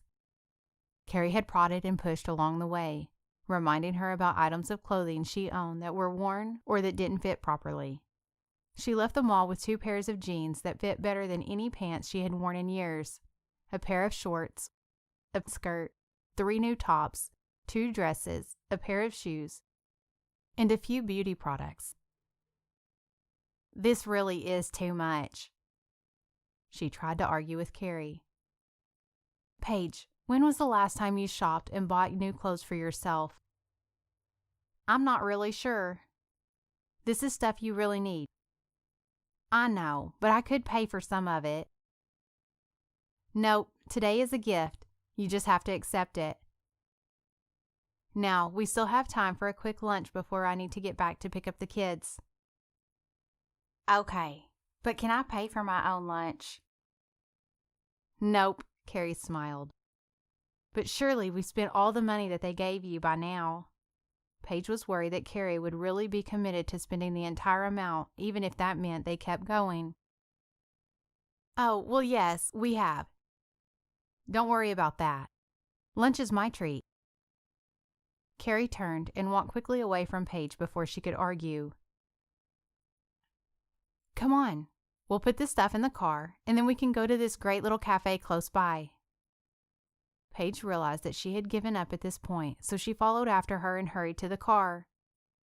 In a short few minutes, they had taken care of the bags of clothes and were seated at a booth in a nearby cafe. The waiter was bringing their sweet teas and left them alone to look over the menu. It was a lovely place, and the options looked delicious for salads, sandwiches, and soups. My favorite is the chicken salad, Carrie said as she pointed it out on the menu. But their soups are really good too. In fact, I think I'll have half a chicken salad and a half order of wild rice soup. You can split it so you can get both. That sounds great, said Paige. You talked me into it. I think I'll have the same thing. Carrie got the waiter's attention and placed the order. Once he was gone, she settled back into her seat. She seemed comfortable, but intent. So, Paige, I think we talked about your family and your work, and I even asked you about your relationship with my favorite brother-in-law. So we've covered most of the basics. But the one thing I haven't asked you about is your relationship with Jesus. What's that like? Paige was surprised by this question. Although she felt as if maybe she shouldn't be. She was fighting it, but she knew that God was working on her just the same. That's a good question. Honestly, I don't know. I mean, I've been going to church my whole life, and at times I would say I had a good relationship with God. You know, being the good girl. But ever since my parents died, I guess it's just been distant. We still go to church. I want the kids to grow up there too. But it's just hard to trust Him anymore. I can understand that. And I appreciate that you can be honest about it. You've been through something really hard, something that changed your life forever. It's not easy just to keep going on as if life is perfect and there's no pain and sadness in the world. But a lot of people would just put up a front and say, I know God's in control, and paste on a smile. I'm glad that you can say how you really feel. Yeah, I guess. Have you told Him that? Who? God, have you told Him that it's hard for you to trust Him? Kind of.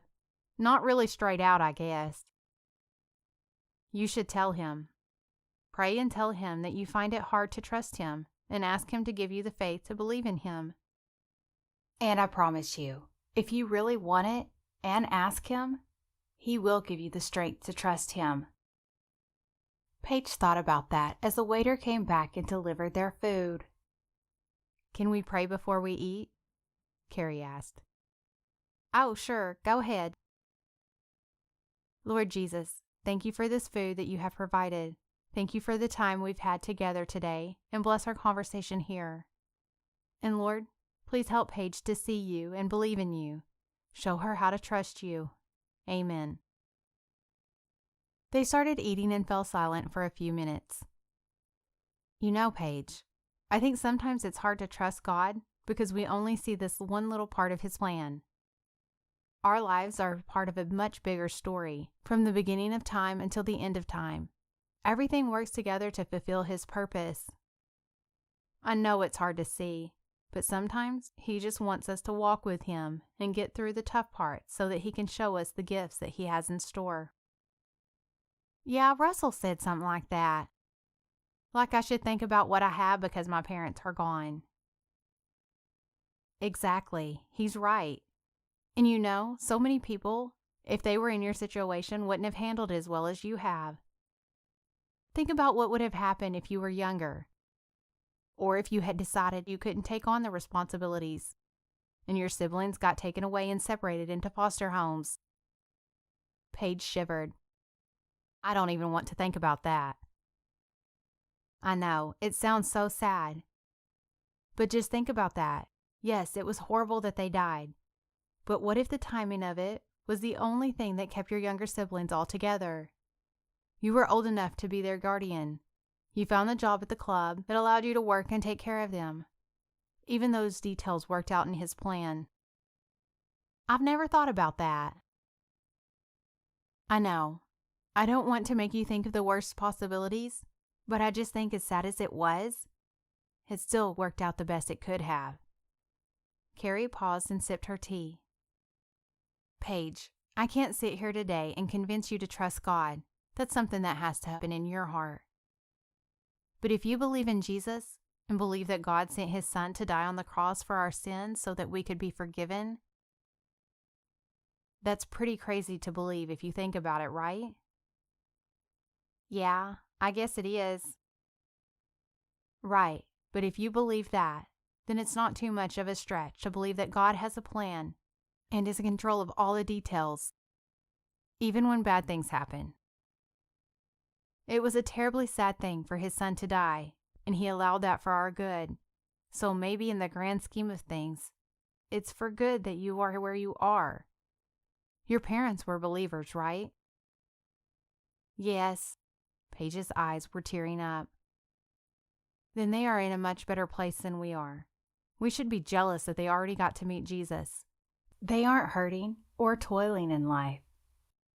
They are in heaven, and you will see them again one day.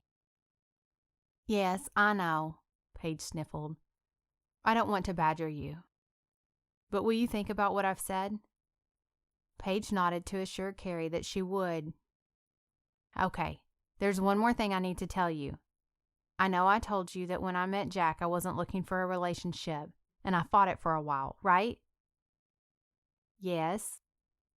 Well, I don't want you to think I'm pressuring you into a relationship with Russell, but there's something I didn't tell you. I didn't lose my parents in the way that you did. They're still living. But I lost them a long time ago. I wasn't brought up in a loving Christian family like you were and like my husband. My mom was a socialite who cared more about her appearance with people than she ever did her kids or our home. And my dad was both a workaholic and an alcoholic, who would never admit it. My dad verbally abused my mom, me, and my sister constantly. And even though I can't say for sure, I think he physically abused my mother too. We were well off, so they planned and paid for my education. But once I was out of the house, they didn't miss me, didn't call or worry about me. They were done. And since Jack and I have been married, we've had little contact. My parents are still legally married to keep up appearances, but they're separated in every way that matters.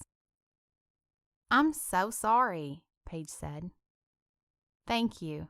It was difficult growing up, and for so long I wished they would care about me. And then I met the Pierce family, and at first I was so jealous. How come Jack had this wonderful, happy family that seemed perfect? And I had, well, my family. It didn't seem fair. I had started going to church when I started college.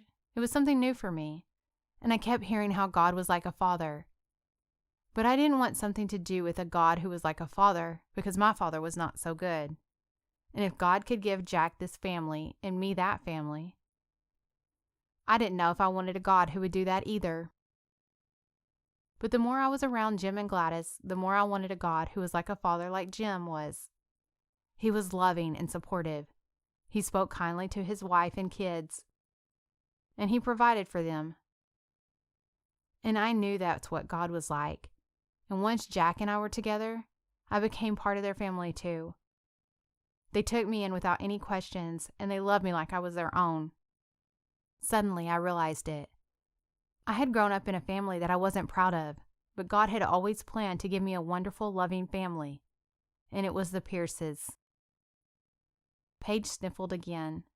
That's so sweet.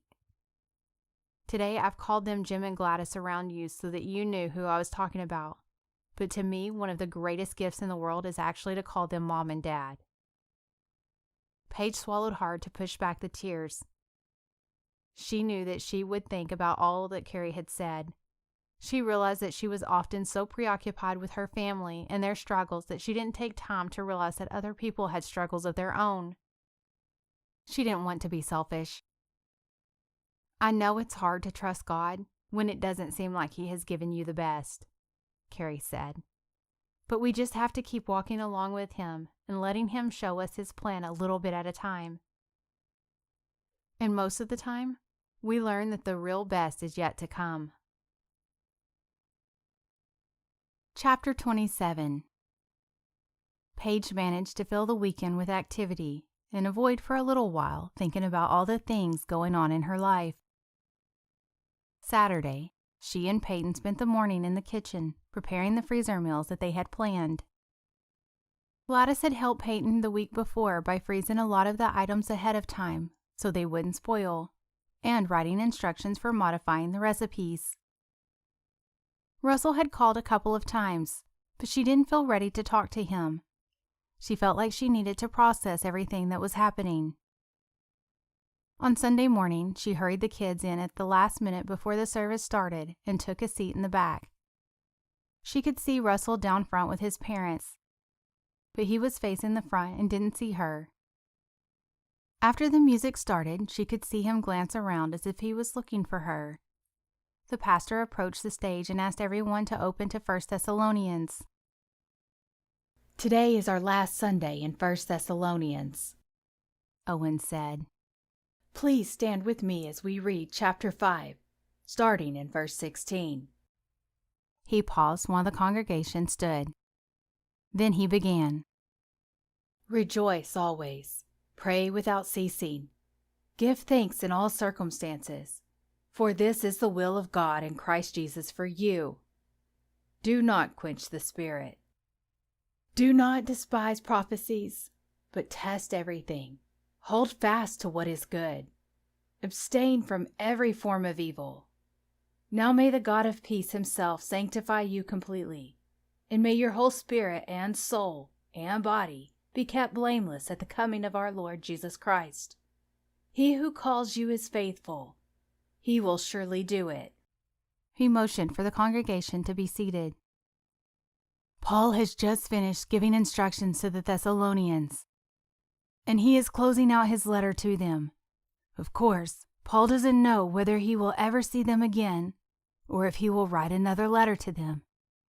Although we already know that he does, because we have Thessalonians Part 2. The pastor smiled.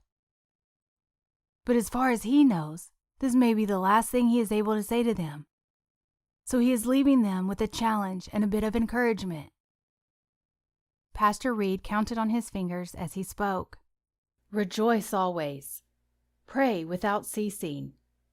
Give thanks in all circumstances. Why? Because this life that you're living, the circumstance that you're in, the things that you're going through, this is the will of God in Christ Jesus for you. Now, it doesn't say that it's always sunshine and rainbows. And it doesn't say that everything in your life will make you happy. But it says we can rejoice because we are in the will of God. And we can rejoice because we have hope in Jesus. We can give thanks to Him in all circumstances because He is God and He loves us. And how do we really do this? Pray without ceasing. Talk to God. Tell Him how you feel. Ask Him for His help. Ask Him what He wants you to do. This is His will for you, and when you pray without ceasing, you will walk with Him in a way that you can see that and give thanks in all circumstances. Pastor Reed continued to speak, but Paige could barely hear. She brushed at her eyes before a tear had the chance to spill onto her cheek. I'm not ready to rejoice, she thought to herself. I don't like the way I feel, and I don't want to give thanks in my circumstances. Her heart stirred at the idea of talking to the Lord and telling him how she felt. But she knew she couldn't do it here and now because the tears would come too easily. She heard the pastor as he was wrapping up the sermon. She had been so engrossed in her thoughts that she hadn't realized how the time had passed. He invited everyone to join him as he closed with a prayer straight from the verses. Now, may the God of peace himself sanctify you completely, and may your whole spirit and soul and body be kept blameless at the coming of our Lord Jesus Christ. He who calls you is faithful. He will surely do it. After the final prayer, Paige saw Russell turn around and catch a glimpse of her. He waved, but she pretended not to see and begged the kids to hurry up and get to the car. They rushed out, and she got them all loaded in the car and was pulling out of the parking lot when she saw Russell emerge from the front door looking for her. She kept going and drove away. Once they were home, Paige made sandwiches for everyone, and the younger kids were begging to watch a movie, so she let them sit in front of the TV while they ate. Once they were settled, she left them and went to her own room. Behind the closed doors, she immediately fell onto the bed and let the tears come. She let herself cry for a few minutes with no interruption. Once she caught her breath, she rolled over and stared at the ceiling. Okay, Lord, I know you're working on me. I know you have something for me. You're using everyone and everything in my life to point me back to you. So here I am, ready to talk. But I'm scared. I'm scared that if I trust you, you will let me down. If I follow you, then I'm scared you'll take me somewhere that I don't want to go. Everybody keeps telling me that you have a plan and you're in control, but I'm not sure I like it. But I can't get away from you. You're here, you're everywhere, and I know you're real. I still believe in you, that you created everything, and that you sent Jesus to die. Then why can't you trust me with this? Paige didn't have an answer. I don't know. She buried her face. I don't know. My whole life, everything was planned out, and my parents took care of us. I guess when I trusted you then, there wasn't much to worry about. But now, everything depends on me. I have to take care of everyone. But I will take care of you. Will you? How can I trust you? Ask, and it shall be given to you. Lord, I think that I want to trust you, but I really don't know how. Will you give me the faith I need to believe? She didn't hear an answer or feel like she was immediately better, but as she spoke those words, she felt as if some of the walls around her heart began to crumble. For the first time in a long time, she felt like she was beginning to open up to a life that had been locked away for so long. Then she heard the kids arguing over the remote, and she was reminded of the loss that would always be present. She wasn't always free to have a quiet afternoon in her room because of the people who were missing from her life. She tried to tell herself to take it in stride and keep walking toward the Lord. Even in the midst of this sister and mom role, she was beginning to see that He was the one she needed to lean on. Chapter 28. Russell stood just outside the restaurant door. It was Monday morning, and breakfast was over, and the staff had some time before preparing for lunch. He hadn't tried to call Paige on Sunday, after he saw her leave church. He knew she had seen him, but he had stayed away. He wasn't sure what was going on. He had purposefully stayed out of the kitchen this morning, so he hadn't seen her yet. He had spent a lot of time over the weekend praying for her and thinking through what God had said to him. He knew what he wanted to do, and he would follow God's leading. But he couldn't plan how she would react to him, and that's what worried him. He took a deep breath and opened the door. He found Paige in the kitchen. When he walked in, her back was to him, and she leaned over her desk writing on one of her clipboards. "Hey," he said. She turned around. "Hey, hang on a second." She finished making her note. Then he could see her take a deep breath before turning around. "Hey, how are you?" He took her in. Her hair was down for only the second time that he had ever seen. Plus, he could tell that the clothes she wore were new. "Wow, you look nice. I like your hair." "Thanks." She touched the end of her hair. "I'm still getting used to it."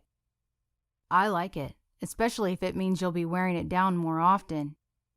You're so pretty with your hair down." She blushed. "So you're in between breakfast and lunch now, right?" "Yeah, pretty much." "Okay, good. Come take a walk with me." "A walk?"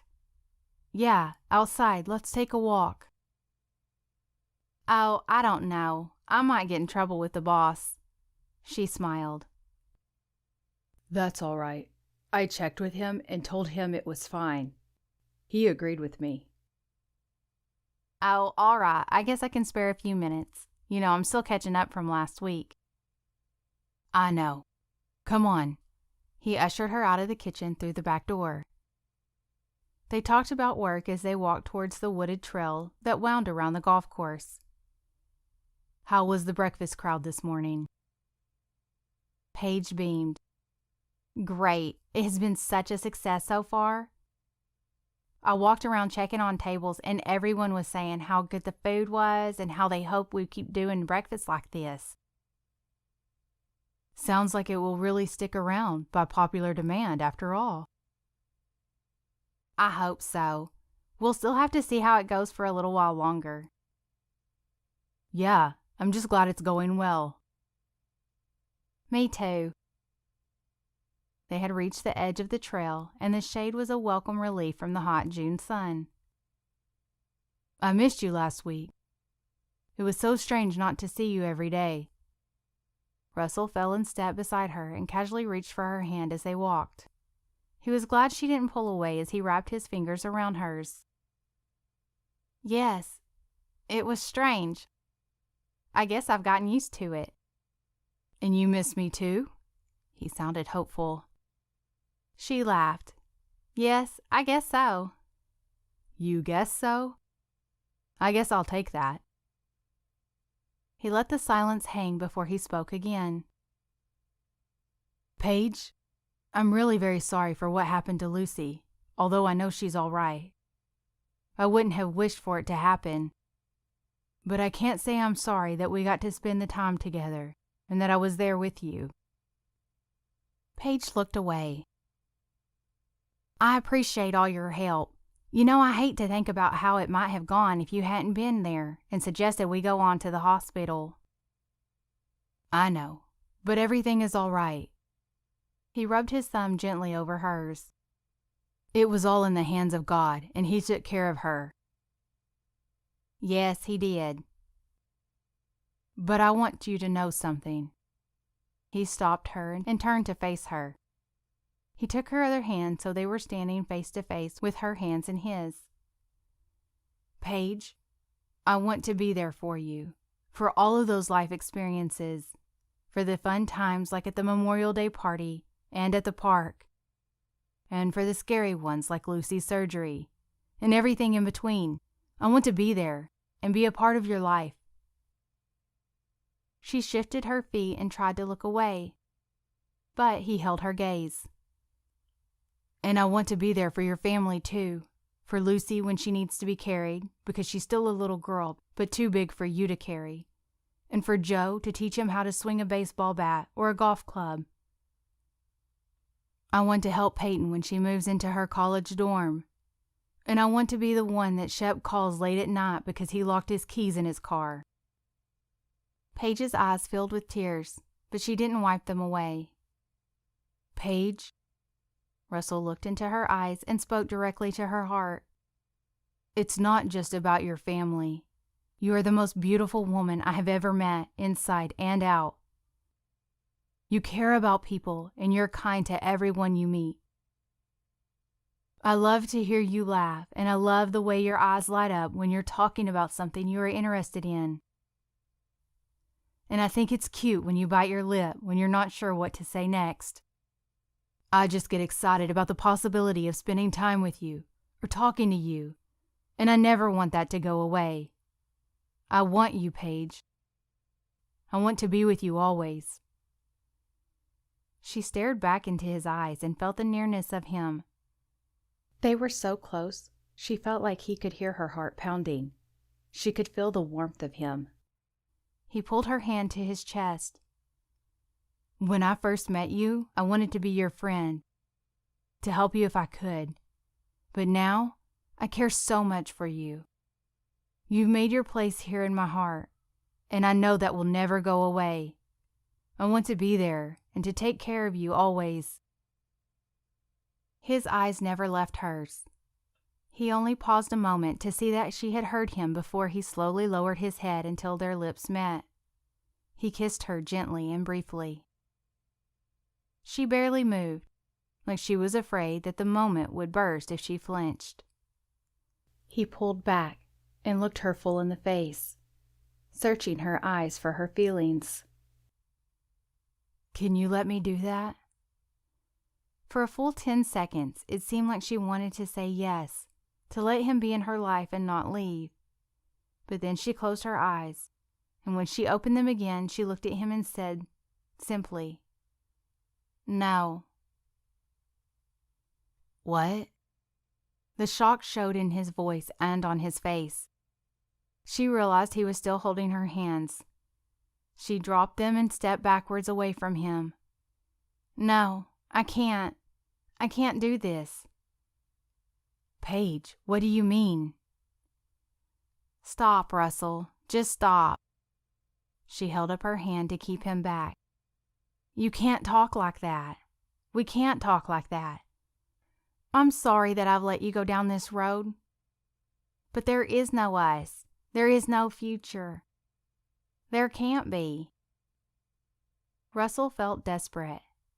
Why not? "Because it won't work." She wiped her tears and turned to walk away. He stepped in front of her. "Why not? Because of the kids? That's just an excuse. I love the kids. I love all of your family. I want to help you to take care of them. Let me do that." "But what happens when you're gone?" She started to cry harder. I'm not going anywhere. I'm not going away.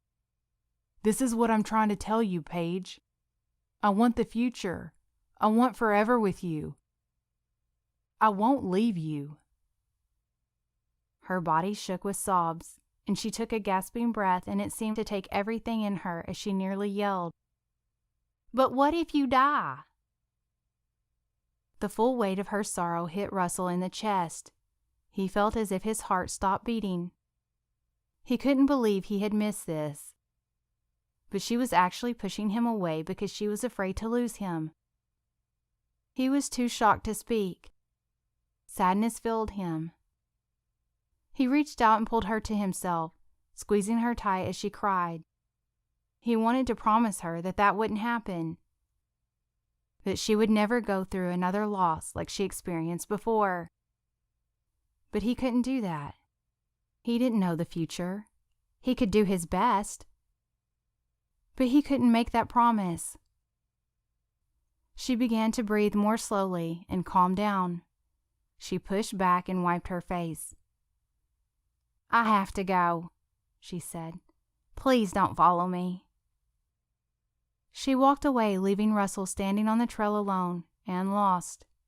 He wanted to chase after her, but he let her go. He knew he couldn't convince her, and he didn't want to beg her. He knew she needed time, so he would give that to her.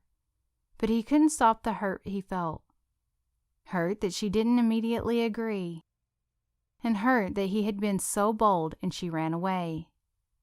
But more than anything, he was hurt that she had been through so much pain and sadness. and he couldn't take it away. He sank to his knees in the middle of the trail and prayed out loud. Lord, I know you have brought me here. You have led me to this moment for a reason. I see the hurt, I see her sadness, and I know I can't take it away. But Lord, you can heal her. You alone can help her. You can give her joy that comes in the morning and new mercies every day. Draw her to yourself. Let her see that you have a life for her. Teach her to walk in it and follow you. And Lord, if it's your will, lead her back to me. I want to be with her forever. That's a desire you have placed in my heart. Please, Lord, bring her back. Please. Chapter 29. Russell sat at the depot waiting for his dad. It was Thursday afternoon, and he still hadn't spoken to Paige since their walk. All he had done was pray for her. He had wanted to give her some space and let her reach out to him when she was ready. But now he felt like the days were dragging on, and he needed to do something. He wanted to get his dad's advice. Jim walked in and spotted his son right away. Russell had already gotten coffee for the two of them and had it sitting at the table. He didn't want to waste time. Hey, Dad. Hey, Russ. How is everything? Not very good, actually. Paige? Yes. I thought so. Tell me what's going on. Russell relayed the story. Of course, Jim already knew about their date and the emergency with Lucy, and about Paige's parents. He filled in all the other details, ending with the walk on the trail and Paige running away. I haven't talked to her since then. Jim leaned back in his seat as if he was contemplating what to say. Tell me what to do, Dad. I'm lost. It does seem like a very difficult situation. She obviously enjoys your friendship, and she has let you in a little bit. But if she's so afraid that she'll lose you, I can see why it would be hard to let you get close. I know. Do you think I should back off? Just trying to go back and be her friend? Wouldn't that be like starting over? Yeah, I guess so. But if she would let me be her friend, then maybe... Russell trailed off. She's already let you be her friend. She seems comfortable with that. So if you want to be her friend, then I say yes. Go back and just be her friend. But if you want to be more, then I think you did the right thing by being upfront about it. So now what? You wait. Wait? You believe the Lord told you to pursue her, right? Yes. And that He led you to tell her you want a future with her, right? Yes. Then He will work it out. Okay. But it might be just in His timing. He might be using this to do a little work in her life. So you need to give Him time to do that, and allow Him to work on you in the meantime too. Wait. Okay. Is that really the best advice you have? Jim laughed. I'm afraid so. Listening to you, I think you've done all right for yourself. I'm really proud of you, you know. Really? I am. When you came back here, I saw you as this new independent person. You had become used to living on your own schedule and doing things your own way and for yourself. I could tell you didn't want to be considered the little brother anymore, and were trying to make a name for yourself. But when God introduced you to Paige, He changed you. You wanted to do something for someone else. You wanted to help her. And you saw the ways she had sacrificed for her family. I think that had a real effect on you. You're not the same person who moved here even a couple of months ago. He has done something in you, and I believe He is doing something in her too. And when you're both ready, then you will be powerful together for His purpose. Thanks, Dad. That really means the world to me. Just keep praying for her and listening to his voice for what you should do next. Russell took those words to heart and agreed that he would keep praying, something he hadn't stopped doing since he met her. Paige sat in the comfortable chair in the empty bedroom upstairs. It had been her mother's chair, where she had done her morning prayer time and where she could often be found writing to-do lists or notes to her children. The empty room had been Zoe's, but she had moved into the room with Peyton when Paige moved to the master bedroom. One day, Paige had cried over seeing the empty chair in the living room every day, and so they moved it to the room upstairs. Now she had pulled it over next to the window and sat in the room with the door shut. The house was quiet since all the kids were at day camp or their own activities. It was Thursday, and since she had worked extra hours the night before, she left work right after lunch. Russell hadn't been in for lunch all week, and the days seemed longer somehow. There were things she could get done around the house, but instead of doing them, she sat quietly in the chair. In the floor next to her was the Bible Russell had given her. Something about going to sit in her mother's prayer chair had made her bring it with her. So far, she had just been thinking about everything that was going on. She hadn't seen Russell most of the week, but if she was honest with herself, she had to admit she hadn't stopped thinking about him. She had tried to take some time to process things, but work had been busy, and then the kids had been crazy at home, so she just kept putting it off. Now, in the quiet, it was all she could think about. Did I mess up? She wondered. Should I have never gone out with him? An even quieter whisper in her heart wondered if she had actually messed up when she ran away from him. She picked up the Bible from the floor, and just like before, she let it open to the Psalms. She wasn't sure what she was hoping to find, but she started reading the chapter that she came to, Psalm 9. The Lord is a stronghold for the oppressed, a stronghold in times of trouble. And those who know your name put their trust in you. For you, O Lord, have not forsaken those who seek you. Paige gave a long, tired sigh. She knew it was time to make a decision. She felt tired, and the weight of trying to be in control and keep everything perfect was weighing heavily on her. She was ready to give up that responsibility. Lord Jesus, she spoke barely above a whisper, I want to put my trust in you. I think I finally know that if I do, that you won't forsake me. You're the only thing I can trust to stay forever. Will you always be with me? I will never leave you. Lord, I asked Jesus to forgive my sins when I was a little girl, but I don't think I knew what walking with you was really like. It's been a hard time, and I've tried to do everything by myself, but I'm tired. Exhausted, actually. I know that I can't do this on my own.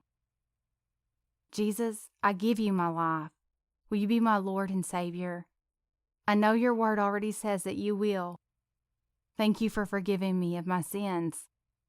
Help me to live and walk with you. Open your heart. Open my heart. Russell.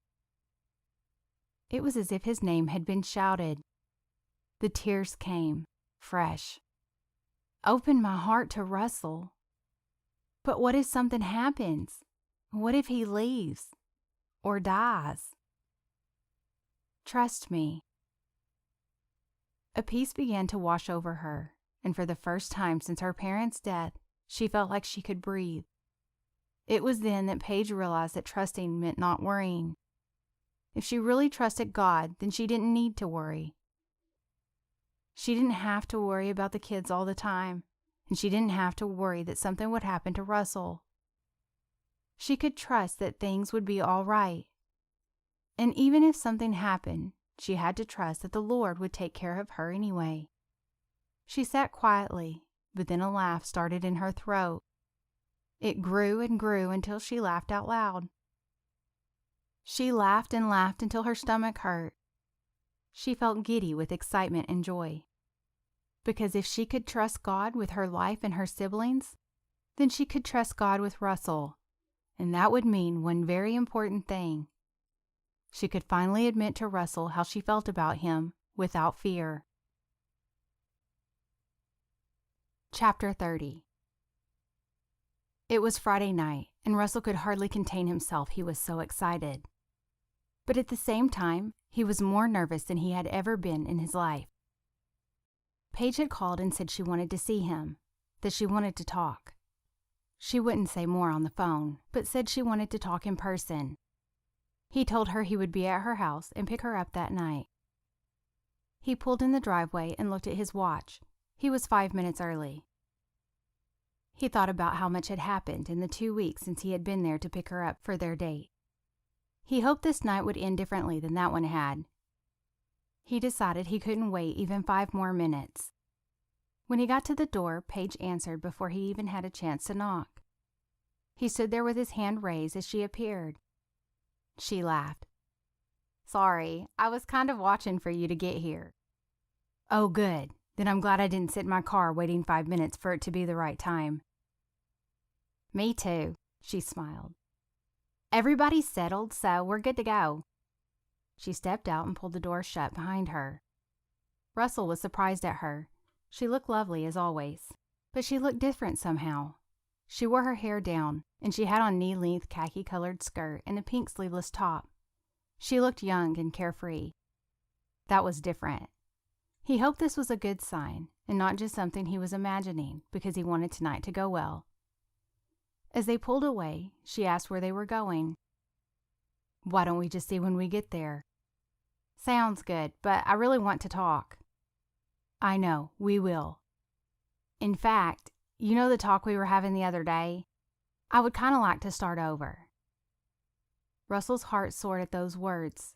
He was glad he had prayed about where they should go and that God had led him so perfectly. "That sounds good to me," he winked at her. Paige smiled when she saw where they were headed. Russell stepped out and walked around to her side. He opened her door and she stepped out too. He gave her a quick hug, then he took her hand and led her towards the trail. It was dusk and not too dark yet, but there were fireflies in the trees along the path, and it made the night seem to sparkle. When they approached the spot where they had been earlier in the week, Russell spoke. "Okay, so here we are. Now let's see. How did it go? Paige, I want you to know something. I want to be there for you. For everything. For forever." She giggled as he tried to recreate the moment. "You don't actually have to say the exact same thing." "I can try. Paige, I love your family. I want to help you. I want to be there for you and your family. I care about you so much." Paige was still giggling.